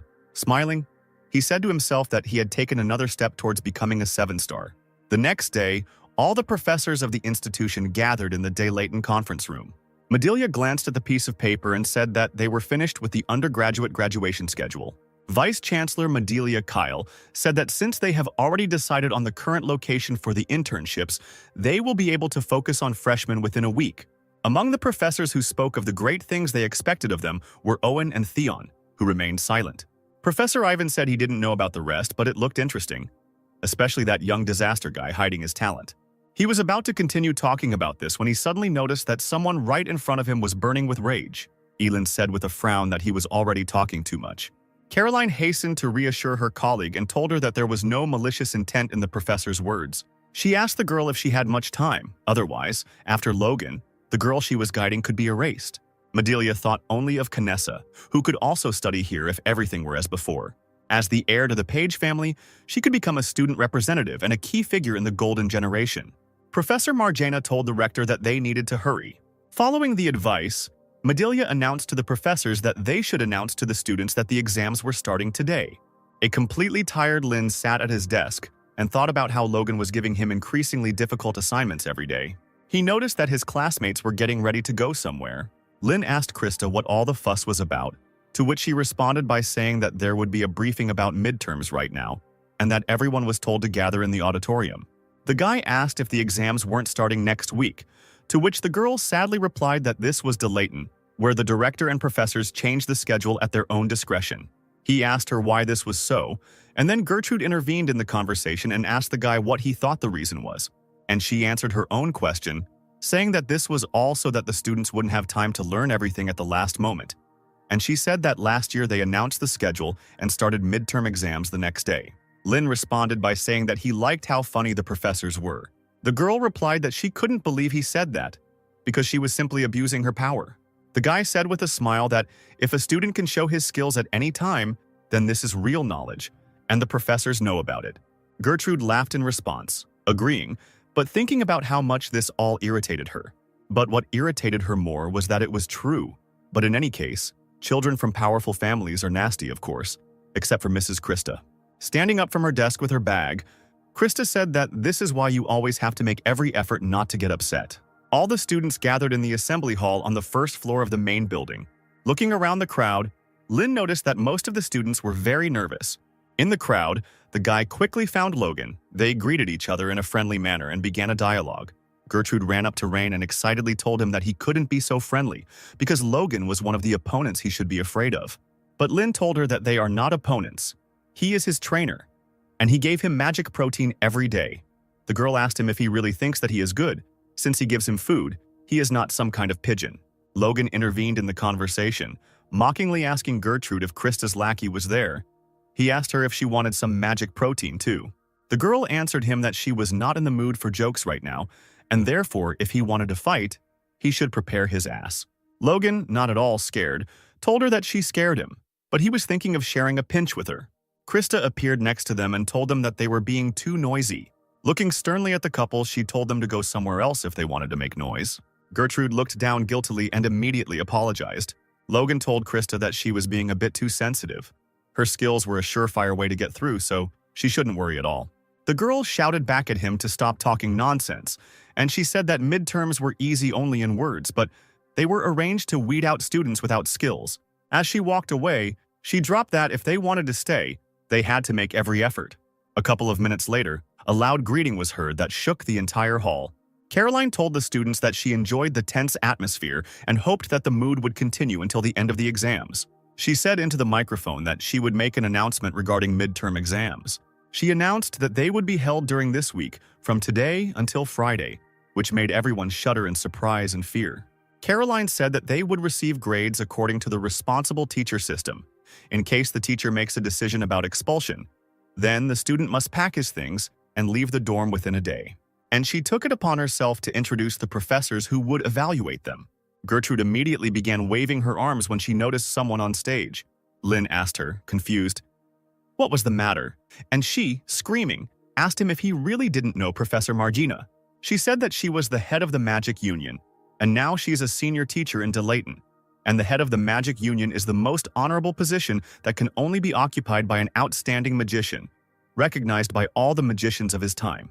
Logan frowned and thought that this was a very important person in the magical world. But Gertrude went on to tell Rain that it was she who had replaced his grandfather in that position, and now Lin was surprised. Lin thought that this woman was on the level of his grandfather, maybe even higher. The girl continued to shout that there were still outstanding personalities behind. She said about Kyle that he was a genius student who graduated with the highest scores among 1,378 groups. About Professor Zeron that she built her magic tower at the age of 20. And about Elin, she said that she has her own column in the Magic Herald. The girl exclaimed that these professors are the elite and are in charge of the second and third years. Hearing all this hubbub from the hall, Margana stepped forward, a bright ball of light shining between her fingers. Like a megaphone, this ball of light carried the woman's voice throughout the room, and she told everyone to shut up. The students, who had almost fallen to the floor, immediately closed their mouths. The professors were also under the spell. The woman slammed her cane down and shouted at the students, asking if they really thought they were going for a walk. And she told them that they would now get rid of the most useless among them. She said that the professors evaluating them this time were not the professors responsible for their first-year teaching and who treated them like children. And everyone immediately remembered the tough Owen and couldn't believe it. Margana shouted that they were now with heartless people who would expel them as soon as they decided that they had no abilities, and they were all wondering how many students would remain. Quieter now and with a smirk on her face, she said that she could now see from their faces that they realized the seriousness of it. Exams are held at different sites. The location will be appointed taking into account individual characteristics.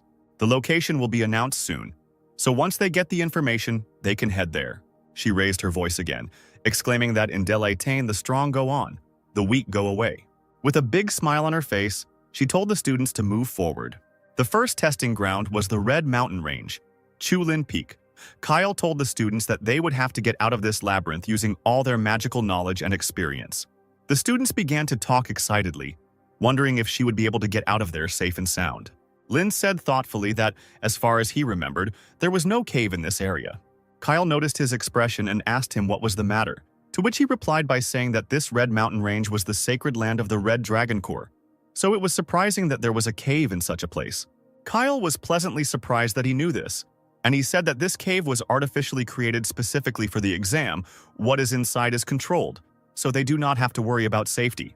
He smiled and said that they could of course get hurt, but there was almost nothing there that could harm life. He told the students that they had better worry about whether they would pass the exam or be expelled. Kyle said that he would now talk about the grading system, and compared to absolute grading, he liked relative grading better. Therefore, the first place will be given to the S level, the second and third to the A level, and so on. The F level is 39th place, and everyone who ends up lower will have to retake the exam or will be expelled immediately.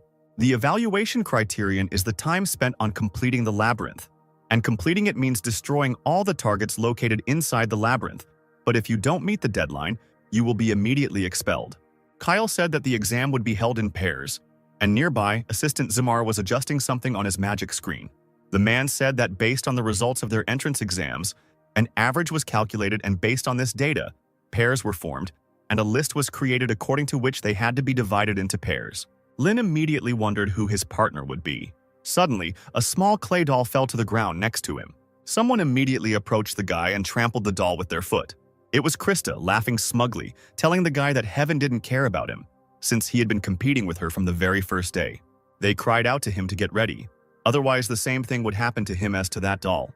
Logan came up and asked the girl what they were doing there, and he said that he wanted to go with them too. Looking at the face dark with fatigue, the guy told Rain that he had good news.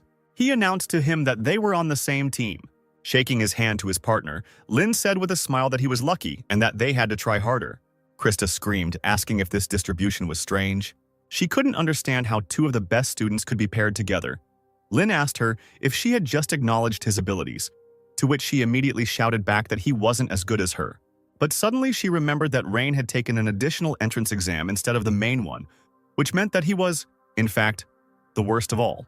The other students noticed that Rain and Logan were on the same team, and they immediately wondered if she would fight like last time. Understanding the reason, Krista finally said that she would still take first place one way or another. Lynn noticed that she seemed ready to put her life on the line for the exams. He suddenly asked Logan if these exams were important if he was going to graduate as the top student. The guy replied that they were very important because they only take 4 official exams a year. Hearing this, Lynn apologized to Krista, and he said that this time he wouldn't be able to be a gentleman. Smiling, Krista told him not to even hope. Kyle announced that he was giving the students 10 minutes to discuss how to get through the maze, and they could come in whenever they were ready. The exam would start as soon as time was up. Kyle said that there were a total of 20 routes in this maze, each with the same number of targets. There could only be one team on one route, so it was better to focus on their own route rather than others. And all the students began to discuss heatedly what to do. They discussed how to use magic and which one was best to use. Zmar asked the professor if there was a reason why he insisted on giving this exam to freshmen every year. He replied that the moment when one can see the true abilities of a magician comes precisely when he encounters something that he has not encountered before. In such situations, all thoughts disappear from the head. The ability to make decisions decreases and their execution slows down. However, it is in such situations that geniuses emerge. Exams are only a basic assessment to identify talents, and they find such children and encourage them to further education. This is his job. Logan suggested to Rain that they kill everything they see when they go inside, to which he smiled and said that it was all brilliantly simple. Putting aside the jokes, he said that this was indeed a good option, but it was better to have a spare one, because if you didn't distribute the magic correctly, there would be problems. Someone behind him mockingly repeated the guy's words. Krista asked him with a smug grin if he really thought he could get better with such a plan. The guy sullenly told her to think better about how she would go about it, to which the girl said that they had already come to an agreement regarding their plan. Logan told her that the magic they would be using was not too different. She was too confident, to which Krista said that he would soon see for himself. The girl asked Rain if he had expressed a desire to graduate as the best student. She said that she had never won first place before, so she would show him today. She exclaimed that he would definitely see the difference between their abilities. Calling out to her partner, Krista quickly ran to the entrance. Entering the cave, she announced that the second team was beginning the exam. At the entrance to the cave, a magical projection appeared, in which one could see girls running through the cave. They jumped down and Krista commanded her partner to conjure light. In her other hand, her partner had a reconnaissance spell that gave a signal. Krista told her to trust her to land, and she continued to search for targets. The girl shouted that she had found 2, and the girls landed in the soft sand. Standing to her feet, Krista raised her hands up, calling on her warriors. All the students who were watching her were surprised by the speed of her spell. They were also amazed by the number because she immediately summoned 10 of them. As Kyle watched the clay warriors fight, he thought that the magic of the Varden family, which was passed down through generations, was created by the second elder, Riot Varden.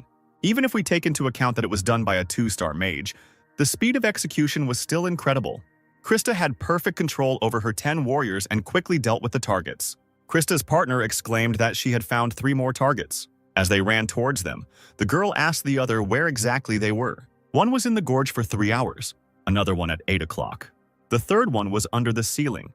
Summoning her warriors once again, Krista rushed into battle with a smile on her face. The warriors got rid of their targets with precision and speed, cutting them down. The partner opened her mouth wide and couldn't believe that the girl had taken out 3 at once. Running further, Krista asked her why she was standing, if there was something in this direction. She came to her senses and answered that there was not. Then Krista shouted at her to search further. The students watching them pass noticed with horror that they did not even pause once. Lynn noted that Krista is very skilled at working with 2-star magic. Logan agreed with him and said that she was a genius, the most hoped for among their generation. Lynn asked him if she was really that cool, to which Logan replied that there was no one who didn't know her. Even senior students are urged to be careful with her. Krista struggled more and more furiously, thinking only that it was not enough. She thought about how the Warden family's ancestors were the only sages besides Paige. In the past, someone had told her that Paige's family was on another level, if only because their eyes were the Dean of Delaith. Little Krista listened to this with wide eyes. The Varden family continued to be ridiculed, and the girl was told that the head of the Varden, her father, had barely reached the level of 2 stars. She was asked how it was possible that 2 families descended from sages could be so different. The man's friend told him to stop, to which he replied that the girl should understand this. As he walked away, he told her one last thing: to tell her father that their family did not fit into the status of a family of magicians. This burden was too much for them to bear. He said that everyone thought so, even her mother, because her two older daughters couldn't use magic properly. He said it was time to retreat, because despite the suffering, things would only get worse for them. Krista continued to fight furiously, killing 20 targets already, thinking that they had nothing to be ashamed of. It was just a lack of talent. Krista immediately turned to her partner to find out where the next target was, in response to which she, breathing heavily, asked to rest. Krista grabbed her partner with a hand made of sand and carried her further, asking her again where the target was. Dragging the girl behind her, Krista continued to run forward, drenched in sweat. The students whispered that it was amazing. They even got goosebumps. Krista thought that everything was fine. She could already handle magic of this level.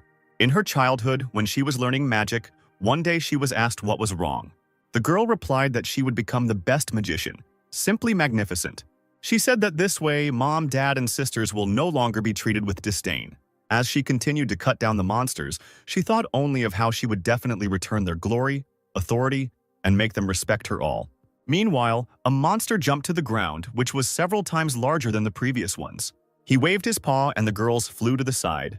Krista's mother in the past grabbed her daughter by the shoulders, burst into tears, and said that all hope was only on her. Krista quickly gathered herself and summoned a golem of a larger size. Driven by the determination to lift her family up, she rushed towards the monster.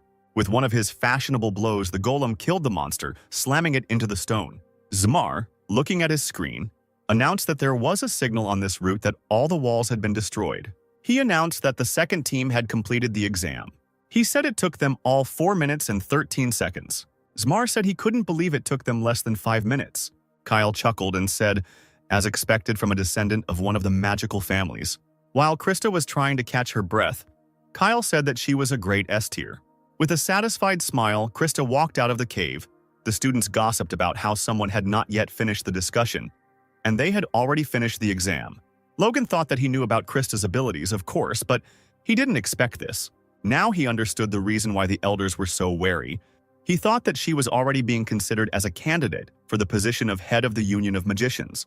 Kyle told the girls that they were, in all his practice, the second team to complete the exam in under 5 minutes. Krista said smugly that overcoming odds is a family motto. Kyle thought that the strengths of the Varden family, who settled high in the mountains, were their incredible physical and magical strength. And in order to maintain these strengths, a plan was developed. But that did not explain all of Krista's actions. He thought that it must have taken her a lot of effort to achieve this result. Her strength is that she is smart and at the same time very hardworking.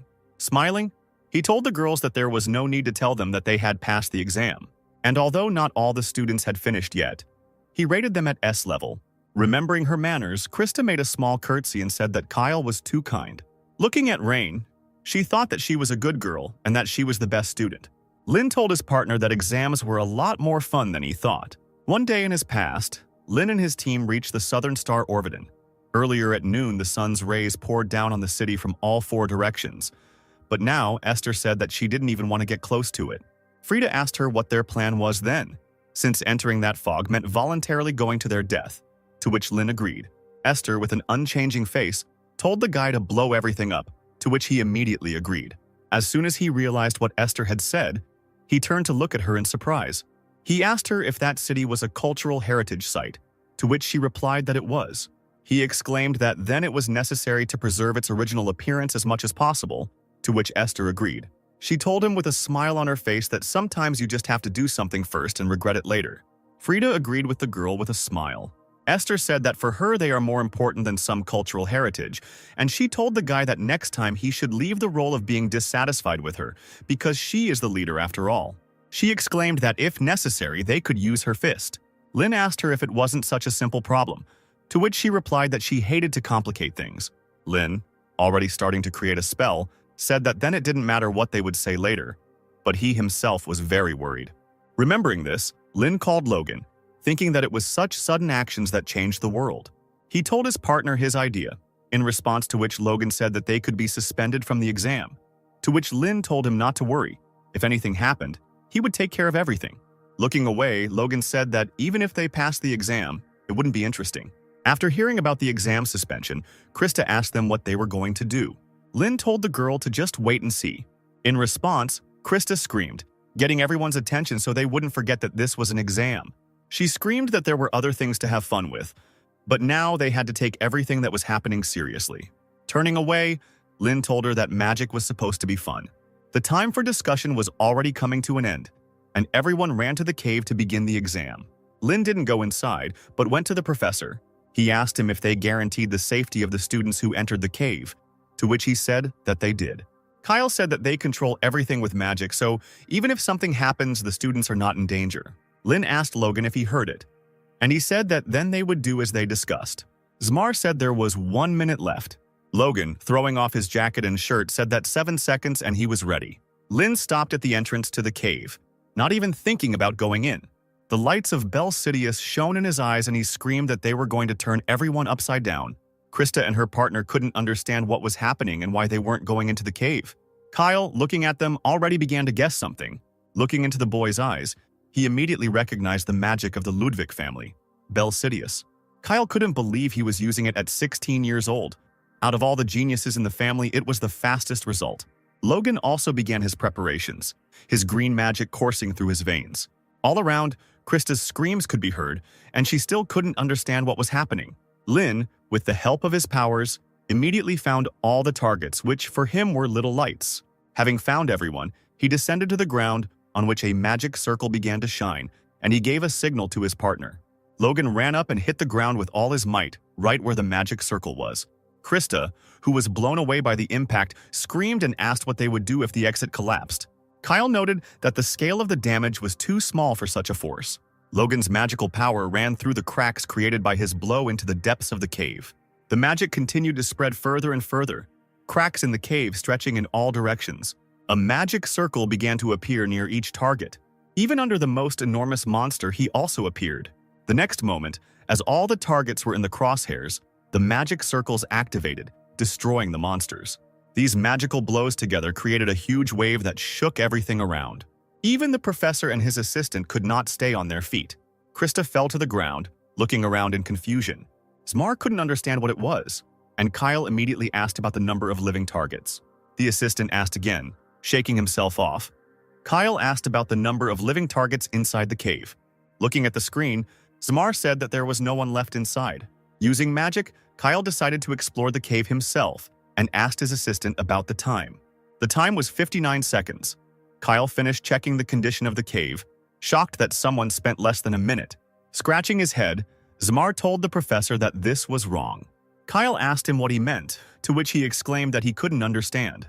He said that they were evaluating the abilities that the students showed inside the labyrinth, and they could have destroyed the entire labyrinth and, as a result, would not have fulfilled the main criterion.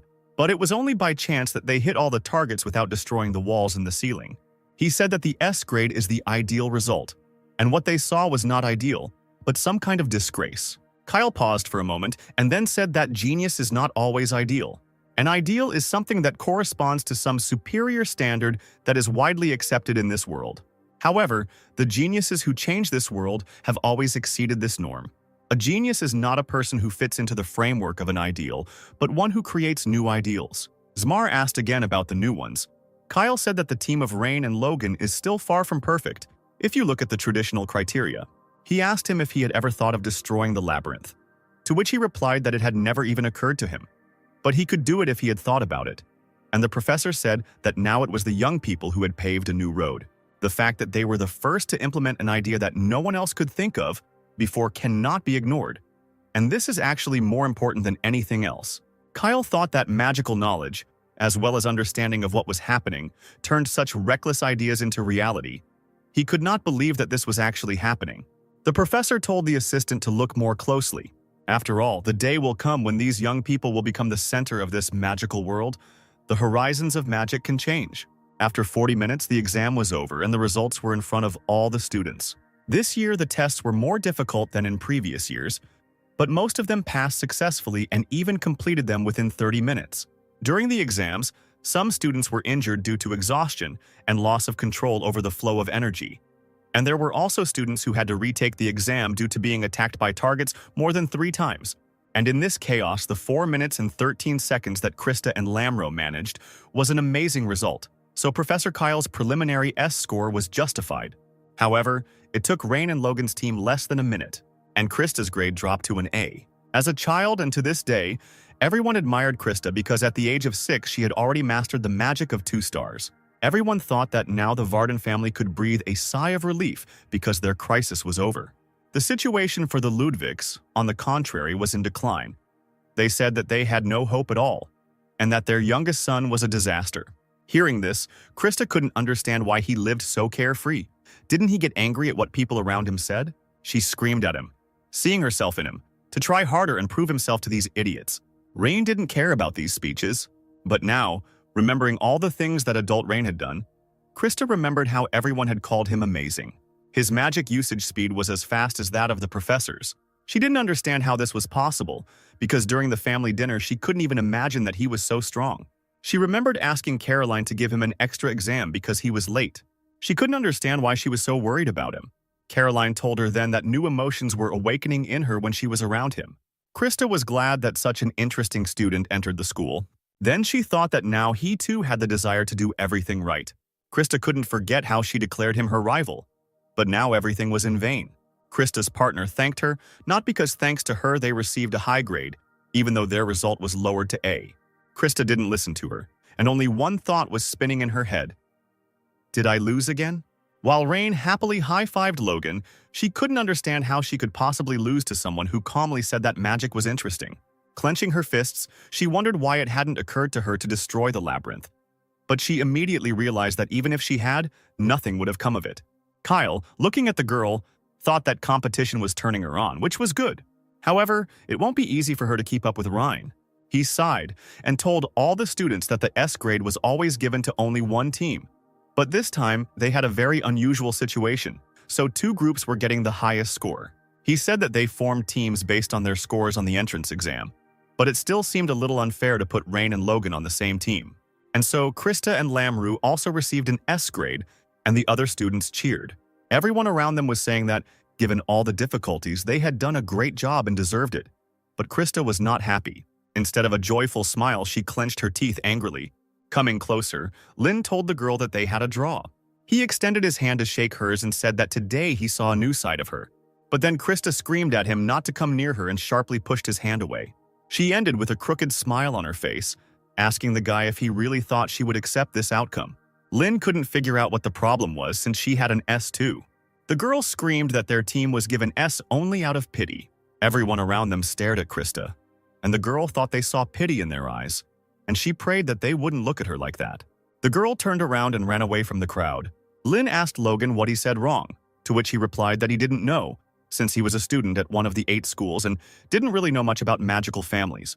But the guy told him not to lie because it was all written on his face. Logan said that the Varden family is finished. It is a disgrace for the family of magicians. Lin asked what this means. Logan sighed and said that this is what people say. The honor and glory of the Varden family was a thing of the past.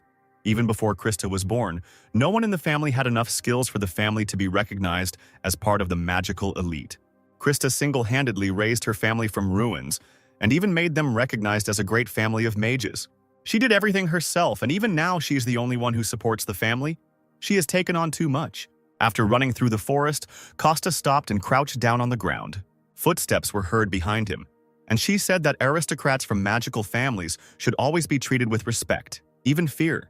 She said that they are the ones that everyone should look up to, that everyone should respect, that they should not be treated as equals but not sympathized with. Standing on her feet and clenching her fists until they trembled, she exclaimed that she had tried hard no matter what. From the age of 6 until today, she had almost reached the level where she could be called the genius of this century. She shouted at Rain that he was butting into things that weren't his business for the sake of those who didn't have a pedigree. No one in the Union of Magicians behaved like that. She exclaimed that he communicates so calmly with everyone. She screamed that she couldn't understand what was fun about magic. There was nothing exciting about it. She continued to scream, asking why everything was like this, and a spell flashed between her palms. She pointed her hand with a spell at the guy, and a golem appeared behind her. The girl screamed, asking why he was considered better than her, although for him it was just fun. Lin waved his hand towards the golem that ran up to him and destroyed it with one blow. Tears flowed from Krista's eyes when the boy told her that he liked magic. Coming closer, he continued, saying that when you can manifest the spell according to your desire, all the difficulties and complications fade into the background.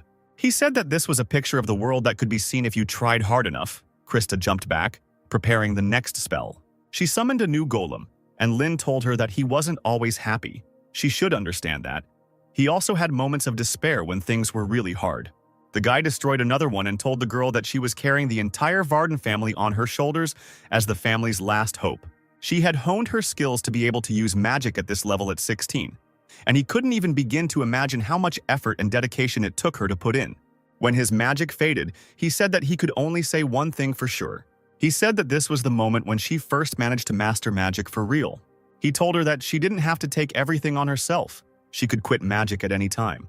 He shouted at her, "But you didn't do it, why?" Krista waved her hands and a huge golem appeared behind her, and she screamed at the guy to shut up. But Lynn didn't shut up. He just asked her if it was because she still felt the pride and excitement of her first successful spell.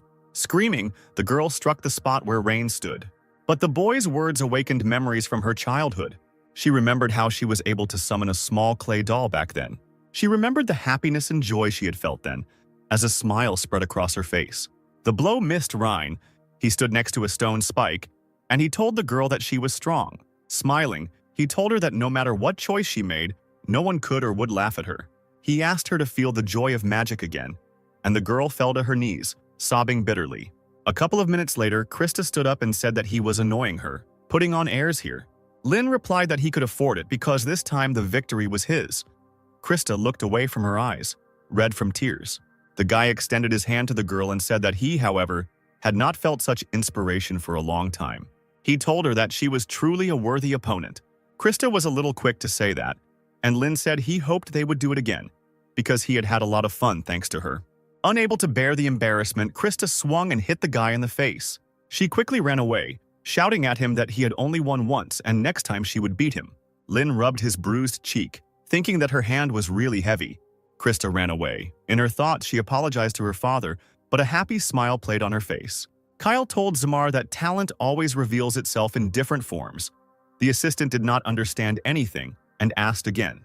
Kyle said that sometimes he reveals himself as a catalyst to cheer up his fellow student. Sometimes it's like a huge wall that needs to be overcome, and sometimes like a friend you can rely on.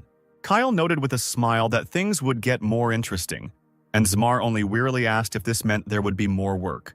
The professor asked the assistant if that was not what they were working for, and he told him that no matter how much he thought about it, he still came to the conclusion that he was doing an excellent job, and that he was doing it with all his heart. Finally, Kyle said that everything needed to be put in order and the candidates needed to retake the exam. During this period, additional exams were held, so there were no classes in the afternoon for the entire period. When they got to the building, Logan noticed a bruise on his friend's cheek and asked him about it, but he only sullenly said that he imagined it. Lynn suggested that they go to the gym since they had some free time after lunch. Someone asked them if they weren't tired from the exam that just ended. Lynn said that's why they needed to try harder. Logan agreed with him. Owen, who appeared before them with a predatory smile, said that he was pleased to hear that they still had strength. He pointed to the huge stacks of paper, saying that he had just happened to have prepared 150 assignments on mathematics and magic. He told them that they had to pass a written exam as well, and that they would not return to the dorm until they had decided everything. Logan asked hopefully if that applied to him too. Smiling, Owen told him that if he wanted to, he could go, but only home with all his things. Looking around at the other students behind Rain and Logan, he told them that it concerned them too. The students began to say that they were completely exhausted, but the professor looked at them sternly and said that he had already said that he would not repeat it twice. Everyone sat down sadly at their desks. Lynn looked at Krista and thought that she would be the first to pass everything, because she was already sitting there when they arrived. Owen said with a smirk that she came running so fast, so he thought she was ready to take exams all day. So he prepared even more questions for her. Krista, forcing Rain, asked him if he had just laughed. Owen told the students not to think about writing partially, as the grades for this written exam would count towards their grade. Lynn, scribbling with his pen on the paper, thought that the professor wanted to know how good their results would be under conditions of total fatigue. But he noted that this number of questions was still too many. He thought wearily that here the problems they had solved thousands of times were like correctional labor. Deciding to take the easy way out, he activated Bell Sidious. 10 minutes later, Lynn called the professor and told him that he was finished. Owen told him that he had finished rather quickly for a man with nothing but sawdust in his head, but that he could pass if he was confident in his answers. A tired voice came from the side, asking him if he was really so confident in himself. Krista tried to smile with a martyred look and asked the guy if he really thought she would have fewer correct answers. Lynn noticed that she was already a little out of it. Owen screamed at them to shut their mouths, and Krista apologized in a pained voice. Lynn, getting up from his seat, glanced at Logan, who still had a lot to decide. Sighing, he headed to the dorm, intending to take a shower. But suddenly he noticed that a girl with red hair followed him. Looking into her black eyes, he noted that in that gaze, breaking through the fiery mane of hair, darkness was swirling. He immediately recognized this girl as the best student among the 8 great schools, Lillian Corraine. He realized that this was the first time they had met face-to-face like this. A little later, in the gym, Lynn asked Logan if he knew Lillian Corraine. While lifting the dumbbells, he said he knew and asked why he was asking. While wiping his face with a towel, Lynn said that he ran into her yesterday after the written exam, and the atmosphere was quite tense. He asked Logan what she was like. He responded by saying that she was the secret weapon of the Rivendell School. It was said that she had been using the magic of the 2 stars since she was 5, and at 7, she made a contract with one of the 4 mythical creatures. Ever since she was admitted to the school, there have been many rumors about her. Thinking about Rivendell, Lynn remembered that it was a school that specialized in fire magic. Logan said that, as he probably knows, a person receives red hair as a confirmation of passing a baptism of fire, and this means that their sensitivity to the properties of fire is a priori several times higher than that of ordinary people. Among the 8 great schools of magic, Lillian has an incredible reputation. She is not considered a real monster and is put on the same level as the genius Little Varden. They even say that she can become an archmage. Lynn asked with a smile if she was overrated. Logan just said that he knew it was annoying, but she was really strong. Lynn thanked his friend for the information, and then he asked him how he knew everything about her, if he really had a crush on her, which made Logan choke on the protein he was drinking. He tried to clear his throat, and the guy continued, saying that they would make a great couple so he would root for them. Logan asked him if he was joking, if it was really that obvious.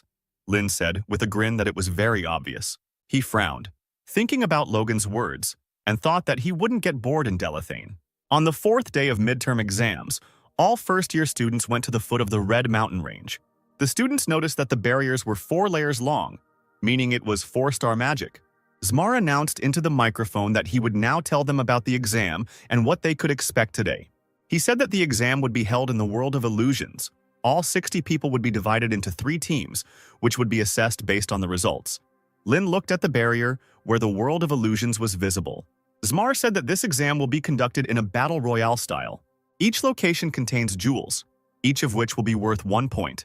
And inside each territory there are monsters created with the help of illusions, by destroying which they will also receive points. Their number will depend on the complexity of destruction, so first you need to assess your strength, and only then decide whether to attack or not.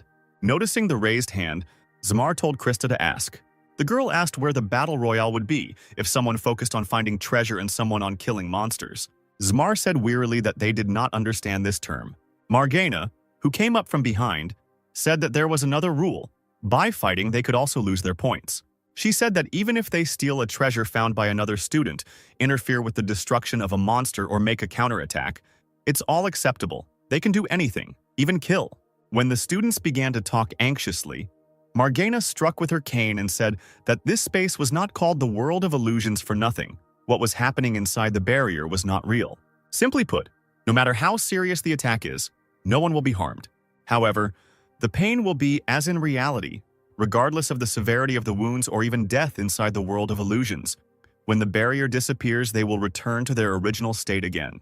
The woman told the students that they had nothing to worry about and that the grading process was as simple as possible. The 2 people with the highest scores would receive an S grade, and there were no other criteria. Whispers began to spread through the crowd that murder sounded great. Margana said that the founder of magic, Amitsa Page, said this. Even in this world, the main duty of a magician is to enable people to dream. She shouted that they must try to fulfill this duty. Someone in the crowd smiled, and the woman continued, shouting that in the magical world, strength was and is above all else, so let them show what they are capable of. She announced Team A, which included Hubert, Logan, Krista, and others. The girl said that they were finally given a task for which they would have to sweat, and Lynn asked her if everything was the same last time. He noticed that she then lost and started crying. The embarrassed girl screamed, asking who was crying. Gertrude listened with a smile on her face as Rain and Krista began to argue. After calming down, Krista told herself that she needed to pull herself together and get her S-level grade because she was the only one who deserved to get an A. She told herself that she couldn't afford to play, and seeing the smiles on Gertrude and Rain's faces, she shouted at them to stop. Finally, the start of the exam for Team A was announced. Team B consisted of Gertrude, Lillian, and Rain, and the guy asked Gertrude if she was nervous, causing her to flinch. She waved her hands and quickly rattled off that she cared about Krista Varden, so he didn't need to joke. She exclaimed that it was he who needed to worry, and the guy asked her why. Dripping with sweat, Gertrude forced a smile and exclaimed that he had been placed on her team, and if they clashed at the very beginning, he risked being expelled immediately. Lynn waved his hand and smirked, saying that it wouldn't happen. Noticing Lillian near him, whom Gertrude had failed to notice, Lynn asked her what she wanted. The girl responded by saying that she had something to say. Lynn told her with a smile that he would only listen if it was something interesting. Meanwhile, Krista was destroying monsters with her stone golem. By this time, she already had 280 points, which was not enough for her. She kept thinking about how many points Rain would score, and meanwhile, someone was quietly sneaking up on her in the grass. But she immediately grabbed them with her sand. She turned around, looking at them with a murderous gaze, and asked them if they really thought they could attack her together. The guys ran away, and Krista simply let them go, saying that she wouldn't even get any points. The students admired Krista, who could already use the magic of 2 stars, but someone also noticed Hubert. His strategy is his talent for wind magic. With the help of maneuvering and the ability to restrain, he simultaneously obtains treasures and subdues monsters, so he has already gained 253 points. In third place was Logan, who had 249 points and was simply destroying everyone who came near him, which is a bit harsh, but admirable. Kyle noted that as they expected, the 3 were acting alone. Zmar said that they were great. Margina exclaimed that they were all shameful losers. Elin silently watched the students' battles. Meanwhile, Lillian told Rain that she had never lost. She said that there was never a time when she was defeated, and losing was equal to death. She asked him about why he did not show himself until now. The guy told her that he wasn't hiding. There was simply no point in revealing himself. Lillian said that all the young gentlemen from influential families think so. Gertrude noticed that the girl was still being sarcastic and continued to call Rain young master. But she herself was also from a high-ranking family. Lillian said she didn't think that title suited her. It would be better to call her an object. Turning around, she said that she was not a child born from the union of love between a father and mother. She was only an instrument that was created for a specific purpose. Her father, Tadan Karain, headmaster of Rivendell School, locked her in her room from her childhood and forced her to learn magic. If she didn't get good grades on an exam at school, she would be beaten until she passed out. He would even involve his mother in this, burning her skin to teach her a lesson, and he knew how to hurt without maiming. Lynn noticed that it was very different from Osirius, where he studied, and he asked the girl if she would be beaten if she did not graduate with honors. Smiling, Lillian replied that this old man was no longer dangerous to her. She could kill him if she wanted. Gertrude frowned, wondering if she really meant to say that she could defeat a 4-star mage. As she passed, she said that her goal was to graduate from Delaith with stellar grades and be recognized throughout the school so that she could use that to remove her father from Rivendell. Finally, she told him that she was warning him not to disturb her. Gertrude told her with a smile not to forget about Krista Varden, the acknowledged genius of magic. But Lillian replied that some hothouse flower was no match for her. Gertrude's face froze with a forced smile. She came closer to the girl and asked her again. She couldn't believe that someone considered her mistress a hothouse flower. Lillian, looking down at her, asked her if she wanted to argue.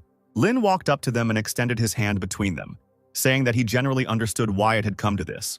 He told the departing Lillian that he could not give up his place as the best student to her. He said that it was all because his friends were waiting for him. Lillian only said that she had already explained the reason and warned. Looking at him with her dark eyes, she said that if he interfered with her, then she would have no choice but to get rid of him. Meanwhile, the Group A exam ended. Krista and Hubert received 361 and 338 points respectively. Therefore, they received an S. Handing the towel to her mistress, Gertrude told her that she had done a great job, while an exhausted Krista said that it was a piece of cake. The assistants noticed that all of Team A's members had left the barrier. Kyle announced that Team B would now choose where they wanted to start the exam. Lynn walked up to the magic table to choose where to start. The entire B team was crowded around the table. Zone A was located at the foot of the mountains, and Zone F is Mejgoria. These are the largest areas in terms of area, and they are also the most popular, as they contain the largest number of treasures and monsters. Zones B and C may have the advantage of visual control since they are mountain peaks, but it is easy to get surrounded by other students. Forest areas D and E are good for cover but difficult to see, which can be distracting. Lynn kept wondering which point would suit him best. Kyle announced that they should picture the place in their heads if they were ready to begin. Krista shouted at Gertrude to make sure she showed her class. And then the girl disappeared in a bright flash. The exam started, and Caroline told Elin that it was Rain's turn. Elin thought that everyone knew what Professor Margina expected from students. She expects the ability to maneuver, analyze the situation, and the ability to fight. This is truly a test of a wizard's core talent. Elin mentally told her nephew to show her how to deal with this old woman.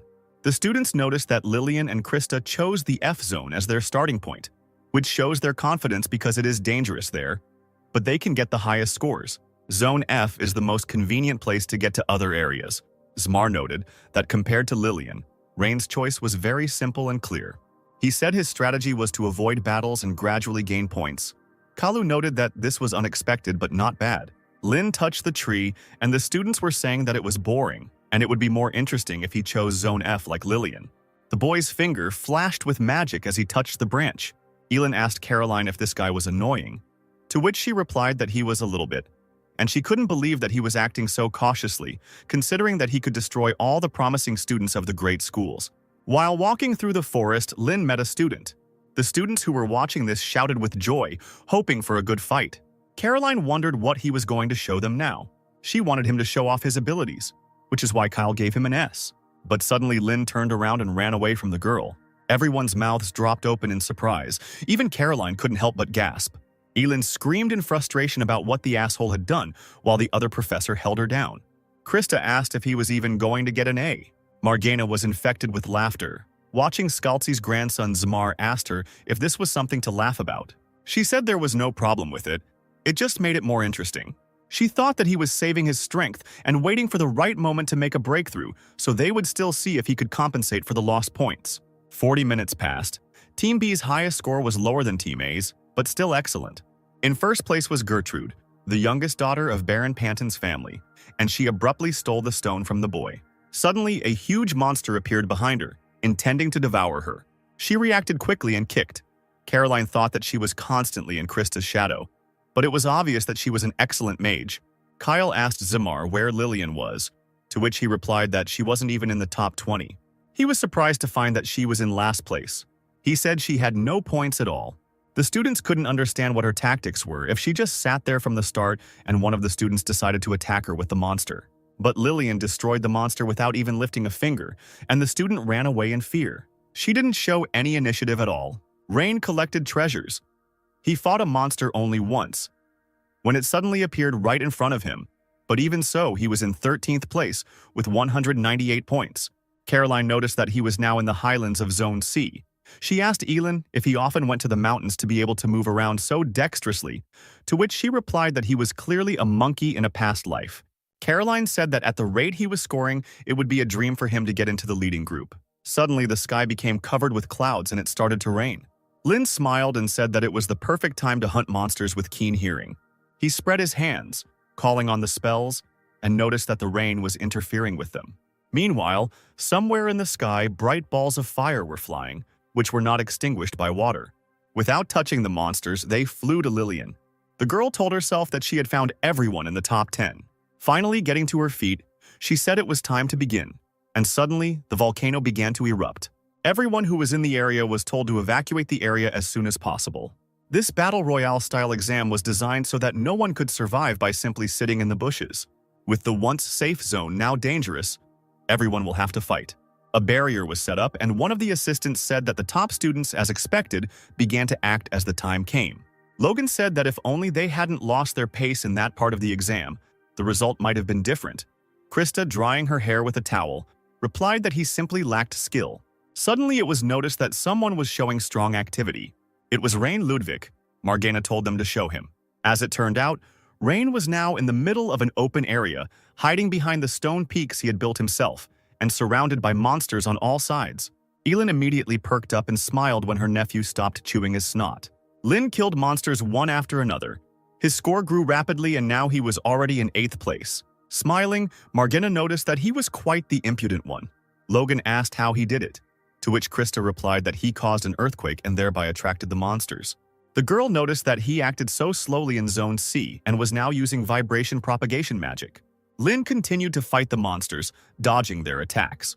He raised his hand to use the 3-star spell, deciding it was time.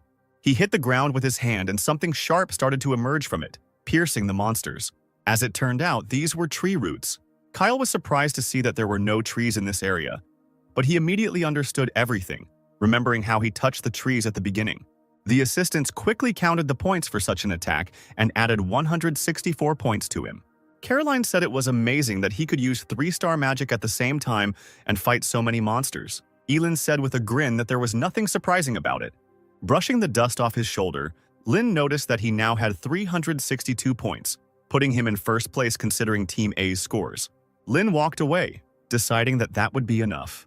Kyle thought about the fact that the battlefield had shrunk significantly due to the fact that everything was flooded with magma. There were almost no jewels. There were almost no monsters left.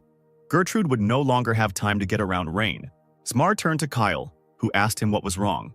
Zmar noticed that Bruno and Eni, who were in 3rd and 4th places, were missing. Kyle asked him if he had really gotten old and had poor eyesight. Kyle leaned towards the screen, not believing it. Finding that they had indeed disappeared, Kyle thought that there was a big difference in points between them and 5th place, but now they weren't even in the top 20. Turning to the workers, he told them to show what happened to those who were in 3rd and 4th places 3 minutes ago. The screen immediately showed the image of a burning man screaming in pain. Someone was approaching the girl, who seemed to be Eni. Eni put her hands forward, using a spell to defend herself. But before she could cast the spell, a wave of fire washed over her. Lillian walked past the burnt body with the same emotionless face. So she has already dealt with several students, and it will be enough for her if she catches someone in 1st or 2nd place. Margina noticed that the girl's character was like her father's. Sitting on the branch, Gertrude noticed that Rain had already passed her, and Lillian had come close in points, but the guys behind her had disappeared somewhere. She couldn't understand what was happening, and meanwhile, a fiery bird was flying towards her. Seeing it approaching, Gertrude dodged and began to fall down. And after her, this fiery bird flew again. The bird gained more and more speed, smashing the girl into the ground. Lillian moved closer to the fire to make sure she was rid of the girl. But suddenly she felt a gust of wind behind her and bent down. Gertrude's foot flew over her head, and she was thinking that she had not felt the heat of the fire. Lillian threw fire behind her, but Gertrude twisted in the air and sent a stream of water at him. With a quick and dexterous movement, Gertrude jumped back and landed. Lillian pulled out a paper talisman, saying that perhaps she should have handled things differently with those she had eliminated earlier. Calling for water, Gertrude answered her with a smile that it was too late to regret. The girl threw the talisman under his head, saying that he would have to act differently. She used magic, and the firebird appeared again and headed towards her opponent. Gertrude put her hands forward, protecting herself from the bird with a stream of water. She shouted at the girl not to try to change the score and to give up. Lillian didn't say anything to her, but only tore something off her neck. The beads of her rosary caught fire. The Rivendell school uses talismans. This is magic in the style of Remedial, which made it possible to reduce the time for creating a magic circle, calculating formulas, and manifesting runes. This thereby maximizes the effectiveness of the battle in a short time. The beads turned into fiery butterflies. Lillian waved her hand and the butterflies flew in formation towards Gertrude. The girl prepared to use the water spell again. But the butterflies had already crashed into the obstacle, exploding. Lillian watched the fire burn when suddenly Gertrude burst through it. The girl was surprised but still managed to dodge. She took out the talisman again and said that this was the end. But before she could use it, Gertrude's foot flew into her cheek. Lillian found that the girl had pushed off from the tree, which was why she was so close so quickly. Gertrude's kick sent Lillian flying backwards, hitting a tree. All the students watching this shouted joyfully, supporting different sides. Gertrude did not retreat. She slid along the ground with her water spell, closer to her opponent. As soon as the girl got closer, Lillian stretched out her hand and launched a stream of fire at her. But Gertrude immediately dodged quickly and deftly, and the fire only pierced the water. Swinging her leg, the girl kicked the place where Lillian was standing, but she managed to jump back. Elin was surprised to see that Lillian had dodged, which was a bad position for Gertrude. Preparing to strike, the girl took out a new talisman. But then a large magic circle appeared under their feet, glowing with blue light, and a powerful stream of water hit the air. Kyle smiled and noted that it was underground water, and Gertrude stood in that place on purpose. She clearly had talent. Gertrude pinned Lillian to the ground with her arm pinned behind her back, and Kyle noticed that she was striving for harmony in her use of martial arts and water magic, using all of her strengths. He noticed that only she should not underestimate the enemy. Lillian coughed, spitting out water. Gertrude smirked and told her to know her place. Before it was all over, she would bring her back down to earth. Krista continued to be happy for her friend and began to hit Logan on the shoulder. Gertrude continued, telling the girl that she was already soaking wet and could not use the talismans. She exclaimed that this was the last chance she had to give up if she didn't want her arm broken. Lillian grinned and told her opponent that she was too naive, and in her place, she would have simply killed her. Gertrude frowned and told her that with such a love for the stage, she should have gone to the theater. She jerked her hands sharply and still managed to break her opponent's arm. Turning her head, Lillian told the girl that she did not use talismans because she was slow at counting. She stuck out her tongue, which had a magic circle drawn on it, and she said that she just couldn't control her power. Noticing the murderous look in her opponent's eyes, Gertrude immediately jumped away from her. Lillian rose to her feet, waved her unbroken arm, and fireballs appeared in the air again. They spun quickly through the air and Lillian screamed a spell. A bright flash illuminated everything around, and Gertrude immediately covered her eyes with her hand. A huge fiery snake appeared behind Lillian.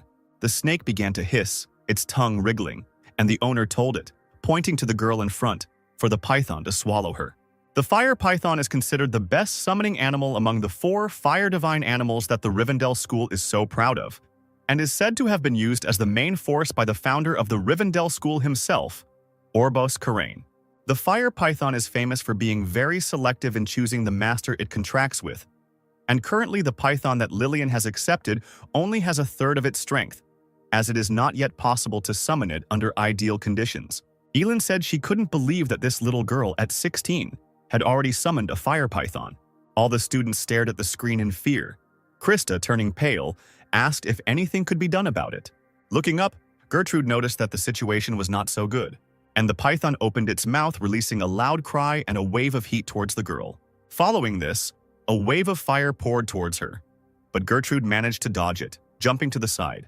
Standing on her feet, she immediately noticed that she was still slightly injured. The edge of her cloak was on fire. She began to slap it with her hands, trying to put it out. Looking to the side, she noticed that several hundred meters further on, everything was burned.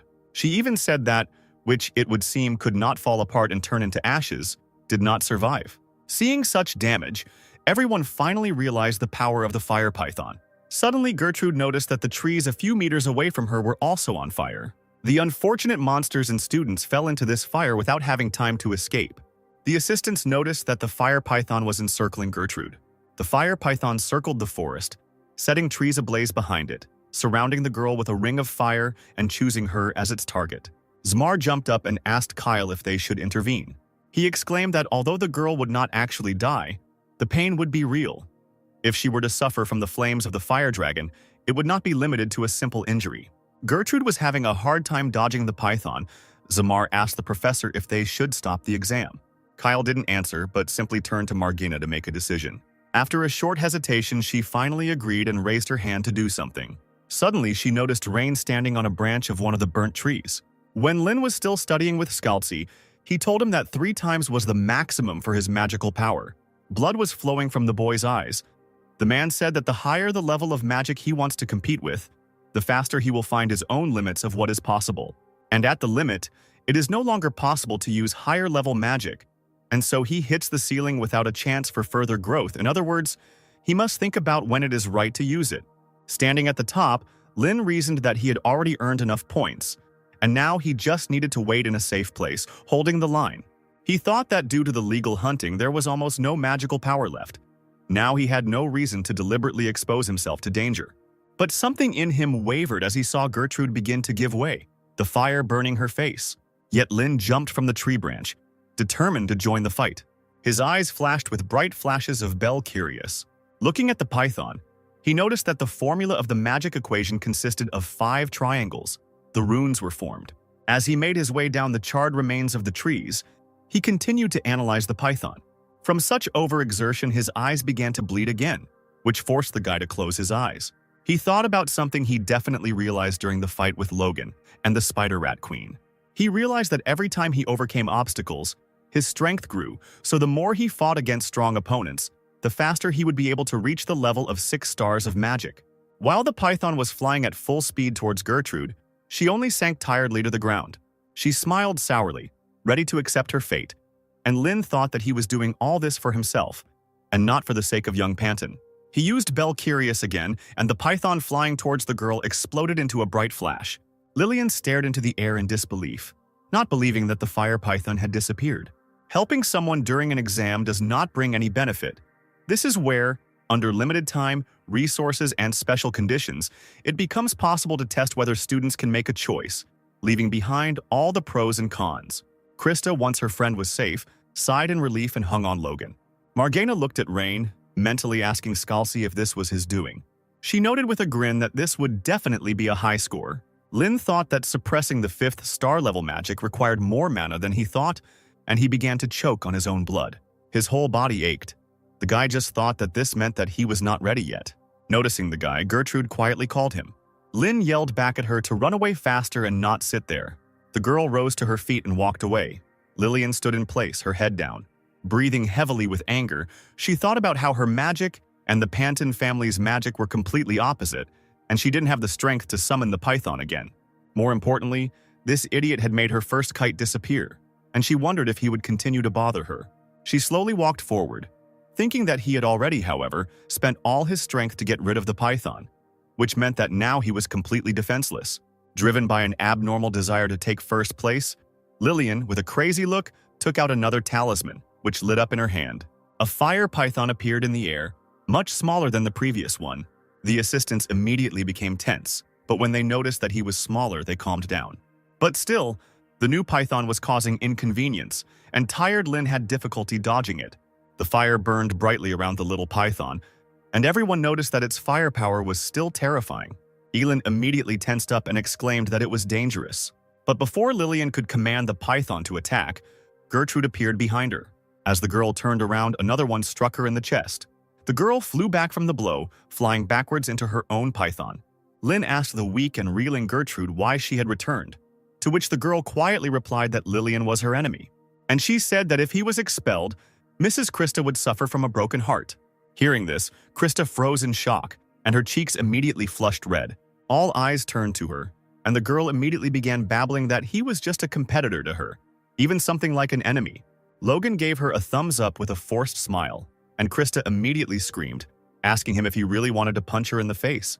Logan asked her what was wrong and remarked that they looked great together. But before he could finish speaking, Krista had already slapped him across the face.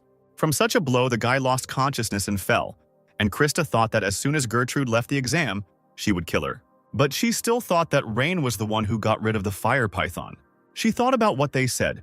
If you perfectly understand the magic of the Ludwig family, which is passed down through the blood, then you can easily establish control over any kind of magic, but in 1,000 years, only 3 people have succeeded in this, and all of them did it at a fairly old age.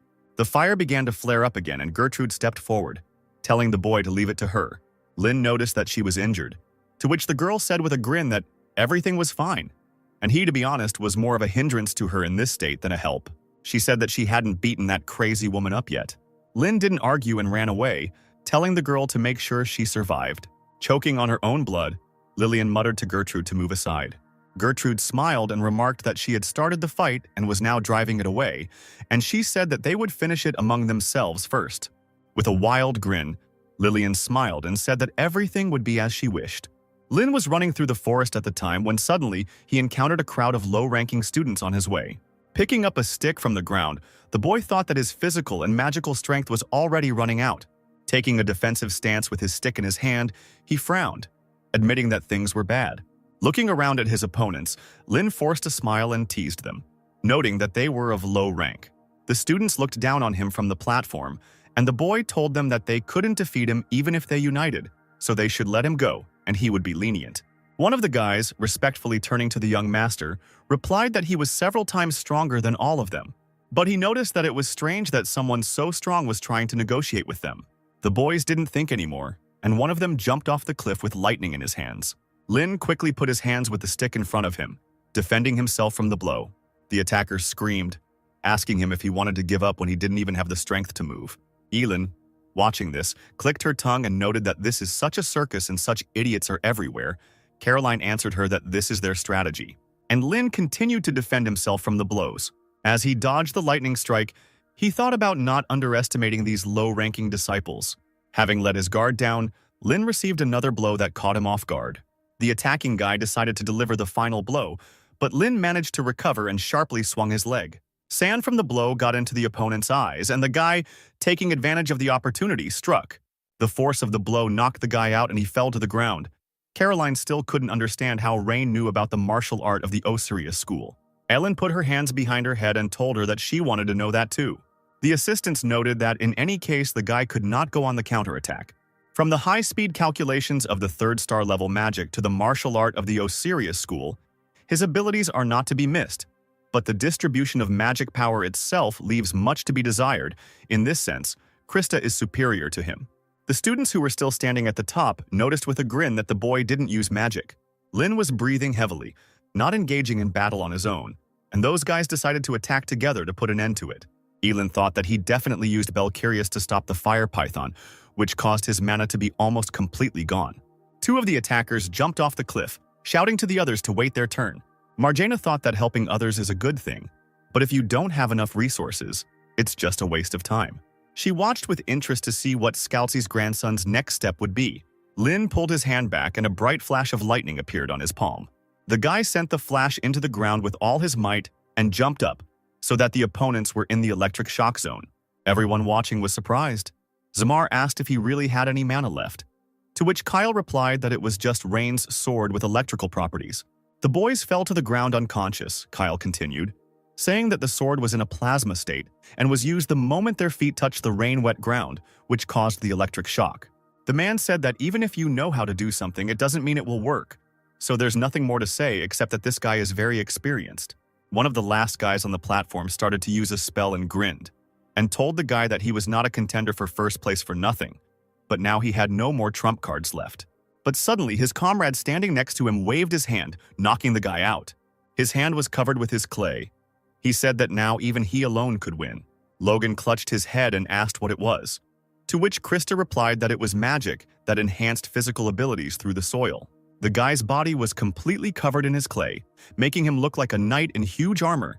Krista said that this magic, however, does not combine well with martial arts, which are expressed in physical strength. The guy told Rain that he could give his points to other students. It would hurt when he got hit, so he better give them the nice way. Lin asked him with a smirk and a challenge in his voice what if he didn't want to. The guy noticed that he was funny and jumped off the cliff. With a loud bang, the enemy landed on the ground in his clay armor, the ground beneath his feet breaking, and he told the boy that he had looked at him in powder then. But when he looked up, he noticed that Rain was already flying towards him with his stick and a sparkle in his eyes. The boy's clay armor cracked from the impact and he flew backwards. Lin exclaimed that Osirius's technique was created together with him. He told the guy that he shouldn't have looked down on him. However, the enemy was still standing on his feet. Lin couldn't understand if he had done something wrong, because even his insides were shaking from the blow. But soon he noticed that his opponent was already at the limit of his capabilities. Saliva was flowing from his mouth, and everything was swimming before his eyes. Lin told him that if he failed the exam, he would immediately receive an F. He asked him why he thought everyone, even professors, were monitoring an exam with such a supposedly simple grading system. And he answered his own question by saying that the reason was that later, they would probably have to make changes to the grades, the exam being one of the grading criteria. But they guys couldn't score any points, but also failed in their attack, lost to someone who completely spent his mother and relied only on martial arts. But the problem is not even the F grade. If a student fails an exam, he will not only be kicked out of the academy, but will also be laughed at by all the students. Lin said that if he survived, he would get at least an E, and depending on the number of students expelled, his grade could rise to a C or B. Somewhere behind, among the trees, an explosion flashed from the clash of forces between Lillian and Gertrude, who were still fighting. Lin told the guy that there were 2 people with the highest rankings fighting hard over there, so it would soon turn into ruins. The explosions continued to rumble, becoming louder and more destructive. The guy told the other that the exam would soon be over and he did not want to get involved in their fight. Finally, Lin gave the boy a choice: give up and get a B or he would be expelled. Thinking about it, the striker realized that a B grade wasn't such a bad option for him. He will quickly get rid of this thought, deciding that he deserves more and he cannot stop. Gritting his teeth, he thought irritably that this idiot had hit his head. Apparently, he wouldn't back down. Looking at the staggering rain, he thought that anyone would say that he was at the limit of his abilities. He spent even more energy repelling the attacks. He kicked the ground and thought about how he could crush him into dust and take all the points. There was only one thought in his head. If he loses, he will be expelled. But then Lin raised his head and stared at the guy with his piercing red eyes. The enemy froze for a moment, and he came to his senses only when a sound signal sounded throughout the entire territory. The end of the exam was announced, and all students were told to finish their battles and return immediately. Staggering more and more, Lin noticed with a smile that it was finally all over. Having barely finished this sentence, the guy fell face down on the ground like a doll. His opponent didn't know what to say, but just grinned. Elin sighed in relief, and a slight smile played on her face. Caroline asked her if she was really that worried, to which she agreed. But suddenly the assistants noticed that they had a problem. Lillian and Gertrude continued their fight. Kyle noted that their points would be deducted. Zamar exclaimed that it was not something to think about right now. Looking at the girls, everyone realized that they were no longer in control of themselves. Marjana clicked her tongue in irritation and said that she would show them now. She struck the ground with her staff and blue circles began to spread out across the ground. Succumbing to this impulse, cracks appeared on the barrier that stood on the territory. While the girls were flying at each other, the magic barrier fell apart into small pieces. The woman irritably pointed out that despite their abilities, they were still very green. Still, the girls stopped and listened as Marjana told them to go back if they didn't want to get the lowest score. Gertrude looked down at her hand, which should have been burnt but showed no sign of injury. The students began to gradually come to their senses, realizing that all the pain was just an illusion. Marjana's patience was wearing thin as she shouted at the students to leave while she spoke nicely. The woman, irritated, leaned back on the chair and noticed that these fools were making her repeat it several times. The assistant timidly turned to her, in response to which Marjana shouted at him, asking what was the matter, to which he said that she had already removed the barrier, but one group had not yet passed the exam. In response, the woman shouted at them to restore the barrier then. Meanwhile, the students were returning from the exam area. Lin also woke up and followed everyone. Lillian asked the guy what he did with the python. Sighing, the guy told her that he would first ask her something himself. He asked her if she respected her father. That crazy look came back into Lillian's eyes when she asked the guy if he was looking for a fight. The guy told her that it wasn't like that. He just heard something similar before. He noticed that she, in order to get rid of her father, tried to get the first place. Whatever the reason, she destroys everything that gets in her way and strives to rise higher. But isn't this the life that her father wants for her? He noticed that the way she burned her opponents for a purpose was no different from her father's actions in the past. He told her that if she wanted to follow in his footsteps, it didn't matter what he said. Finally, Lin told her that he was the one who got rid of the python, and if she continued in the same spirit, then one day they would meet again, and then he would show everything he was capable of. Lillian didn't answer, letting the boy leave. A light lit in her palm as she asked through gritted teeth what he might know. Clenching her fist, she said he grew up in a loving family and enjoyed the warmth and comfort of the family circle. She remained standing in place, asking her question into nowhere. When Lin and Gertrude had already reached the place where all the students were gathering, they were immediately called out to. As it turned out, it was Krista, who was happily running towards them with a smile on her face. Rubbing her nose in embarrassment, Gertrude asked her whether she had given it too much or not. But suddenly Krista ran up to her and hit her on the head with her fist. The girl began to angrily yell at the other one for what she said, and Lin, who didn't understand anything, asked Logan what was going on. Krista, taking her friend by the collar, said that after her words everyone looked at her so much that they wanted to fall into the ground. Gertrude quietly said that it was all true. Turning to Rain, Krista started yelling at him, asking what that was. The guy asked her tiredly. She shouted at him not to pretend that it was not he who got rid of the python to save Gertrude. Lin waved his hand and told her that he wouldn't do something like that. It was just that Lillian's magical powers were running out. Finally, Krista let go of her friend's clothes and did not persist any longer. Logan suddenly noticed his friend smiling and asked him what was wrong with him. The guy replied that he thought of something fun, and if he hadn't come here, he wouldn't have been able to get all this experience. Logan said he was right. DeLayton was different from other schools. Lin couldn't help but agree with him. The smile slipped from his face as he thought that if Esther hadn't left a letter, if the top graduate hadn't been given the privilege of meeting Lin, he wouldn't have come here. If all this had not happened, he would not have experienced this. He thought that Esther was right about the world being so interesting. Approaching Lillian, Krista told her that she saw her bullying her sweet follower. She told her to be prepared to pay several times more for it because the Varden family does not remain indebted to anyone. The students were completely exhausted, but the exams continued regardless. In the second half of the fourth, there was a written exam. In the first half of the fifth day, there was an exam, which was more like hell. However, compared to the Battle Royale, this applied exam was easier to pass. In such a hurricane rhythm, the inter-semester exams came to an end. Having posted the results on the board, Zmar summed up that 4 students received an S grade for all written and applied exams. On the board, they saw the files of 4 students: Krista Warden, Nora Raiden, Kaiden, and Ryan Ludwig. Zmar said that only one student in a stream can become the best, so additional assessment can be carried out to select the only leader. Processors who are related by blood to any of the students and who are in close contact with them during the educational process are excluded from the assessment. All professors could use 1 point. Deputy Kyle could use 2 points. Lead teacher Marjana could use 3 points. The professors immediately began distributing their points, some giving their points to Kaiden, others to Nora. Someone gave their point to Krista Varden and immediately asked Caroline how she managed to create such a diamond, in response to which the woman smiled Lilo and said not to exaggerate.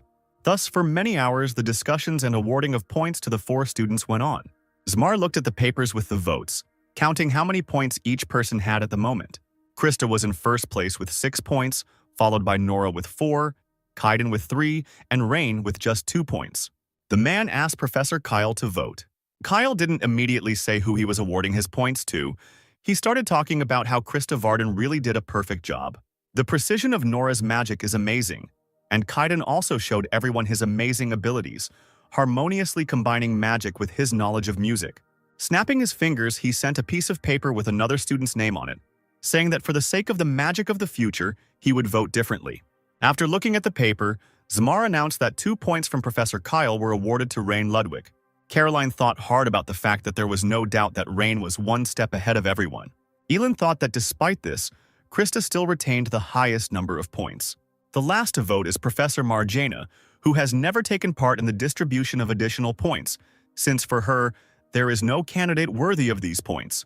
Everyone had already begun to think that Krista would be the best, when suddenly Marjana laughed. She laughed and noted that the man who, in his younger years, only knew how to flirt with the opposite sex, was talking about the future of magic. Kyle told her with a smile that it was all thanks to her leadership. With the help of magic, Marjana lifted a sheet of paper and a pencil from the table. Taking it in her hands, she said with a smile that she would also make a contribution to the future. Having scribbled the name on a piece of paper, the woman sent it to Zmar. Looking at the name, Zmar announced that with the highest score of 7 points on this year's midterm exams, first-year student Rain Ludwig was awarded first place. Sitting in his room, Lin looked at Rudian's information, and as he expected, his progress increased slightly. After closing the book, he wondered if fighting was the only way to raise the unique level. Throwing the bag over his shoulder, he walked to the door, saying that it was time for him to go. One day, 300 years ago, it was night. Frida was finishing the last drops of alcohol. Lin's voice was heard from below, asking her to give him some too, and Frida threw the bottle away, replying that there was nothing left. Lin told her that he knew she had more. Frida, sitting on a pile of monster corpses, shouted at him that they had been walking for 4 days and she had never closed her eyes, so she drank every last drop. She clicked her tongue in irritation and after a couple of minutes turned to Lin. She asked him if he would like to go to the temple on the Red Mountain Range when the journey was over. She said that there was so much elixir there, which is called Dragon's Breath, that she would treat him to it, and his magical power would increase dramatically. Lin asked her if she would just give him something so valuable. Smiling, Frida asked him who he took her for and said that she, the witch Frida, served the fire dragon Bel Takidun. Remembering their conversation, Lin went to that very mountain. He thought that maybe she was trying to prepare everyone for his arrival, so he should go and get it.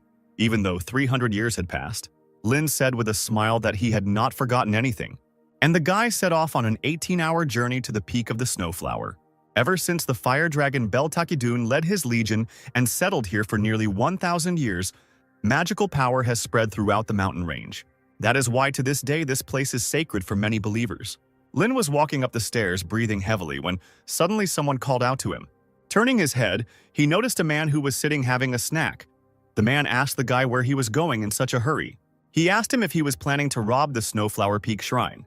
Lin didn't answer him, but just looked at him suspiciously. The man told him not to be afraid, and asked him what kind of trouble he was in that he was going to rob the sanctuary, and told him that he had something useful to tell him. The man told him not to go there because no one had been there for 300 years, but having just stepped on the threshold of the sanctuary, not one of the robbers returned alive. Lin sat down on the step and asked the man why this was happening, if there was really someone there.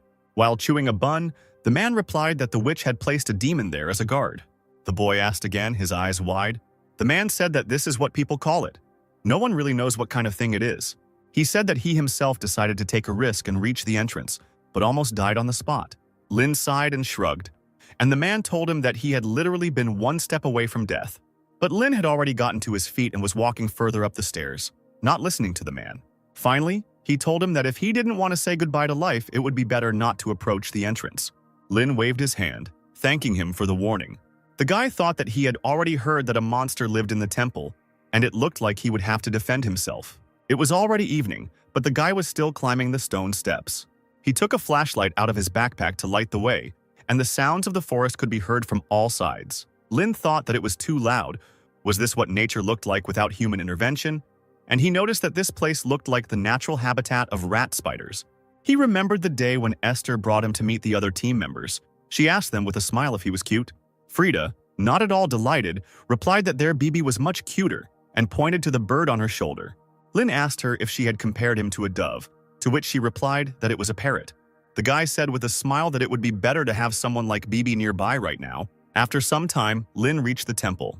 Wiping the sweat that was dripping from his face, he said he couldn't believe it had taken so long an effort to get here. He began to think about what to do next, but the only solution was to go inside. Looking around and seeing the various debris, he wondered if the temple built by the dragon could overcome the flow of time. Remembering about the guard demon, Lin told himself that it sounded like a common story. He didn't feel any traces of the demon, and he quickly ran through the half-ruined arch that was the entrance to the territory. As soon as he stepped into the territory, a bright flash erupted somewhere in the sky. With a loud cry, a firebird appeared on a wooden pole. Jumping off the pole, the bird flew down, flapping its fiery wings. The bird flew straight at the guy with a quick movement, and he barely managed to dodge the blow, falling to the ground.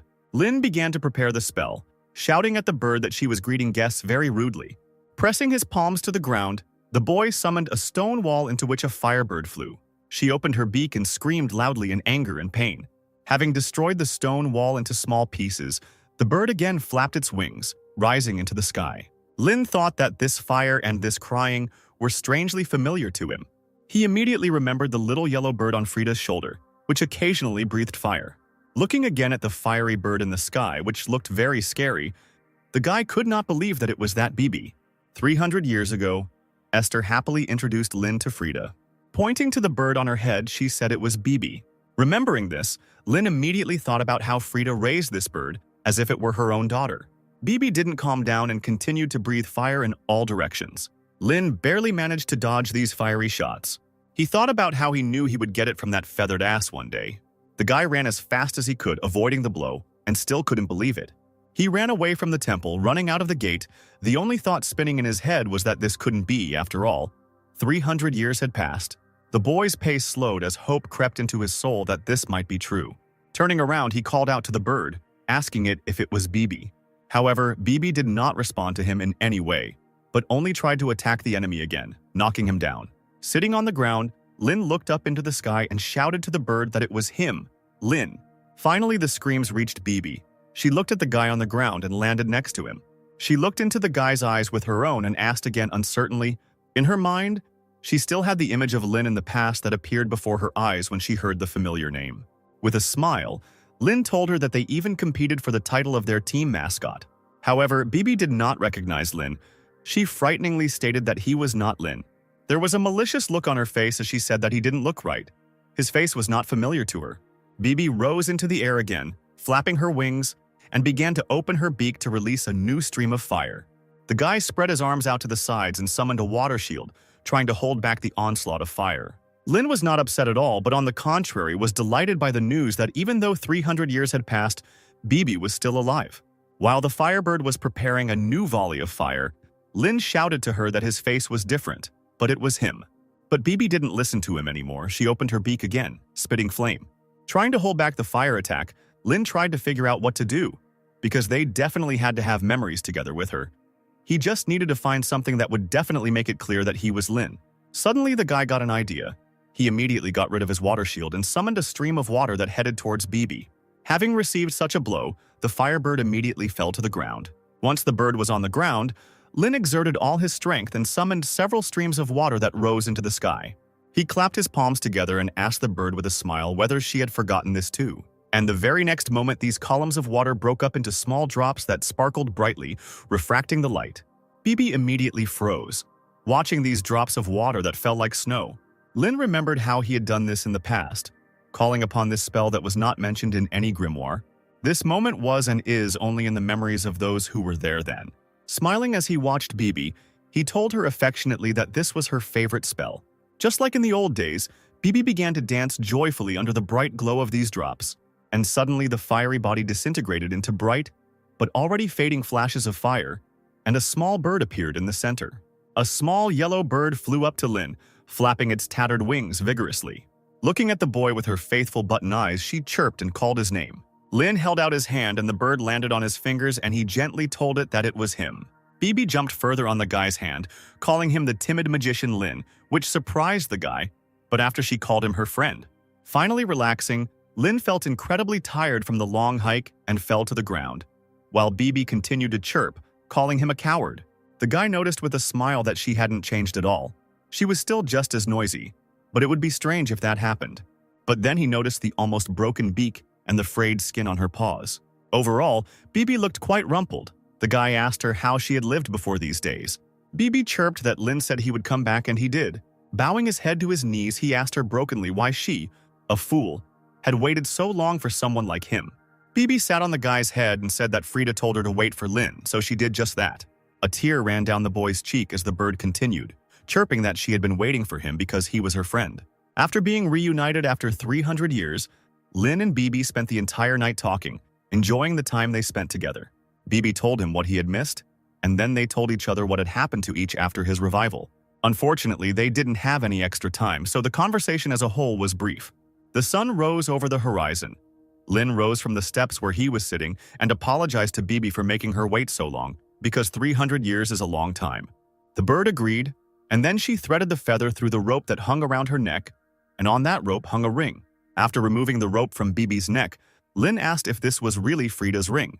The bird chirped joyfully that this was indeed the case, and flapped its wings and flew to the entrance to the temple. Following after her, Lin asked her if she had been protecting this place all this time.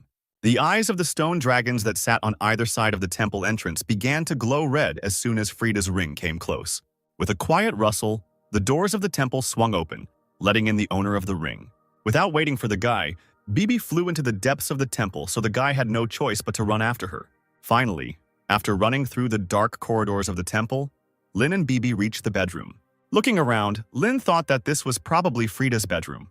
Bibi sat down on a dark box that lay on the bed and began to tap on it with her beak, attracting attention. Taking the box in his hands and removing the lid, Lin discovered that there was a small bottle lying on the red pillow. Taking out the bottle, he blew on it. Blowing away the dust and removing the cloth from the box, he discovered a letter.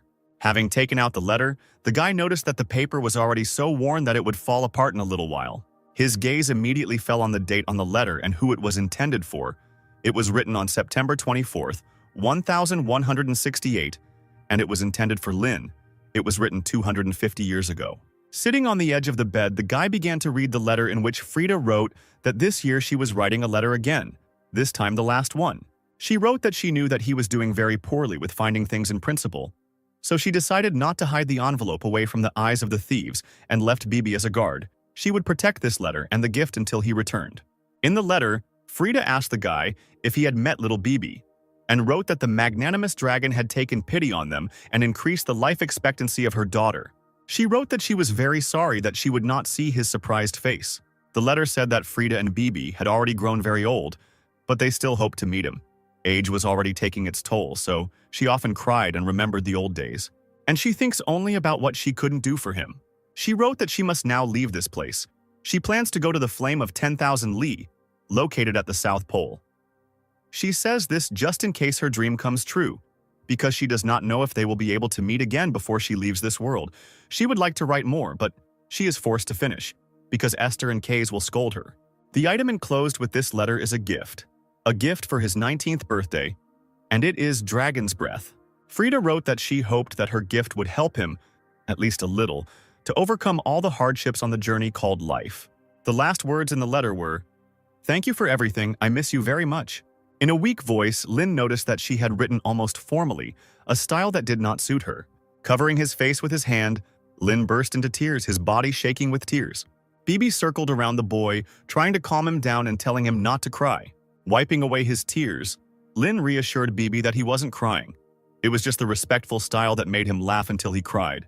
Without a doubt, the guy uncorked the bottle of Dragon's Breath and decided to drink it, mentally thanking his girlfriend for the gift. As soon as the liquid hit his mouth, he immediately winced at the disgusting taste. But the next moment he felt a strange sensation throughout his body. Having frightened Bibi, he turned to her sharply, asking her to take the diary out of her backpack. The bird obediently took out the diary. When the guy opened it, Rudian flew out of it. And he showed that the current level of magic power had doubled and became 26,444. Lynn couldn't believe his eyes. He thought that even the elixirs created by the 8 major schools, which took hundreds of years to make, would only help to add 5,000 units of magic power at best. The boy didn't know that this potion would be so effective. Falling back onto the bed, he exclaimed that he needed to increase his strength even more before drinking. Soon his discontent turned to joy. He looked at his palm with a shining sign. He noted with a smile that he could now use the mental barrier, and that was enough. After some time, Lynn got up and got ready. He told Bibi that he had to go already. The bird was surprised. The guy asked her if she wanted to go with him. Bibi replied that she was waiting for Frida. She said that first she was waiting for Lynn, and now she is waiting for Frida. Smiling, the guy told her that she could wait with him. He told her that in that case, she definitely needed to go with him, because she shouldn't wait here at all. Frida is very famous, so if she's alive, they will definitely hear something about her. He asked Bibi if she would like to go look for Frida with him. Starting to flap her wings, Bibi landed on the guy's head, happily chirping that they would be together. And so Lynn and Bibi left the temple together. Walking through the corridors and going outside, they noticed that it was already morning. The sun was shining brightly in the sky. The doors of the temple closed immediately as soon as they left it. Bibi and Lynn walked away. The guy asked her what she would like to eat. Bibi chirped that she wanted corn. And Lynn felt like he had gone back in time and replied that he remembered how much she loved it. 300 years ago, Frida finished writing a letter to Lynn. At this time, Bibi was enthusiastically pecking at the corn that was lying on the plate. Smiling at her bird, Frida asked her if she would wait there for Lynn and said that it was time for her to go. Taking off to move onto the table, Bibi told her hostess that she would wait for him. Frida warned her that it would be hard and lonely. She would be alone until this child was born. Bibi chirped that everything was fine, but Frida asked her if she was sure. If she didn't want to, she could go with her. Bibi replied that even if it was hard, she would wait for him. She happily said that she would definitely wait for her friend Lynn. Frida said that this boy would definitely find her, considering how stubborn he was, so she had no doubt. Clasping the bird's body with both hands, Frida told it that she was counting on it. Tears were running down her cheeks, but there was a smile on her lips. She said that she was sure that everything would be fine. After some time, Lynn got back to the hostel. He went to the management to make Bibi his carrier bird. Lynn told the girl at the counter that they even had a water treatment for it. He told her that first impressions can be deceiving, but this bird is very talented. Turning to Bibi, he told her to repeat what she was told. Already beautiful and neat, Bibi began jumping around the counter. She spread her wings, showing the girl behind the counter how beautiful she was, and she remarked that she was just a cutie. Lynn, not at all impressed, told her to repeat the words and not dance. Bibi started to shout the word corn while flapping her wings, and the guy asked her irritably what she was doing. Forcing a smile, he told her not to show off anymore, but Bibi only chirped. And Lynn, even more irritated, tried to grab her, telling the girl behind the counter that she usually speaks well, while the bird deftly dodged. Bibi started pulling the guy by the hair, and the girl behind the counter told the guy that it was, of course, his choice. But she did not recommend making a parrot a courier bird. The guy asked why. The girl replied that the parrot could be caught and eaten by an owl, but there were many dangers around besides owls. She said that parrots also have a fairly low sensitivity to magic, so it would be difficult to use Bibi as a messenger bird. And at that very moment, one of the messenger owls flew in. The owl landed heavily on the stand with a letter on its paw, and Bibi jumped back in fright. The girl began to remove the note from the owl's paw, which it obediently extended, and she noticed that, compared to other birds, this bird was quite small. She suggested that the guy think some more, and in the meantime the owl looked menacingly at Bibi. But the next moment, Bibi spat fire at the owl, who barely managed to dodge it. Lynn screamed, asking Bibi what she was doing. The owl immediately flew away in fear, and the girl looked at the parrot with surprised eyes. She immediately realized that it was a sun parrot, and began to talk animatedly about how there were no more than 100 of these individuals on the continents. Although reluctant to do so, Lynn confirmed that it was indeed a sun parrot. The girl immediately began to actively ask the guy where he found her.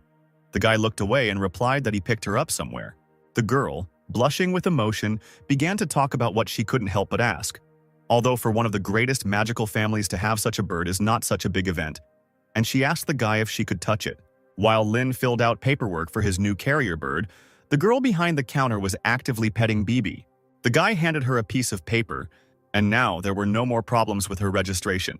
Taking the bird in his hands, Lynn said that it was time for them to go, calling it by its new name, Beezy, but he still got the names mixed up. Bibi obediently flew after the guy, while the girl behind the counter looked sadly after them because she still wanted to pet the rare parrot. Lynn sighed heavily and Bibi sat on his head. He sighed and told her that this was her new home now, and that they would be going to school together from tomorrow, so they had to try hard. Bibi repeated his words in fragments and began to pull his hair again.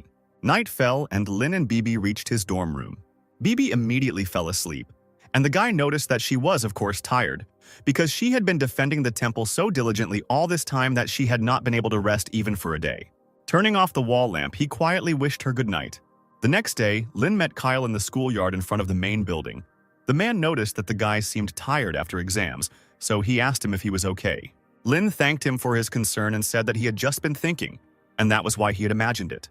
Kyle told him that he couldn't relax now. If everything was okay, then maybe today would be the day it would all start. Lynn asked him what he was talking about, and he replied that he was talking about the student council. When the guy asked again, the man told him that it was good to withdraw into oneself, but one should sometimes look back and pay attention to the world around one. He told him that there was no one among his peers who could match his skill level, which was probably why school didn't feel important to him. Lynn replied that that was not the case at all, and Kyle said that he was glad to hear that then. The senior student who could give him a push is the student council president. As he walked away, Kyle continued by telling the guy that he hoped they would be a good stimulant for each other, and they probably would be. He laughed and said happily that he was looking forward to their cooperation. Lynn looked after him for a while and then went into the large hall where all the students were gathering. In the middle of the hall, he noticed Logan, who was actively waving his hand at him. As Lynn sat down at his desk, Logan noted that he had passed all of his exams with S's, and the boy replied that he still had 3 more. His friend said that was true, but even Lillian was out of the race, so he didn't have to be modest. He said that, looking at the results of these exams, he thinks that he will definitely be chosen as the first-year student council president. Lynn said that Professor Kyle had spoken to him about this recently, and he asked about his connection to the student council. Logan responded by telling him that starting from freshman year, the students who performed the best in both midterms and semester exams would be given the right to join the student council, with most student council presidents taking this path. Sighing wearily, Lynn asked if this was necessary, and his friend looked at him with huge eyes. Lynn said he was already busy, and the student council seemed like it would only add to his workload. Suddenly, Logan shouted, asking the guy if he knew that many were ready to tear each other's throats out for a place on the council. The guy replied that he didn't know it was that important, and his friend just said that he was in his element. And in the meantime, Medelia came on stage. The workers climbed onto high stepladders and hung up the lists. The students immediately began to look for themselves in them. Some were happy, while others, on the contrary, were angry. In 8th place was Gertrude, and just above her at 7th was Logan. 6th place was taken by Hubert, and 5th by Lillian. Students began to gossip that as many as 33 students were expelled during these midterms. Lynn noticed that from 4th place onwards there are no names. Medelia asked for silence and said that she would now announce the names of the 4 students who had won 1st place in the midterm exams. She announced the names of 4 people, among which was Rain and Krista, and the woman asked them to come on stage. To loud applause, these 4 students walked onto the stage.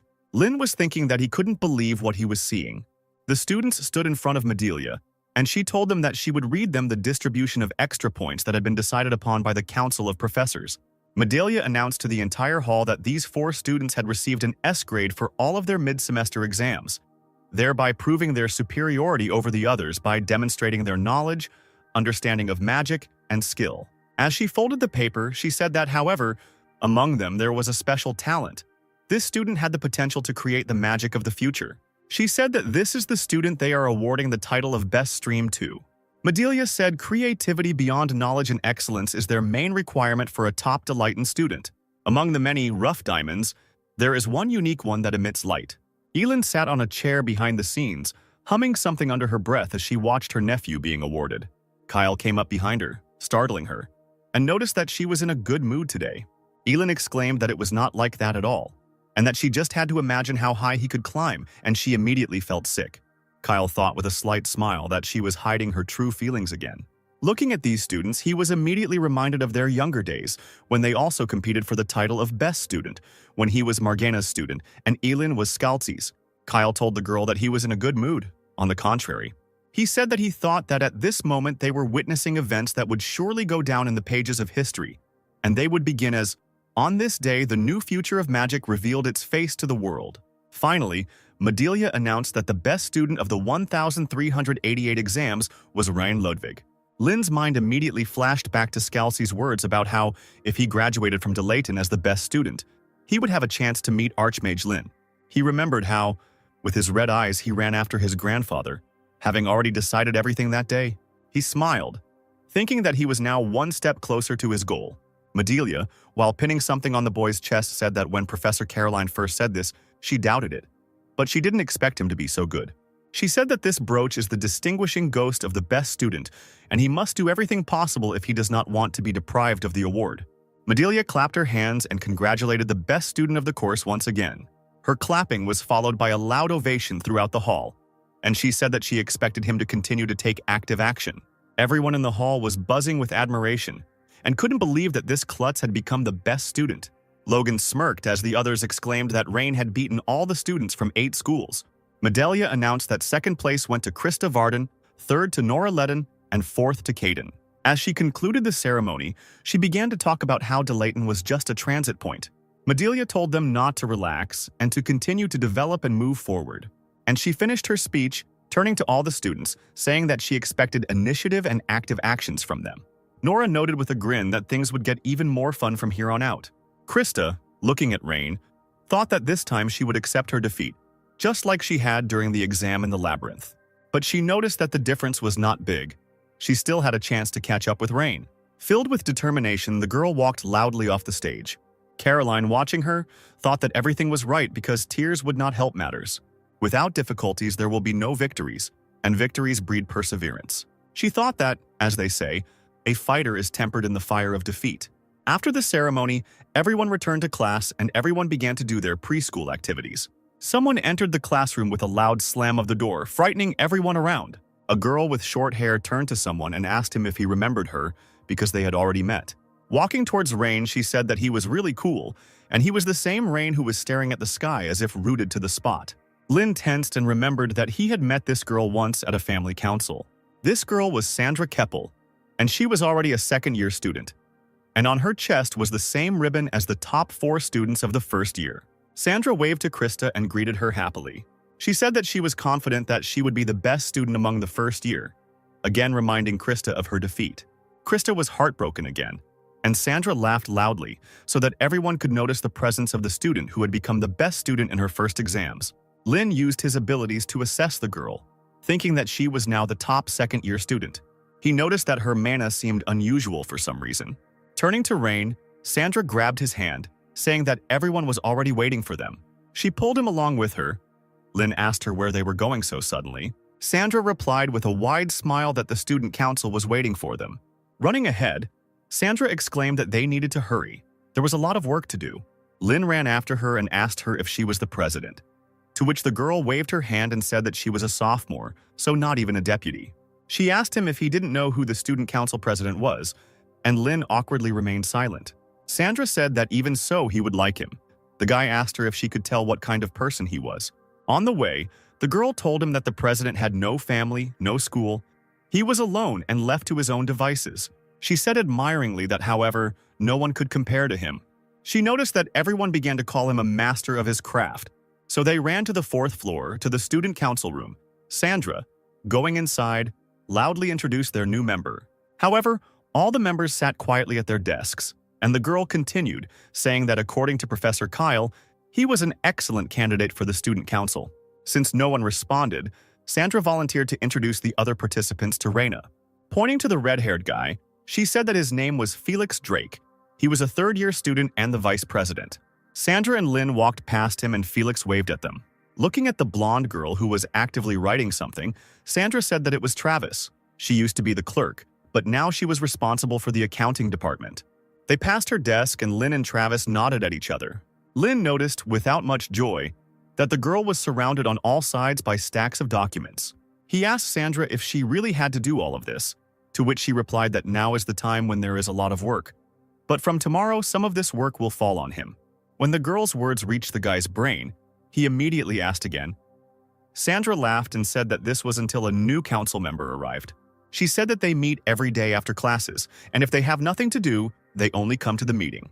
But when they have a lot to do, they stay until everything is finished. Not encouraged by this outcome, Lynn told her that he did not think he had the skills and abilities to be part of such a team. He said that they would be better served by someone more knowledgeable and suitable, so they better not have him on the board. Sandra asked him what he was trying to say. Suddenly, the guy who had been sitting with his back to him intervened in their conversation and asked Lynn if he was Ryan Ludwig. Sandra immediately answered herself that she had completely lost her head and had not imagined it. This guy turned out to be the student council president, Valancides. As soon as Lynn looked into the president's eyes, something immediately clicked in him, making him wary. There was no reason for this. It was something akin to instinct. However, his whole being began to scream the same thing in fear. Lynn immediately realized that this guy was somehow connected with black magic. Not noticing anything strange, Sandra continued, saying that their president was amazing. She wanted to tell about his merits, when suddenly Valancides stopped her, telling her to take the guy away. He said it was not at all what he expected. Krista Varden, who she brought last time, was much better. Sandra noticed that the whole school was currently in a tizzy, because Rain had surpassed all the students from the top 8 schools and became the best. But the guy asked her what it meant, because it wasn't about talent, but about attitude. He asked Rain if he really thought that here, in the student council, he would be pampered and cherished like at home, to which he replied that this was not the case. Valancides then asked him why he had immediately changed his mind after hearing about the paperwork, and he remarked that he wanted to hear an honest answer. Lynn began to think about what he should do because even if he told everyone that he was using black magic, no one would believe him. Deciding not to interfere, he said that it all irritated him and he did not understand why he had to take all this on himself. Valancides asked him if he was so disgusted by helping his schoolmates that he would rather die. If so, then he was completely hopeless. Lynn chuckled and said he's been hearing that since he was a kid. Valancides continued to stare at the guy, saying nothing, and he just smiled. Finally, the president said that the problem was not only with him, since he was born into an aristocratic family that blindly followed these principles. There was nothing to do but have such a distorted way of thinking. Sandra whispered to Travis that it affected her too. Valancides told the boy that he was not saying that he should try to please everyone. He should know what to do to help the weak one, to earn the right to stand at the top. He said that the aristocrats were considered the ruling class only because of their good bloodline. But those who could lend a helping hand beyond their status deserved to stand at the top of the social pyramid. Lynn couldn't help but think of Esther. Valancides finished by saying that this is what he thinks. Turning to the window, he began again, saying that the student council was a place that taught exactly this kind of worldview, where you immediately realize that you are respected not only for your grades and skills, of course, if you have the desire for it. He told the guy that it was his right to either leave or take on the job. Lynn couldn't understand what was wrong with this guy, because all the black magicians he had ever heard of were people who would do anything for their own ends. He could not understand whether he was hiding his true intentions behind this sophistry, or whether there was a reason why he came to black magic. The phrase black magic brought to mind Raina. Suddenly, Lynn said that his passionate speech made it seem like he really wanted him to be a member of the student council, and he said that if that was the case, then he would try. He slammed the table and thought that if he wanted to watch him, the student council was the perfect place to do it, where he could do it all the time. Lynn asked if he was okay with the fact that he had no experience and therefore would have problems. Valancides told him with a slight smile not to worry about it. If anything happened, he would correct his mistakes one by one. There was a heavy atmosphere in the Ludwig family's Bellevin estate. All the family members gathered at the table. Scalzi sat at the head. The man told Bran to read the letter again. The second son, Bran Ludwig, took up the letter with confidence. In his thin voice, he read haltingly that Rein Ludwig had been chosen as the best student in the exams. Scalzi told his grandson to let Ciri read it now, and the boy handed the letter to his sister. The girl took the piece of paper and cleared her throat. And then she read again about Rein Ludwig being chosen as the best student in the exams. Listening to this, Scalzi couldn't help but smile. Everyone at the table also began to quietly chuckle. Laughing loudly, Ciri happily tossed the letter. All the family members and servants began to clap, congratulating. Yud also clapped his hands, thinking about how Scalzi came to Bellevin. When he heard that Rein became the best student, he thought that this day would never come. Scalzi told the man that his contribution to Rein growing into such a wonderful young man was invaluable, and Yud bowed and thanked him. Raising his glass, Scalzi invited everyone to drink to this. Kevin said that this time the school had some outstanding students, including the third daughter of the Varden family. He thought that it would be difficult for Rein to become the best, but he was worried for nothing. Scalzi exclaimed that the only thing to worry about was that Margana was the organizer of the exams, but fortunately her personal attitude did not affect the grades in any way. Rein's mother noted that she thought they were close enough to each other since their school days. Suddenly, Ciri stood up from the table and shouted to her grandfather that she would also enter to Leighton and become the best student. Scalzi told her that it would be so, and she, like Rein, would make their family name famous. Yud thought about how Ms. Ciri had also become the best student in Leeuwarden High School, and she was so talented that everyone was saying that the little girl was following in Krista's footsteps. He thought that these brothers and sisters were creepy. While Kevin was actively communicating with his father, Rein's mother was silent. But then Scalzi said that the most important thing was that she was able to raise such amazing children. He said that she had invested more in his grandchildren than anyone else. Nothing else could be expected. She definitely deserved to be the daughter-in-law of the Ludwig family. The smile slid off the woman's face and she apologized and stood up from the table. Kevin stood up from the table following his wife. Kevin caught up with Preem and asked her why she was crying on such a nice day. At first the woman didn't answer him, but then she said that this was the first time. She said that today was the first time Scalzi had called her daughter-in-law. This was because Prim was from a fallen baron family with no status or abilities, and there was a huge gap between her and Kevin, who was a descendant of one of the great families. Scalzi Ludwig, who wanted his son to marry a bride from the royal family or a daughter-in-law from one of the great families, was categorically against this wedding. But because Kevin did not give up until the end, the two people's opinions differed dramatically, and eventually, Scalzi told him that he was no longer his son, and then left the estate. Prim told her husband that she always felt guilty and regretful. The memories of her begging them to make peace with tears in her eyes were still fresh in her mind. But because of her, the father, who loved his son so much, broke off all relations with him. Tears streamed down her cheeks again as she said that if they had not gotten engaged, he would now be in a higher position, and the relationship with my father wouldn't be so tense. But then Kevin said that if it were as she said, then Rein would never have been born. And also Ciri and Bran. He said that their children are the best gift to him, and his father agrees with this like no one else. Kevin hugged his crying wife from behind and gently told her not to cry. He said that their children had only just entered this world so they would surprise everyone more than once. Meanwhile, Travis ordered Lynn to sort through the proposal letters sent by the students, select the most adequate ones, and sort them. The guy asked her if there were always so many letters, to which the girl replied that only during exams and after holidays. Lynn asked her if she had brought him here to sort everything out, to which she replied in the affirmative. Travis said it was a tradition and she had gone through it too. She told him that he would do this until the next best student came along. An hour later, unable to bear it any longer, Lynn went outside, stretched on a bench, and said that he couldn't believe that all this had to end today. And all the letters were filled with absolutely meaningless content, like complaints about couples in love on campus and questions about what kind of girls the president likes. Leafing through this nonsense, Lynn couldn't understand who was writing this stuff because it only added work. He finally found something useful. It was a complaint that cleaning the campus was very difficult. And in the meantime, someone approached the guy from behind. As Valencidas approached, he noticed that he was looking through the letters. Lynn asked him if he had come to check that he was being lazy, to which the guy, snatching the letter from his hands, said no. Lynn asked the president if he thought this was a great agenda, since anyone could handle it.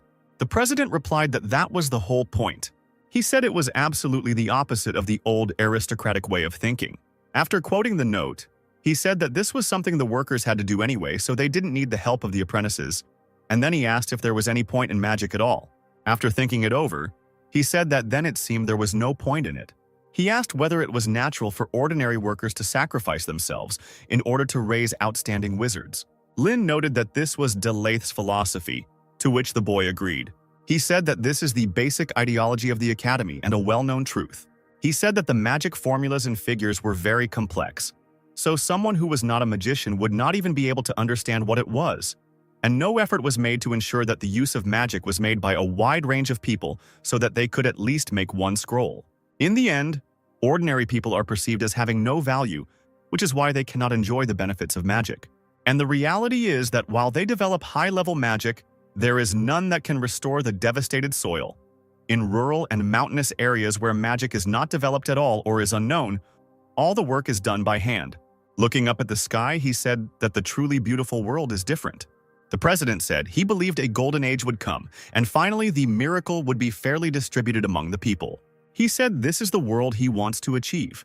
Returning the note to the guy, he told him to take it to the local magical development club. Although this is not enough, it is already something. And then Valencidus walked away silently, while Lin watched him go. The guy couldn't understand why the president had started such a conspiracy in the first place. He noticed that he greeted the cleaners and wondered why he got involved with black magic. Smiling, he noticed that this Valencidus was becoming more and more interesting, and he decided that when he went to the black market, he would try to find out what kind of guy this was. 2 days later, Lin went to the Adventurers Union, where people were crowded around the board with tasks. He walked up to the counter, and the girl behind it greeted him and asked him how she could help him. The guy told her that he would like to go on the road as security, and if possible, his destination was the Leda Cable area. The smile slipped from the girl's face, and she asked him to show his credentials. And Lin noted that they didn't assign the task to just anyone. He thought that it seemed the head of the Special Assignments Department had not lied, and he handed the girl his copper ID card. Taking it, the girl went away to look at the assignments, telling the guy to wait. A few minutes later, she said that he was a little late. Most of the errands had been completed yesterday. Lin asked her about what was left. Taking the sheet of paper in her hands, the girl said that there was only one order left, the deadline for which was this evening. And she said that it would not be possible to start doing it right away. First, it was necessary to successfully complete the ability test. Lin noted that this meant that the customer would only choose those who could be trusted, and he told the girl that he would take him, and the girl's face immediately smiled again. Handing over the task sheet, she said that the customer had prepared a carriage for the adventurers, which would take them to the right place. The departure was soon, so it was better to go to the carriage right away. The girl waved her hand vigorously and wished the guy good luck. As soon as Lin left the Union building, someone immediately called out to him. The girl with blue hair looked at Lin and said that she was calling the cutie with the boyish haircut. Without answering, Lin looked around, trying to figure out who she was talking to.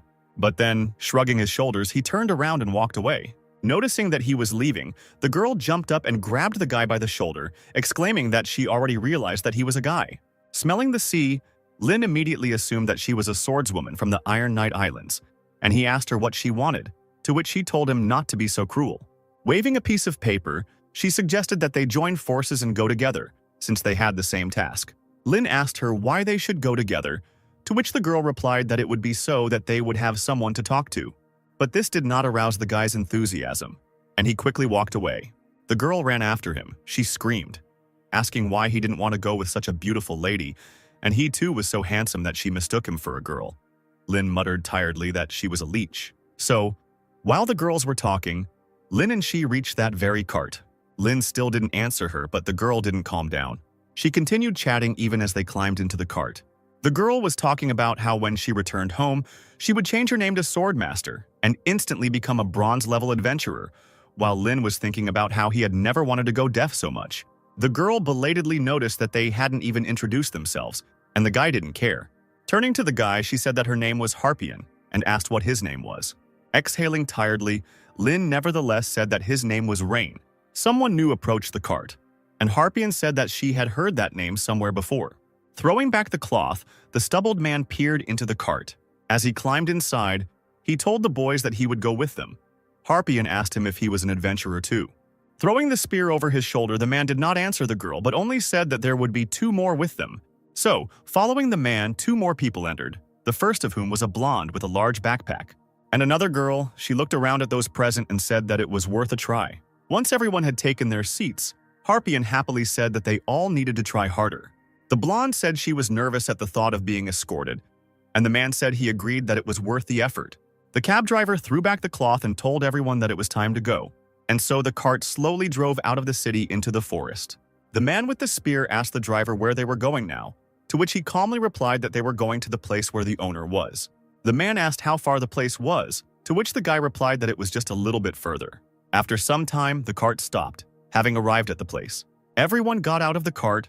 One of the girls noticed that they had, of course, arrived in the forest, and she asked where the customer was. The cab driver said that the owner was waiting for them at this place. Looking at the map, the girl noticed that it said Golden Rose, which was the same place they left from. The brunette grabbed the cab driver by the collar and asked him why they had brought them here, to which he asked her, didn't she listen to the explanation of the terms of the agreement in the Adventurers Union?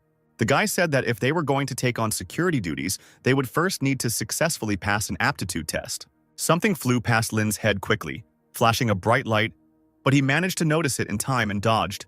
The blonde raised her head and noticed that an arrow was stuck almost its entire length into the tree. All participants immediately moved closer to each other, standing in a circle. Harpian asked Lin if he was not a mage, if ordinary mages did such things, to which he replied that she was too naive and could not expect any more help. The man with the spear said that this is exactly what he was talking about. It would suck if a silver-level adventurer went to the afterlife because of an arrow that hit him. The brunette told him that she only reacted a little later because she didn't feel anything. This doesn't happen to her in normal life. The blonde noticed that it was a real arrow and it was flying straight at the head. The cab driver said that this was how it should be, because it was a test. He said that only the one who safely got out of the forest would be hired and would be able to meet with the customer. What is being assessed are the basic skills that are used in security work, so you have to think about it that way.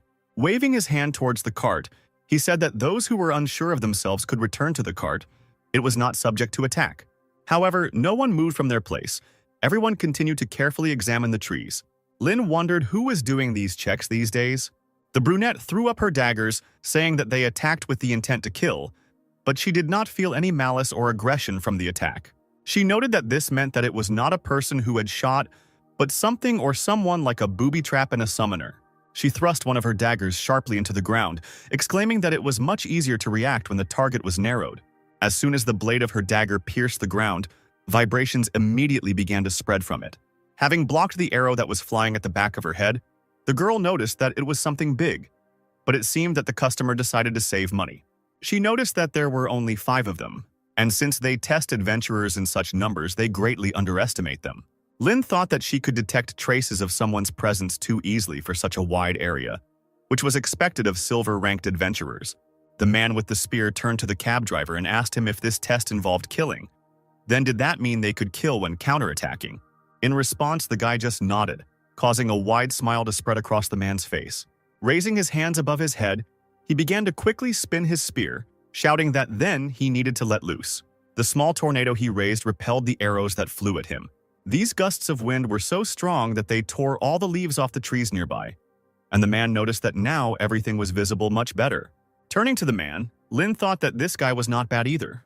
The man was about to start looking for his targets, but then Lin called out to him to stop him. Raising his hands, he called upon 2 spells. The circles were of different colors. The man and the blonde immediately admired how he could calculate 2-star level magic so quickly. They immediately assumed that he was the magician Iorhel, who calculated everything in his head. Lin's red eyes flashed and he noticed that everything around him was a disguise. He told the brunette that she was right. It wasn't a person who shot. It was something that worked with the help of telekinesis magic. And besides that, there were a couple more traps set up here. The blonde asked if they were controlled by magic and if he could point out where they were. Lin immediately agreed and used a stick to mark all the places on the ground. The girl began to act, and Harpian noticed that she was the mage Ligwind. As is typical of all Ligwind mages who used music as a catalyst for magic, the girl had her own musical instrument. She sat on the ground taking out a lyre. She plucked the string with her finger and noticed that her playing was not yet perfect. The girl began to perform a simple composition, which immediately spread throughout the forest. Under the influence of an invisible force, the monster that was shooting arrows was pinned to the ground. Loud sounds were heard all around. Other monsters were also pressed to the ground and then seemed to burst. Sighing, the girl said that the flow of magical power was breaking. As long as it was not a classic trap that worked without magic, they could be safe. Lynn thought that she knew her business very well. So it turned out that there were amazing magicians outside of Delayton. The man with the spear told the blonde and Lynn that the mages he had met up until now were either cowards or lazy, but they were completely different. The man introduced himself, his name was Wills, and he suggested that they team up and make money. The brunette also introduced herself, saying that her name was Brienne.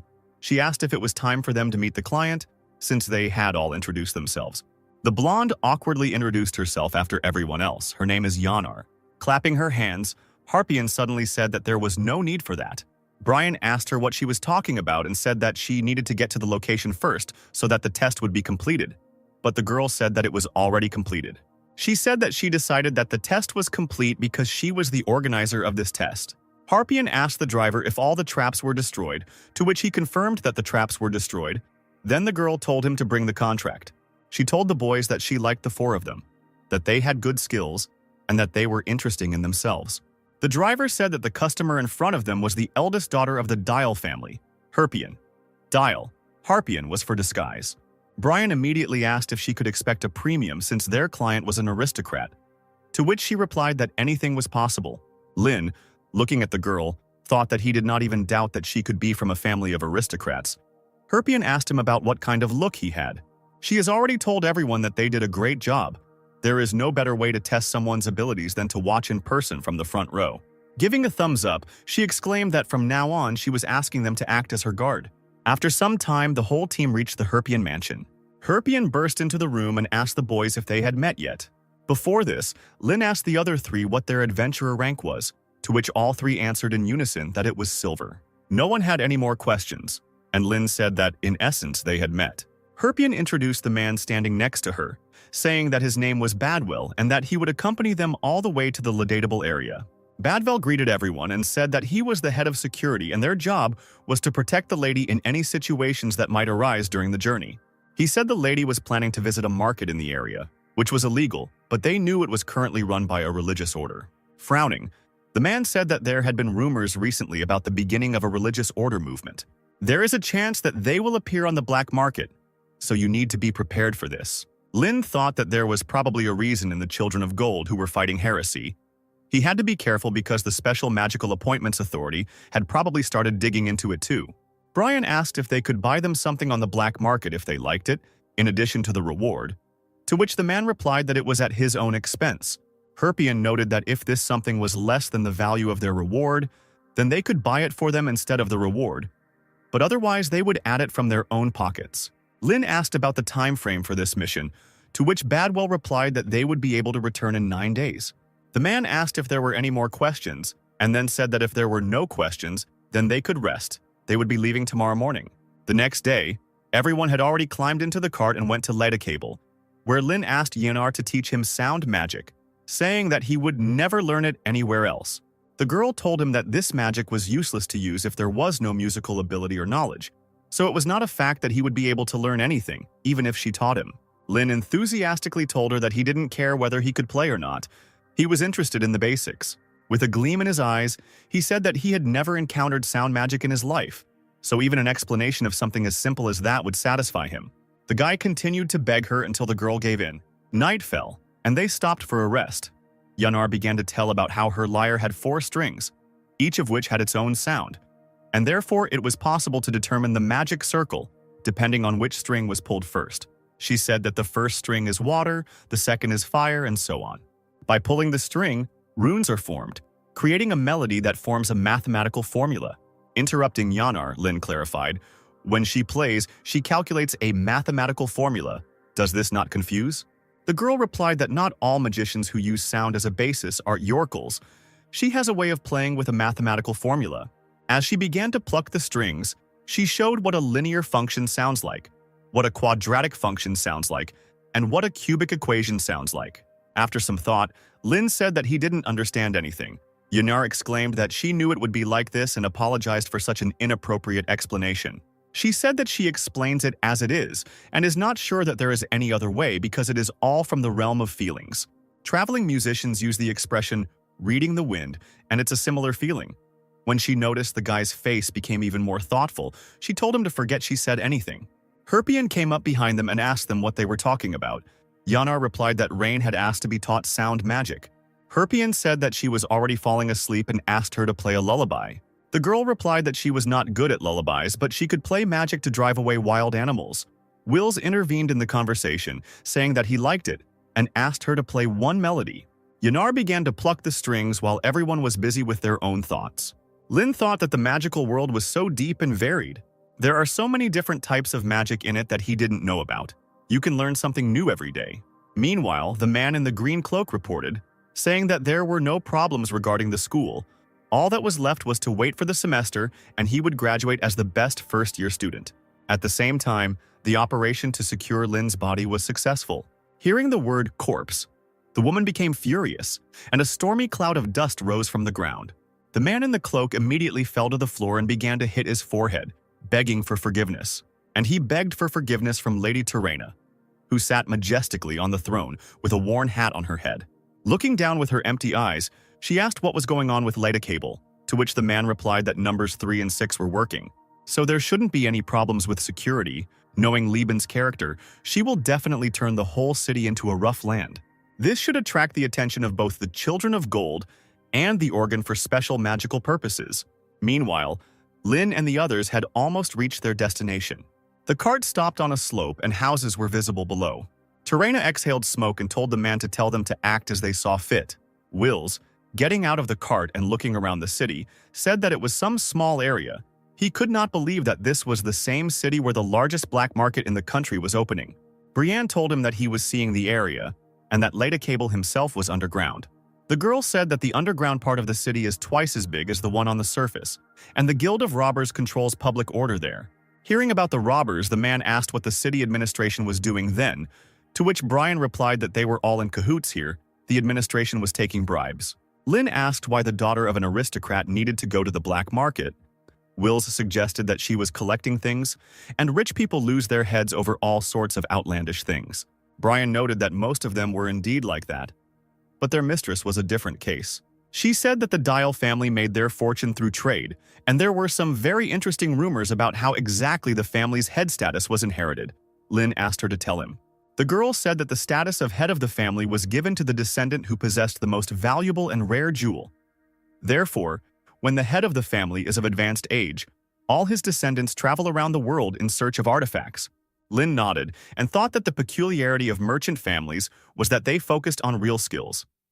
If you wanted to run a business, the head of the family would need certain skills and mindset, which made sense. Wills, not at all shocked, asked what they should do with this information, since they were just doing a job for which they would get paid. Badwell shouted to everyone that they were ready and able to go. They reached the southern gate of Leda Cable, where everyone had gathered. Herpian took out a drawing of the box and said that this was the thing they had to find. Looking at the drawing, Lin noticed that the box was inscribed, "To my beloved Brene." Badwell said that if they all went together, they would cause a stir. So from now on, they would act separately.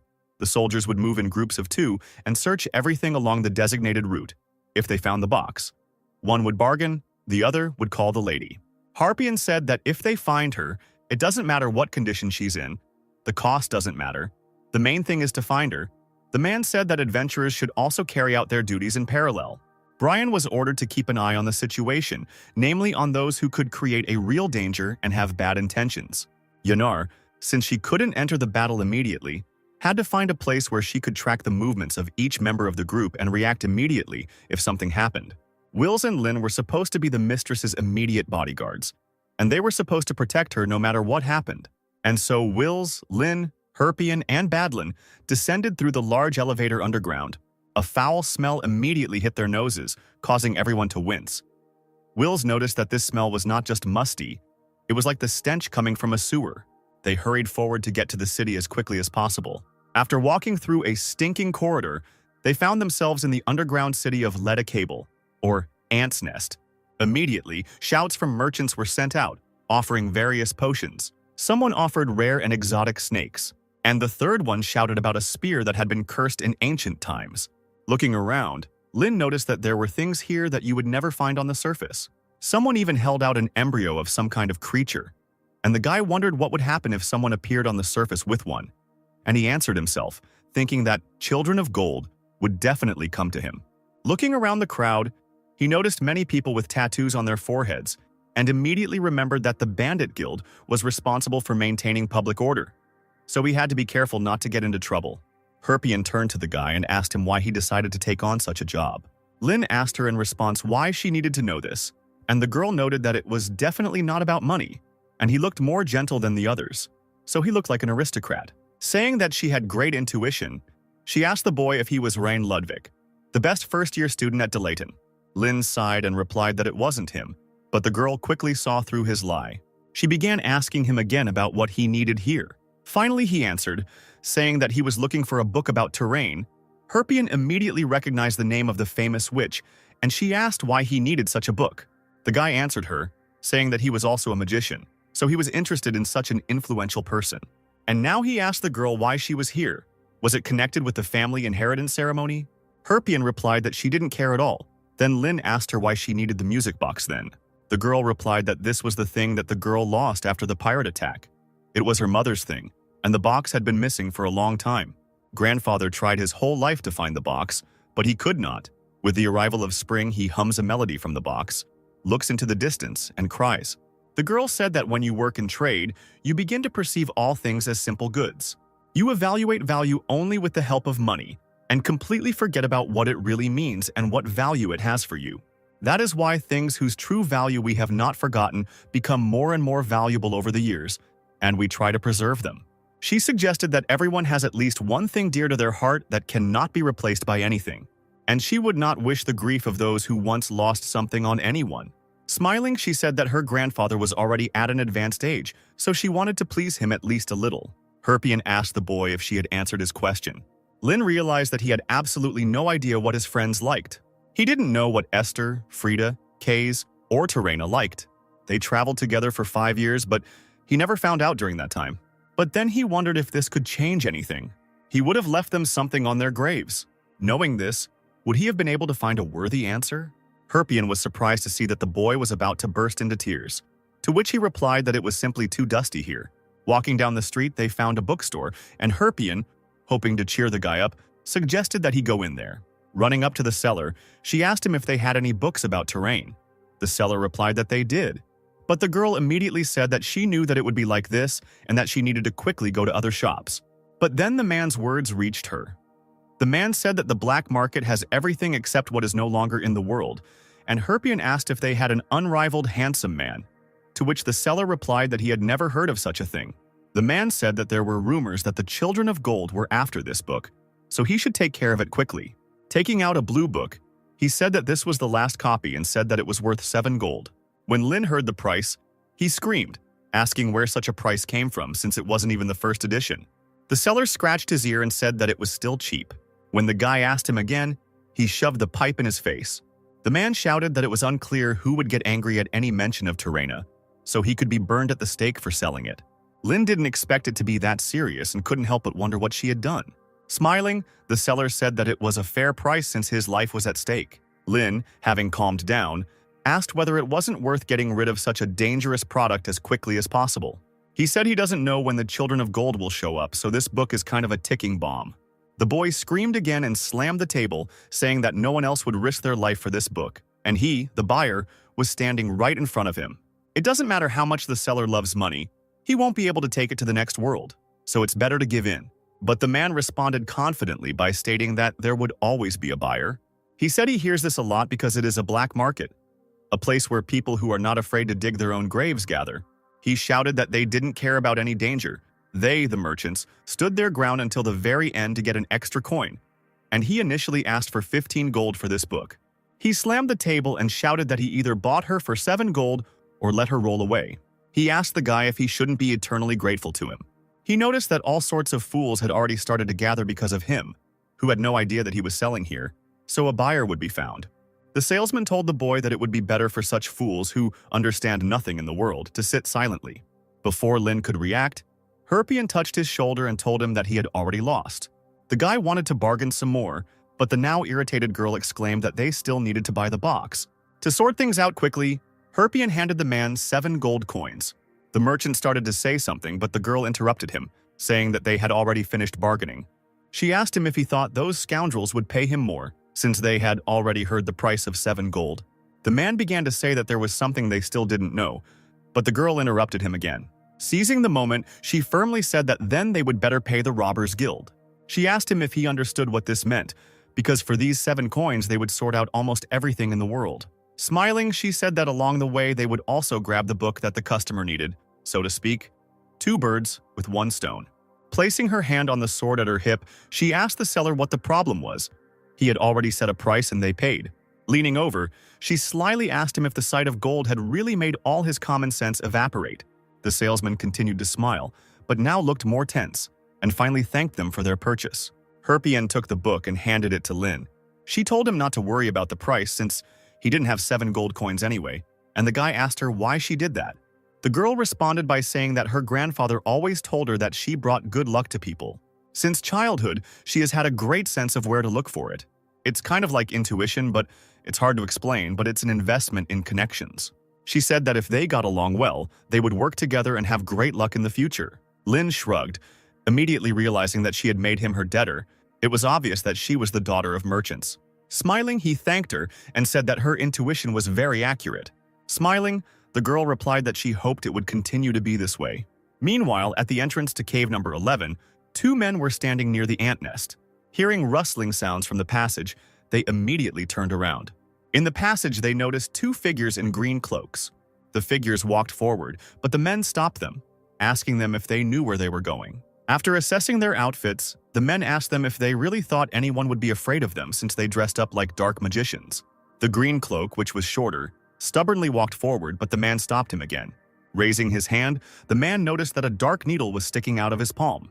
Grabbing the offender by the cloak, he shouted, asking him if he really dared to prick him.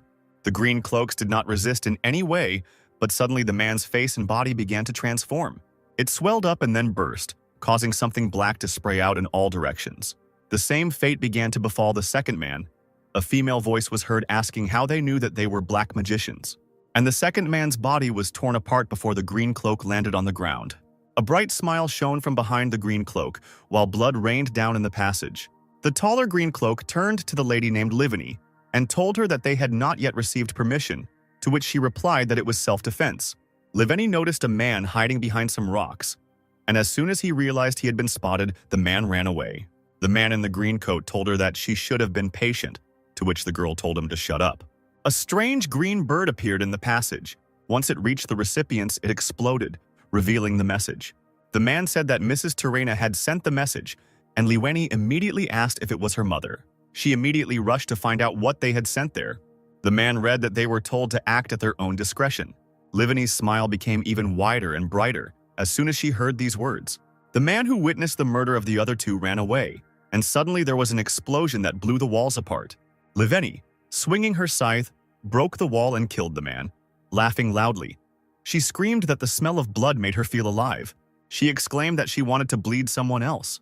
Brian, following orders, walked through the crowd in the streets of the market. Looking around, she saw all the different possible dangers located everywhere. The girl thought that it was more difficult to find something that did not pose a danger. Hearing the sound of the explosion, she quickly jumped onto the roof of the building. When she got there, she discovered a fire and the smell of blood. Among the crowd, she noticed 2 people in green cloaks. People were shouting that these 2 appeared out of nowhere and started killing. The man in the red double cap asked what they were allowing themselves to do. He asked them if they realized where they were now. Livany replied with a smile that they were in a cesspool of human waste. These words angered the man, and he rushed to attack, shouting that he would chop her up and feed her to the pigs. There was another loud sound like an explosion.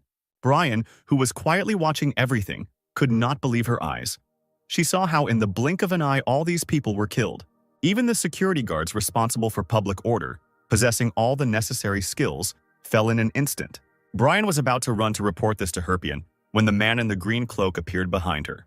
But the girl felt his presence and deftly kicked him in the arm. Turning around, she stabbed him with a knife, but the man suddenly seemed to disappear. A black spike grew out of the ground and pierced Brian's stomach with incredible speed. The man told her that it was not bad, but it was still not enough. He said that this is their principle, to eliminate all witnesses.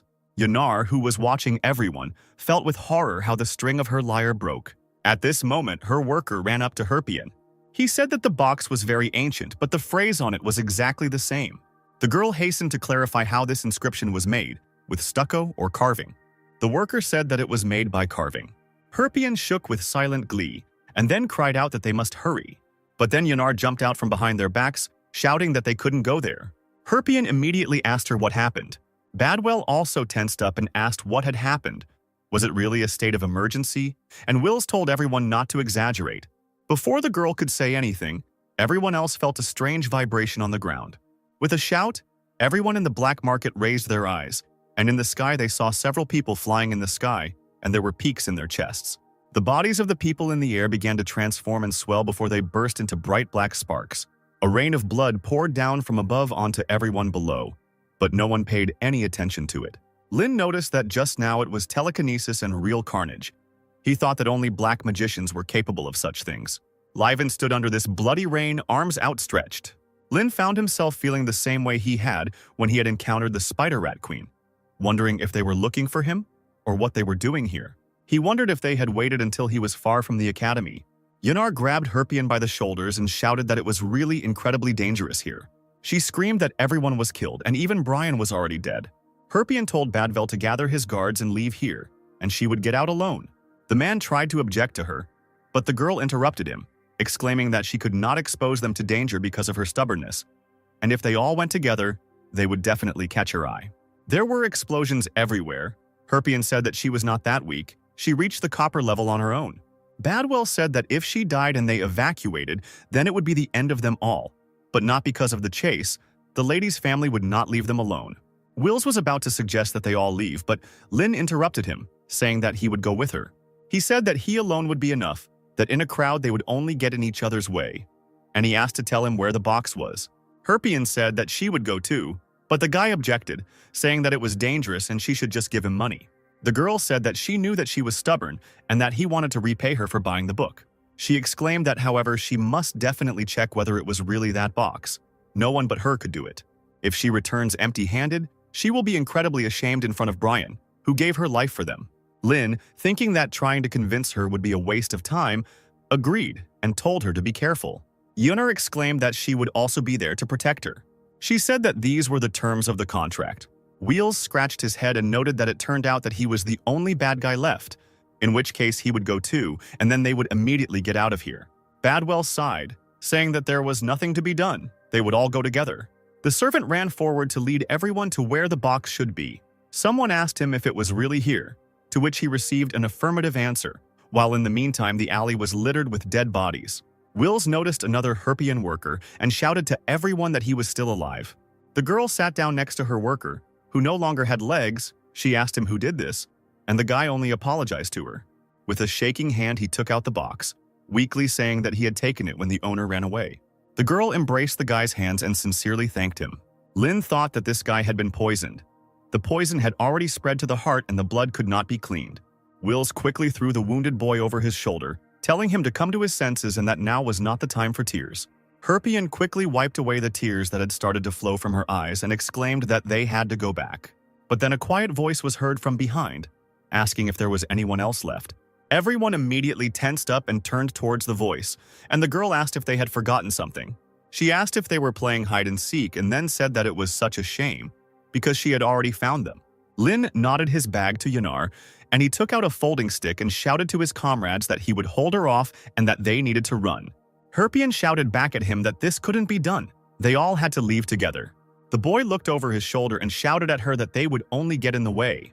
Herpian didn't argue anymore, and everyone else had already run back. Lin turned back to his opponent, thinking that it was now impossible to confront this monster and protect everyone at the same time. Looking at Liveny, he thought that he could not allow the slightest mistake, so he could safely discard all thoughts of escape. The guy decided to find the girl's weak spot, hit her there and run away, and Liveny asked him if he really wanted to detain her. She said that she heard everything, looking at him with her crazy eyes and he should not look down on her. With a crazy smile, the girl rushed forward, swinging her scythe. Lin waved his hand while standing still, and fire began to spread along the end of the stick. When the enemy had already flown up, the guy waved his hand, parrying the blow. But the girl did not give up. She exclaimed that he was not bad, but she also owned this special technique, and her hands rose above her head. She struck down with force, but the guy managed to put a stick in front of him, defending himself from the blow. Herpion stopped and turned around, and Wills asked her what she was doing, to which she replied that she had to go back. Wills told her not to talk nonsense. He asked her what she would do when she got back. Does she really think that Rain is like those who just die? He will definitely survive. And now they need to focus on saving. Meanwhile, Lynn and Liveny continued to exchange blows over and over again. When Liveny's strike was stopped once again, the girl thought that this would not work. Lynn also noted that her method of fencing was the same as his. Did she really graduate from the Osiris school? As he swung again, he thought that no matter what happened, he needed to avoid poisonous attacks as much as possible and use magic. He hit her with his staff so hard that the girl flew back. The guy thought that he shouldn't count on success in close combat. Liveny raised her hands, still in the air, dark magic circles glowing above her palms as she chanted the spell. She spread her arms out to the sides and a small hurricane appeared under her feet. She shouted at the guy that she would make him dance the dance of mass slaughter. Lynn also decided to use magic. He raised his hands on which 2 magic circles appeared. He crossed his hands and the magic circles united and shone with a bright flash. This small bright flash was followed by a large explosion. The tornado immediately disappeared, but Liveny remained intact and stood on the top of a burnt tree, her hood still catching fire. Looking down at the boy, she told him that he was strong.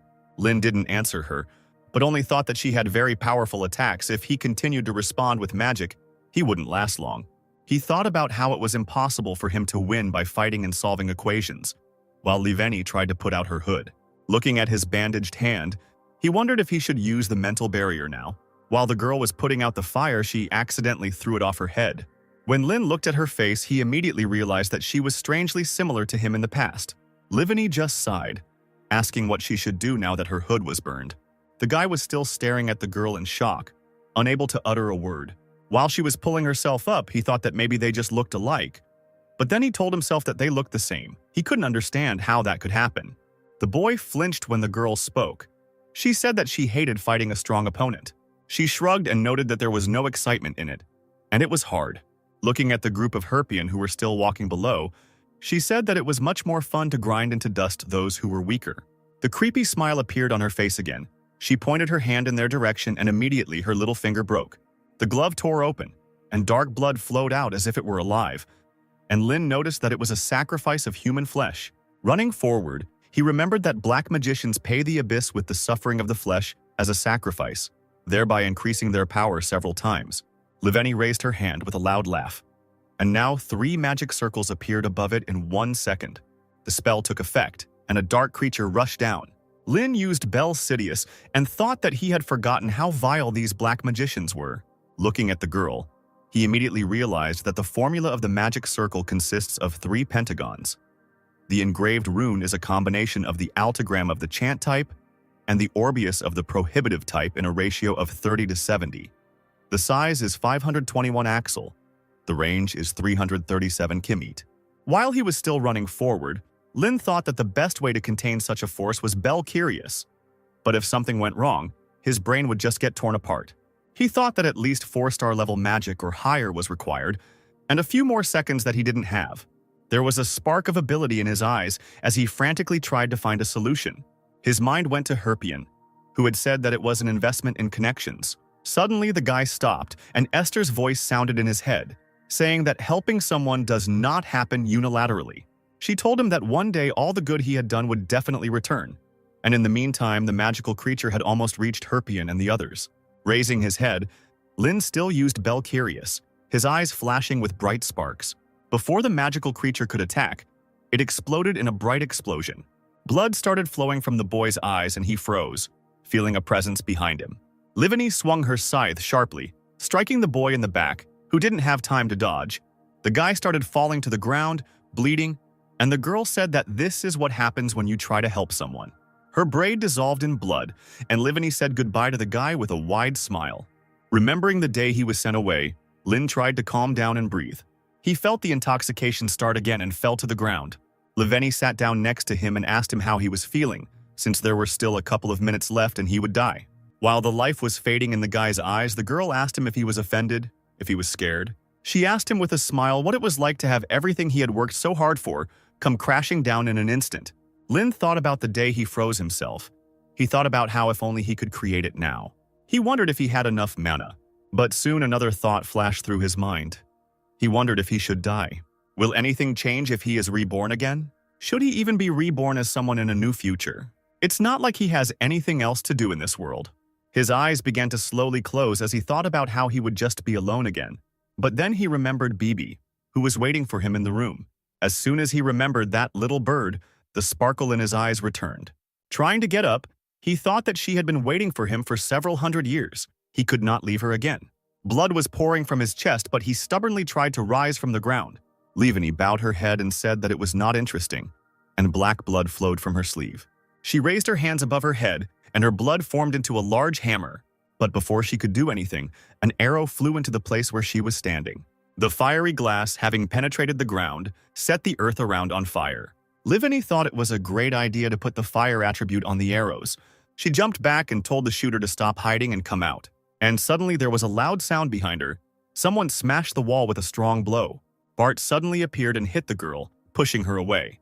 He ran through the fire to Lynn and began to carefully lift him up. Taking the boy's pliant body in his arms, the man walked away. Waking up in the rubble, Levany immediately called out to her comrade Milik. A figure in a green cloak emerged from a black spot on the ground. The man asked the girl what happened, and she began hysterically asking him what he was doing and where he was. Raising his head by his long hair, the man said that he, as instructed, dealt with Obanin, one of the best thieves. He said he had dealt with two and was just finishing with this woman. Levany interrupted him, screaming at him to shut up. She screamed at him that because he couldn't do everything right, some bastards got in her way. Milik sighed, throwing his head back and telling her not to be so stubborn. It was impossible to handle 5 at a time. Jumping on the spot, Levany told him that he needed to try even harder. 3 dark figures appeared on the roof of one of the houses and asked who these punks were. From the tattoos on their faces, it was clear that they were from the Robbers Guild, and one of them asked if Jill and Rune had died because of them. Levany asked who they were, to which Milik replied that they were the remaining 5 top thieves. Hearing this, the girl's mood immediately improved, and she asked who those guys were before. Meanwhile, Bart took Lynn to Sam. He asked him if he could handle it, to which he replied that he was learning to remove curses. Sam began to treat the guy while Bart and Ram stood over him. Seeing that the guy had woken up, Sam joyfully called him. Rem waved to the boy, saying she was glad to see him again. Bart said they promised to pay him back when they got the chance. He said that was exactly it. Lynn didn't know what to say. He said it was okay. He was just on the verge of killing her. Rem laughed and said that everyone knew he was literally on the verge of death. Lynn told her that he was just pretending. Rem asked Bart if they should return him back to the state he was in when he was picked up. Sam told the guy that he had nothing to be ashamed of because they were simply paying back a debt. The man said that they had been following him from the Golden Rose in case something happened. The girl screamed, asking him why he was telling him this. Lynn closed his eyes from fatigue, and Esther's words about how one day all the good would return sounded in his head again. The boys' squabble was interrupted by a loud explosion that sounded behind them. Rem said that everything here was a fucking ruin, but she felt danger. It was unclear if they could move on. The man, continuing his treatment, replied that he needed a little more time. Lynn had tears streaming down his face, which he tried to hide by covering his face with his hand. And Rem told Bart that there was nothing to be done about it. Suddenly Lynn spoke up, thanking them all, which surprised the boys. Bart said that there was no need for these formalities because they were comrades in arms, and such people always come to the rescue. Rem agreed and told him to stop. It didn't suit him. He was a cheeky guy, so he should have said something like, "What's taking you so long?" Smiling, Lynn agreed that they were too slow. He said that they weren't that busy. They could have come faster. Rem asked Bart again if they could leave him here. Lynn told them to wait just 10 minutes. Looking them in the eye, he confidently declared that he would definitely sort everything out. Ram and Bart grabbed their weapons. The girl told him not to joke like that. She said that they could withstand them for more than 1 hour. Milik walked the streets, controlling a huge eye and destroying everyone in his path. Levany, having impaled several more people on bayonets, said that having lost their leader, they all decided to flee. The man told her that there was no one left here and his eye began to dissolve. But then something quickly flashed past my eye. The eye immediately went into combat readiness, shooting at something. But as soon as his eye was distracted, a spear flew at him from the side, piercing him right through. As soon as such a blow landed on the eye, Milik immediately cried out in pain, and another fiery arrow flew at his feet, but he managed to jump back, and the eye burst like a soap bubble. Noticing Bart and Rem on the roof, Livani pointed her finger at them, shouting that they were the bad people who took her loot. Smiling, Rem asked her about what she was yapping about, who among them was the bad one. Jumping off the roof, Bart introduced himself and said that he was Bart Urians from the Twister Wheel sword faction. Milik remembered that the Whirlwind Wheel was the most famous sword faction in the entire empire that belonged to the Seven Swords Holy School, and the Urian surname was definitely only awarded to the best students, and the students of the Seven Swords Holy School would only give their name and faction when they expressed the exact intent to kill someone. Liveni sighed and noted that they had a lot of trash to deal with today. Hearing the name, she asked if they were the same Bart and Ram from the team of adventurers multiplying money. Ram exclaimed that it was all true, but only Ram and Bart were from the Money Multiplier team. She exclaimed that the name should not come first. Hearing this, Liveni asked if they had killed the queen of the spider rats. Rem started to brag about it, but the girl interrupted her, saying in a frightening tone that they were the very same killers of her cutie. The girl waved her arms vigorously, splashing dark blood. She shouted that then she would gladly kill them. Liveni's blow shattered the stone column on which Rem stood. She pulled the bowstring in mid-flight, exclaiming that she was simply crazy. But then she felt someone appear behind her. Milik emerged from the dark greed on the shard. The girl turned around abruptly and kicked him. She turned to Bart, shouting at him that it was his opponent. Milik and Rem landed on the ground. The man immediately raised his hands, summoning a dark magic circle, from which a dark liquid poured out. Rem raised the board above her, remembering the battle with the queen. It was better for her not to come into contact with magic. Milik told her that nothing would happen if she touched it, and if it did, there was nothing she could do about it. And as she pushed the board aside, the Rem thanked him for the instructions. Quickly shooting a fiery arrow from her bow, she exclaimed that she did not believe his words. Before the arrow could pierce the man's body, he disappeared again into the dark liquid. The girl began to look around while Milik was saying that he didn't care whether she believed him or not. Finally, a voice came from behind her, telling her that the outcome would be the same. A dark spike began to emerge from a black spot on the ground, but the girl managed to dodge it. But Milik had anticipated this. He grabbed her by the ankle, lifting her off the ground and saying that this is what he was talking about. Rem kicked the man in the arm with her free foot. The man instinctively unclenched his hand and then the girl kicked him, pushing him away from her. With her feet on the ground, she shouted at him that she too could teach him a lesson. Grabbing her bow, she said that most archers were weak in close combat. She pulled back the bowstring, releasing several fiery arrows into the air at once, and exclaimed that she was a genius archer. The arrows hit the ground, setting everything around on fire, and Rem continued to shout that she was the best archer in the world. She told him that he talks too much during the fight. Does he really think he is something if he caught Obanin? The hood flew off the man's head, and the girl shouted at him that she was several times stronger than they were. Rem shouted at him to try and fight her. Milik calmly said that he needed to think again, and a dark liquid flowed from his palms. The liquid formed into two swords in his hands, and the man said that he had changed his mind and would kill her. Having said this, he jumped up and rushed forward towards Rem. The girl loaded her bow again and released an arrow. Meanwhile, Bart began to fight with Liveni, his axe meeting her bat. To the girl's surprise, the man's blow was so strong that it broke her bat. Leaping up, Liveni made a black hammer and burst into loud laughter. She swung and told him not to boast about his strength because it would destroy him. But Bart struck again with his axe, smashing everything around him into pieces. When the girl lost her second weapon, the man attacked her, and she dodged with difficulty. Having landed on the ground, Liveni decided to use magic. But Bart interrupted her spell by swinging his weapon again.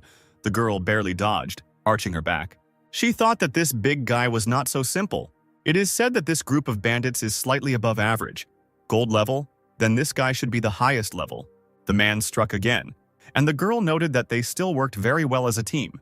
Finally, she managed to use magic and summoned a magic circle that emitted dark smoke. Bart closed his eyes, realizing it was a poisonous fog. Deciding to take advantage of this, Liveni made a black pitchfork and decided to attack in close combat again. Bart still stood with his eyes closed, and with a quick movement of his hand, he turned the axe to the flat side. Without opening his eyes, he leaned forward and struck the girl in the face with the flat side. Rem managed to notice how something flew at high speed into the wall of the house next to her. Bleeding, Liveni fell to the ground like a rag doll. Bart thought about how he knew the attack would be effective. But was this really the end? And yet it was not the end. Liveni slowly rose to her feet. She raised her hand and two more fingers on her hand broke with a dull sound. Dark energy spread around her and the girl began to cast a spell. Rem, drawing the bowstring again, thought that she couldn't let her use magic.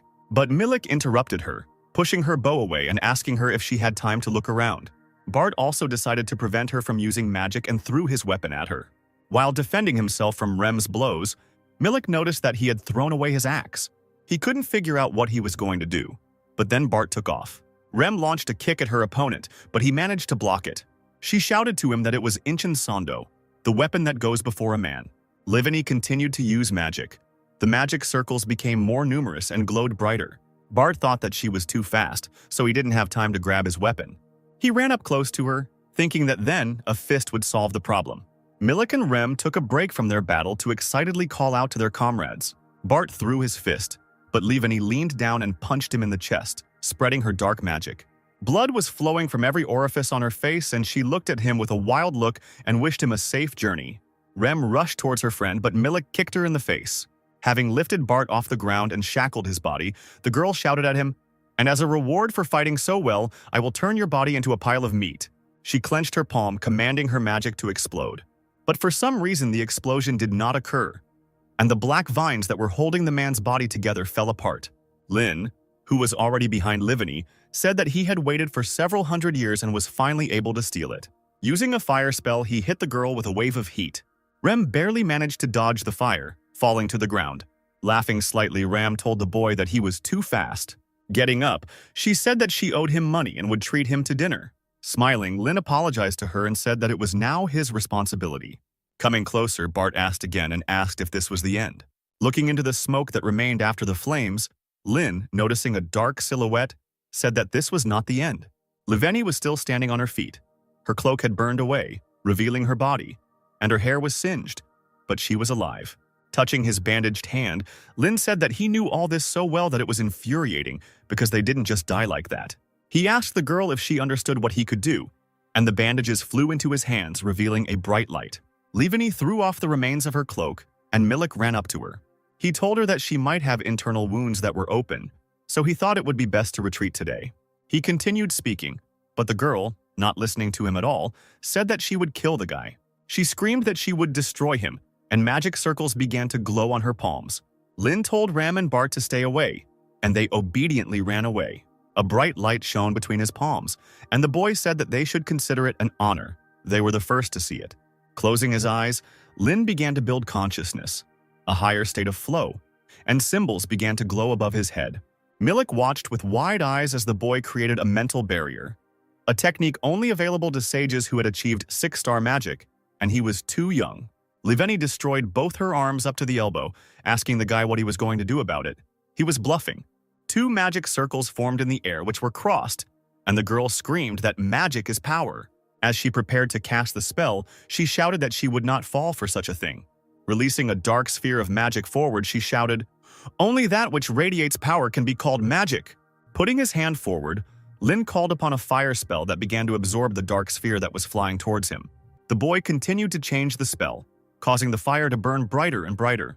It replaced the runes that had already been carved, and the symbols above his head glowed alternately. Liveni and Milik couldn't believe that the guy had changed the runes. Milik rushed forward, protecting himself and his mistress from the fire with the dark liquid. He thought that history knows of only 3 people who managed to change the abandoned runes. And these were yours, the witch Frida, her student Terena, and the archmage Lin. Milik told his mistress again that they needed to go, but she screamed that she would kill him. The man thought that he now understood that the 4th-level magic that killed the Spider Rat Queen did not come from the scroll. He thought it was that guy, and Lin was fiddling with his fingers. Folding his hands, Milik decided to cast a spell. Lin, however, was constantly sending fire at his opponents. The man's hands dropped and he thought that they had no chance of winning. They had to retreat, but he still summoned something suitable onto the messenger bird with his magic, thinking that he didn't know that there were such powerful magicians. Having sent her flying, he decided to report about it. A dark liquid began to flow out of his palm, forming a puddle. He told the girl that he would create an escape route for them. But Liveni didn't even think of giving up. The man shouted to her that this guy was too tough for them. Lin continued to cast spells and change runes, and Liveni crawled out of her shelter and rushed forward. Dark circles appeared on her palms, and a huge blue magic circle appeared above their heads. Milik couldn't understand what was happening, and the guy waved his hand forward. The magic circle came into action and drops of water began to appear in the air, and Liveni and Milik found themselves pinned to the ground. Livani tried her best to resist the pressure, and the only thought in her head was that she had lost. She remembered how Terena had told her that if she couldn't change the runes, then there was no chance of success. The girl listened to her with her eyes wide open, realizing that this was her shortcoming and that she was a loser. But Liveni didn't want to put up with it, and in the blink of an eye, her arms were completely torn off. Her dark blood began to pool above her head. As if mad, Liveni screamed again that she would kill him, and the blood above her head began to form a powerful spell. Blinking, Lynn began to use Bel Curious, and stars lit up in his eyes, and in an instant, Liveni's spell disappeared without a trace. Whether from shock or weakness, the girl, noticing that all her attempts were in vain, fell to the ground. Lynn used the fire spell again, freezing the opponent's movements and lifting them off the ground. He winced and felt the blood rise in his throat and gush out in a small stream. He staggered, realizing that he had indeed been on the verge of death. He continued to stagger, but Rem managed to run up to him and caught him. Bart came up to them, and smiling, the girl told the guy that they had told him not to overdo it. Looking at Liveni and Milik, he told them that if they moved a finger, the flames would incinerate them, so they better not move. Milik asked them who they were, to which Lynn sternly said that he would be asking questions here. Using a spell, he moved Liveni a little closer and asked her who created her appearance like that. The girl didn't answer but just laughed loudly and madly. She shouted at him not to be arrogant since he had only managed to change the runes. She shouted that she was real, had the same appearance and immeasurable strength. She screamed that she was a masterpiece created by her mother. She was the vessel into which Lynn's soul was placed. The girl's words flashed through the guy's head again, and he felt himself starting to feel sick. The girl wanted to continue saying something, but a magic circle appeared around her neck. Lynn was surprised to notice that it was done with black magic, and Liveni babbled that she had failed. It was her fault. Next time she will do better, she will not lose again. But the magic circle did not heed her pleas and was destroyed around her neck. Blood began to flow from all the holes on the girl's face as she began to beg her mother to forgive her. She screamed hysterically, apologizing and saying that she would become better and try harder. Milik looked away and smiled sadly, muttering that there were no exceptions. He said that she was merciless, and the girl's body meanwhile dissolved as if acid had been poured on it. Milik closed his eyes as his entire body was engulfed in purple flames, burning him alive, while Lynn noticed that black magic had been triggered after certain conditions were met. The purple flame burned brighter and brighter, and Rem noticed that they didn't even scream once. Lynn began to feel sick again, his body swaying again as he thought about how he couldn't understand what these black magicians were up to. No one else had time to react, and the guy's body fell limply to the ground. Ram and Bart carried Lynn to Sam, who touched his forehead and said that he had a high fever, just like last time. Bart said that he had overdone it again and had used up all his energy, which never ends well. Sam told them not to overexert themselves again, and Rem told him to tell him so himself. The girl asked about the mental barrier. Bart answered her that he himself didn't really know, but he heard that it could be the limit of magic. The girl answered that it didn't become any clearer. She noticed that they had already talked about this last time. But what kind of person was he? Bart said it didn't matter because the main thing was that he was their comrade. Rem, putting her hands behind her head, replied with a smile that no one was arguing with that.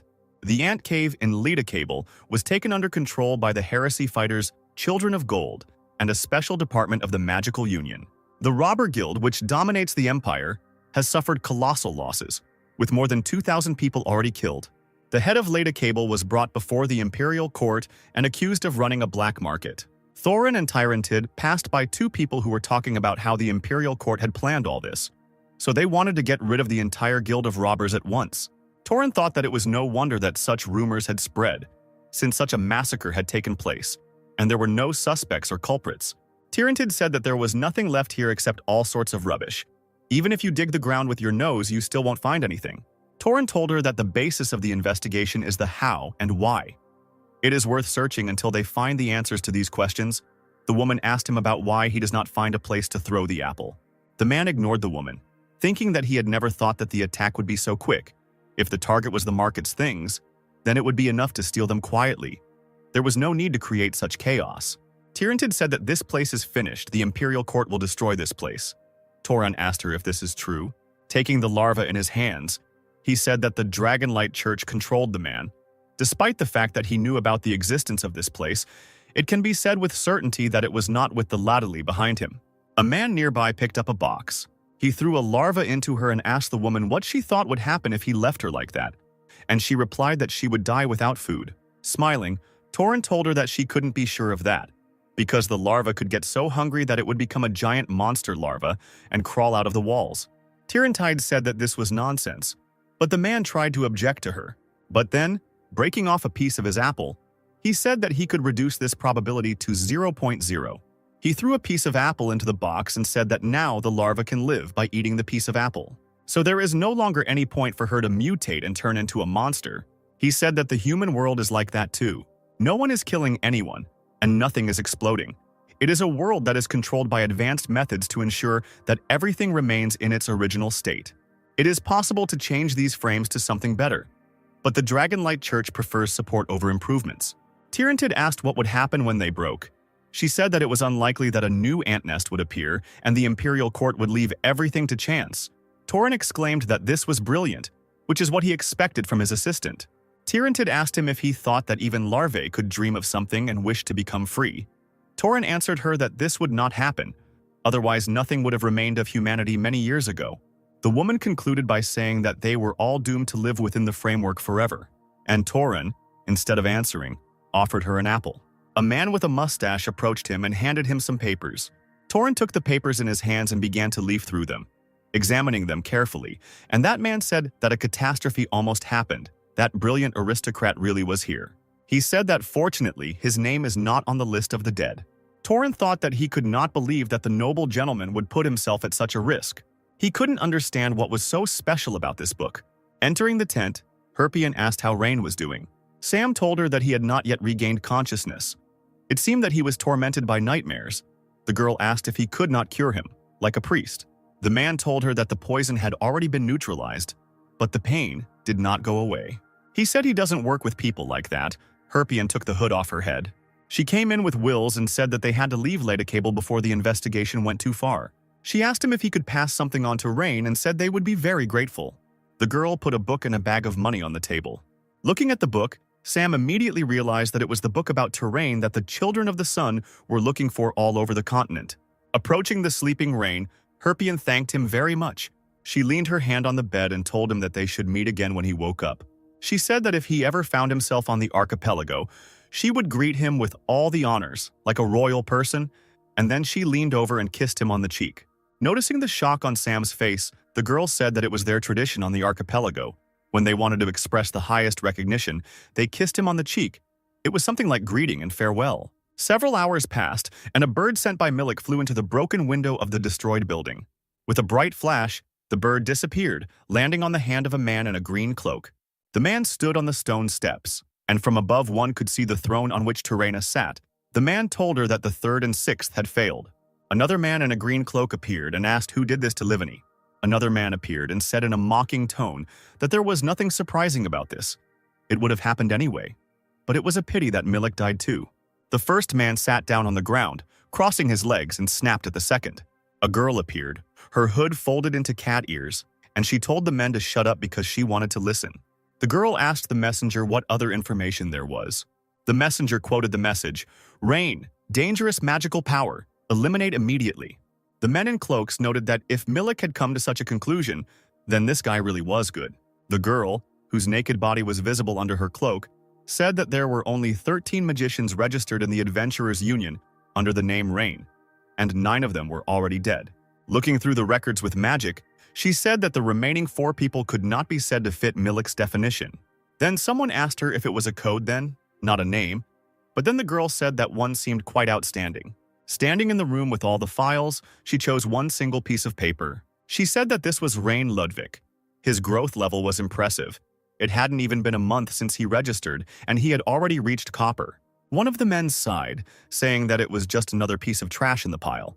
But then someone among the green cloaks asked the girl if she was joking. Livany could not suffer because of this. The girl replied that she was only stating the facts and told him not to be impudent. The two started arguing, and the girl with cat ears told them to shut up. The man in half a cloak asked if this was the genius from the aristocratic family, to which the girl replied that this was the one who received the highest rating among the current generation of Delaton. One of the green cloaks exclaimed that this was nonsense, and they were not in a fairy tale for him to hide his abilities. But that guy wouldn't let up, because he couldn't believe that Livany lost to some brat, no matter how talented he was. A calm voice was heard from the side. which said that with her character, the possibility of death due to carelessness could not be ruled out. She stuck her nose where it didn't belong too often. He said it was some kind of heavenly punishment. Another suggested that everyone should go and catch him, and there would be no need to complicate things. The girl who analyzed the information said that Rain Ludwig is a descendant of the great magic family, and he is in Delayton. She asked about how he wants to do this. The girl with the ears exclaimed that there was no need for that. Since he was number one in the school, everything could be much easier. Turning to one of the cloaks, she told him that he was no match for him, even if he was the one Milik had spoken of, and he could make it look like an accident and kill him. Terena spoke up and told Valen to get rid of anything that was an obstacle. Valencidas replied that he would deal with him immediately if he was sure that he had really been in Cable. Terena tapped her fingers on her throne, and all the green cloaks disappeared. She muttered that Livani was a child she had created from bits of human flesh, and that she had raised her from infancy. But while saying this, the woman felt absolutely nothing. She remembered the day she parted ways with Lynn and the others. Several years after Lynn was placed into icy sleep, Terena sat with a pile of papers. She tried to find out what was wrong with that magic since he hadn't opened his eyes yet. Terena decided to definitely save her mentor. 200 years had passed since Lynn had been placed in icy sleep. Corpses hung from the ceiling of Terena's office, and the papers around her were growing ever larger. With trembling hands, she picked up the piece of paper in which she found the answer. She ran away happily, deciding that now she would be able to wake him up. She ran to the dragon, but he told her that it was wrong. Terena, hearing this, seemed to freeze. The dragon said that even if she could melt the ice that held the body, she would not be able to break the cold that held the soul. He said that this is the responsibility of the gods. The papers in Terena's hands scattered, and she began to collect them, deciding that she should at least try. Biting her lip until it bled, she thought that if his soul was still trapped inside, if it was wandering, she would definitely save him. Reaching out and peering through the gap in the stream, Terena thought that she was now closer than ever. The sun was setting. Lynn woke up in the cart. Sam noticed that he was awake. Lynn asked where they were, to which Bart replied that they were on their way to the Golden Rose and would be there soon. Touching his head, the guy noticed that it wasn't a dream after all. Rem asked the guy how extensive his connections were. She said that there might have been problems at the Cable checkpoint because of that book, but people from the special department escorted them. Lynn asked if it was the man with the squint and unpleasant smile, to which the girl exclaimed that it was him. The man said that this was a manifestation of their future boss's love for them and asked to let them through under his responsibility. Anyway, thanks to him, they left this place without any problems, so he would have to thank him. Clinging to the word of gratitude, Lynn told the guys that from the very beginning, if they hadn't been there, he wouldn't have passed the test. He wouldn't have survived at all. Ram asked him a second later what he had said, and Lynn, covering her face with her hands, replied that he had said nothing. The two began to bicker again as Sam drove them calmly. Towards nightfall, they reached the city, the lights of which were shining brightly. They got out of the cart. Bart said it was time to say goodbye. Lynn asked if the atmosphere had to be like this. The man said they followed him to Cable just to say goodbye. If nothing had happened, this conversation would have taken place there. The guy asked if they hadn't already said goodbye after the mission with the spider rats, to which he was told that the situation was a little different now. They wouldn't be able to see each other for a while. Bart said they received an invitation from Trident Point. Rem joyfully exclaimed that they were going to the sacred land of adventurers, where only true masters could carry out their activities. Lynn tried to say something, but the girl interrupted him, saying that they knew that it was a dangerous area adjacent to the crazy land of Harbadonia. Only adventurers with silver rank and above could work there, and the pay was 3 times more than usual. Bart said that they were chosen by the Adventurer Union, Moby Dick, which is ranked 3rd among all the unions, so it is a big opportunity for him and Rem. Lynn pointed out that Sam was not a silver rank, to which he said that was why he was returning to the church, since his abilities were not enough, so he would study hard for the priest's exams. Rem laughed, asking the guy if he was worried that they wouldn't be around and wanted them to protect him. Lynn responded with an irritated expression. Scratching his head, he said that she could at least have said something sensible, and he thought that this was something to congratulate. Asking not to leave would be too selfish. But then he felt a hand on his head, as if Kaze was stroking him again. Pushing Bart's hand away, Lynn asked him if he was trying to comfort him like a child. Bart said he was just a little worried about what happened. The guy told him it was too much. Lynn waved his arms and shouted at them to get going quickly. And anyway, he was several times stronger than all of them. They should worry about themselves. Rem said that when she came back as the best archer, she expected a hug from him. But the guy told her that it would not happen, Finally, Lin was left to watch his comrades walk away. But suddenly, he called out to them and shouted, asking them if they would see each other again. The boys waved their hands at him, shouting back that they would, of course, see each other because they were friends. Lin smiled and waved back. Once he reached the dorm, he checked Rudian. His progress was now 44.8%. Putting the book down, he muttered that he was very tired. And then he just remembered about Bibi, who had been waiting for him all this time. The guy walked up the stairs, hoping that she hadn't done anything wrong and had behaved well. As he stood up, he noticed Gertrude standing with her back against the door.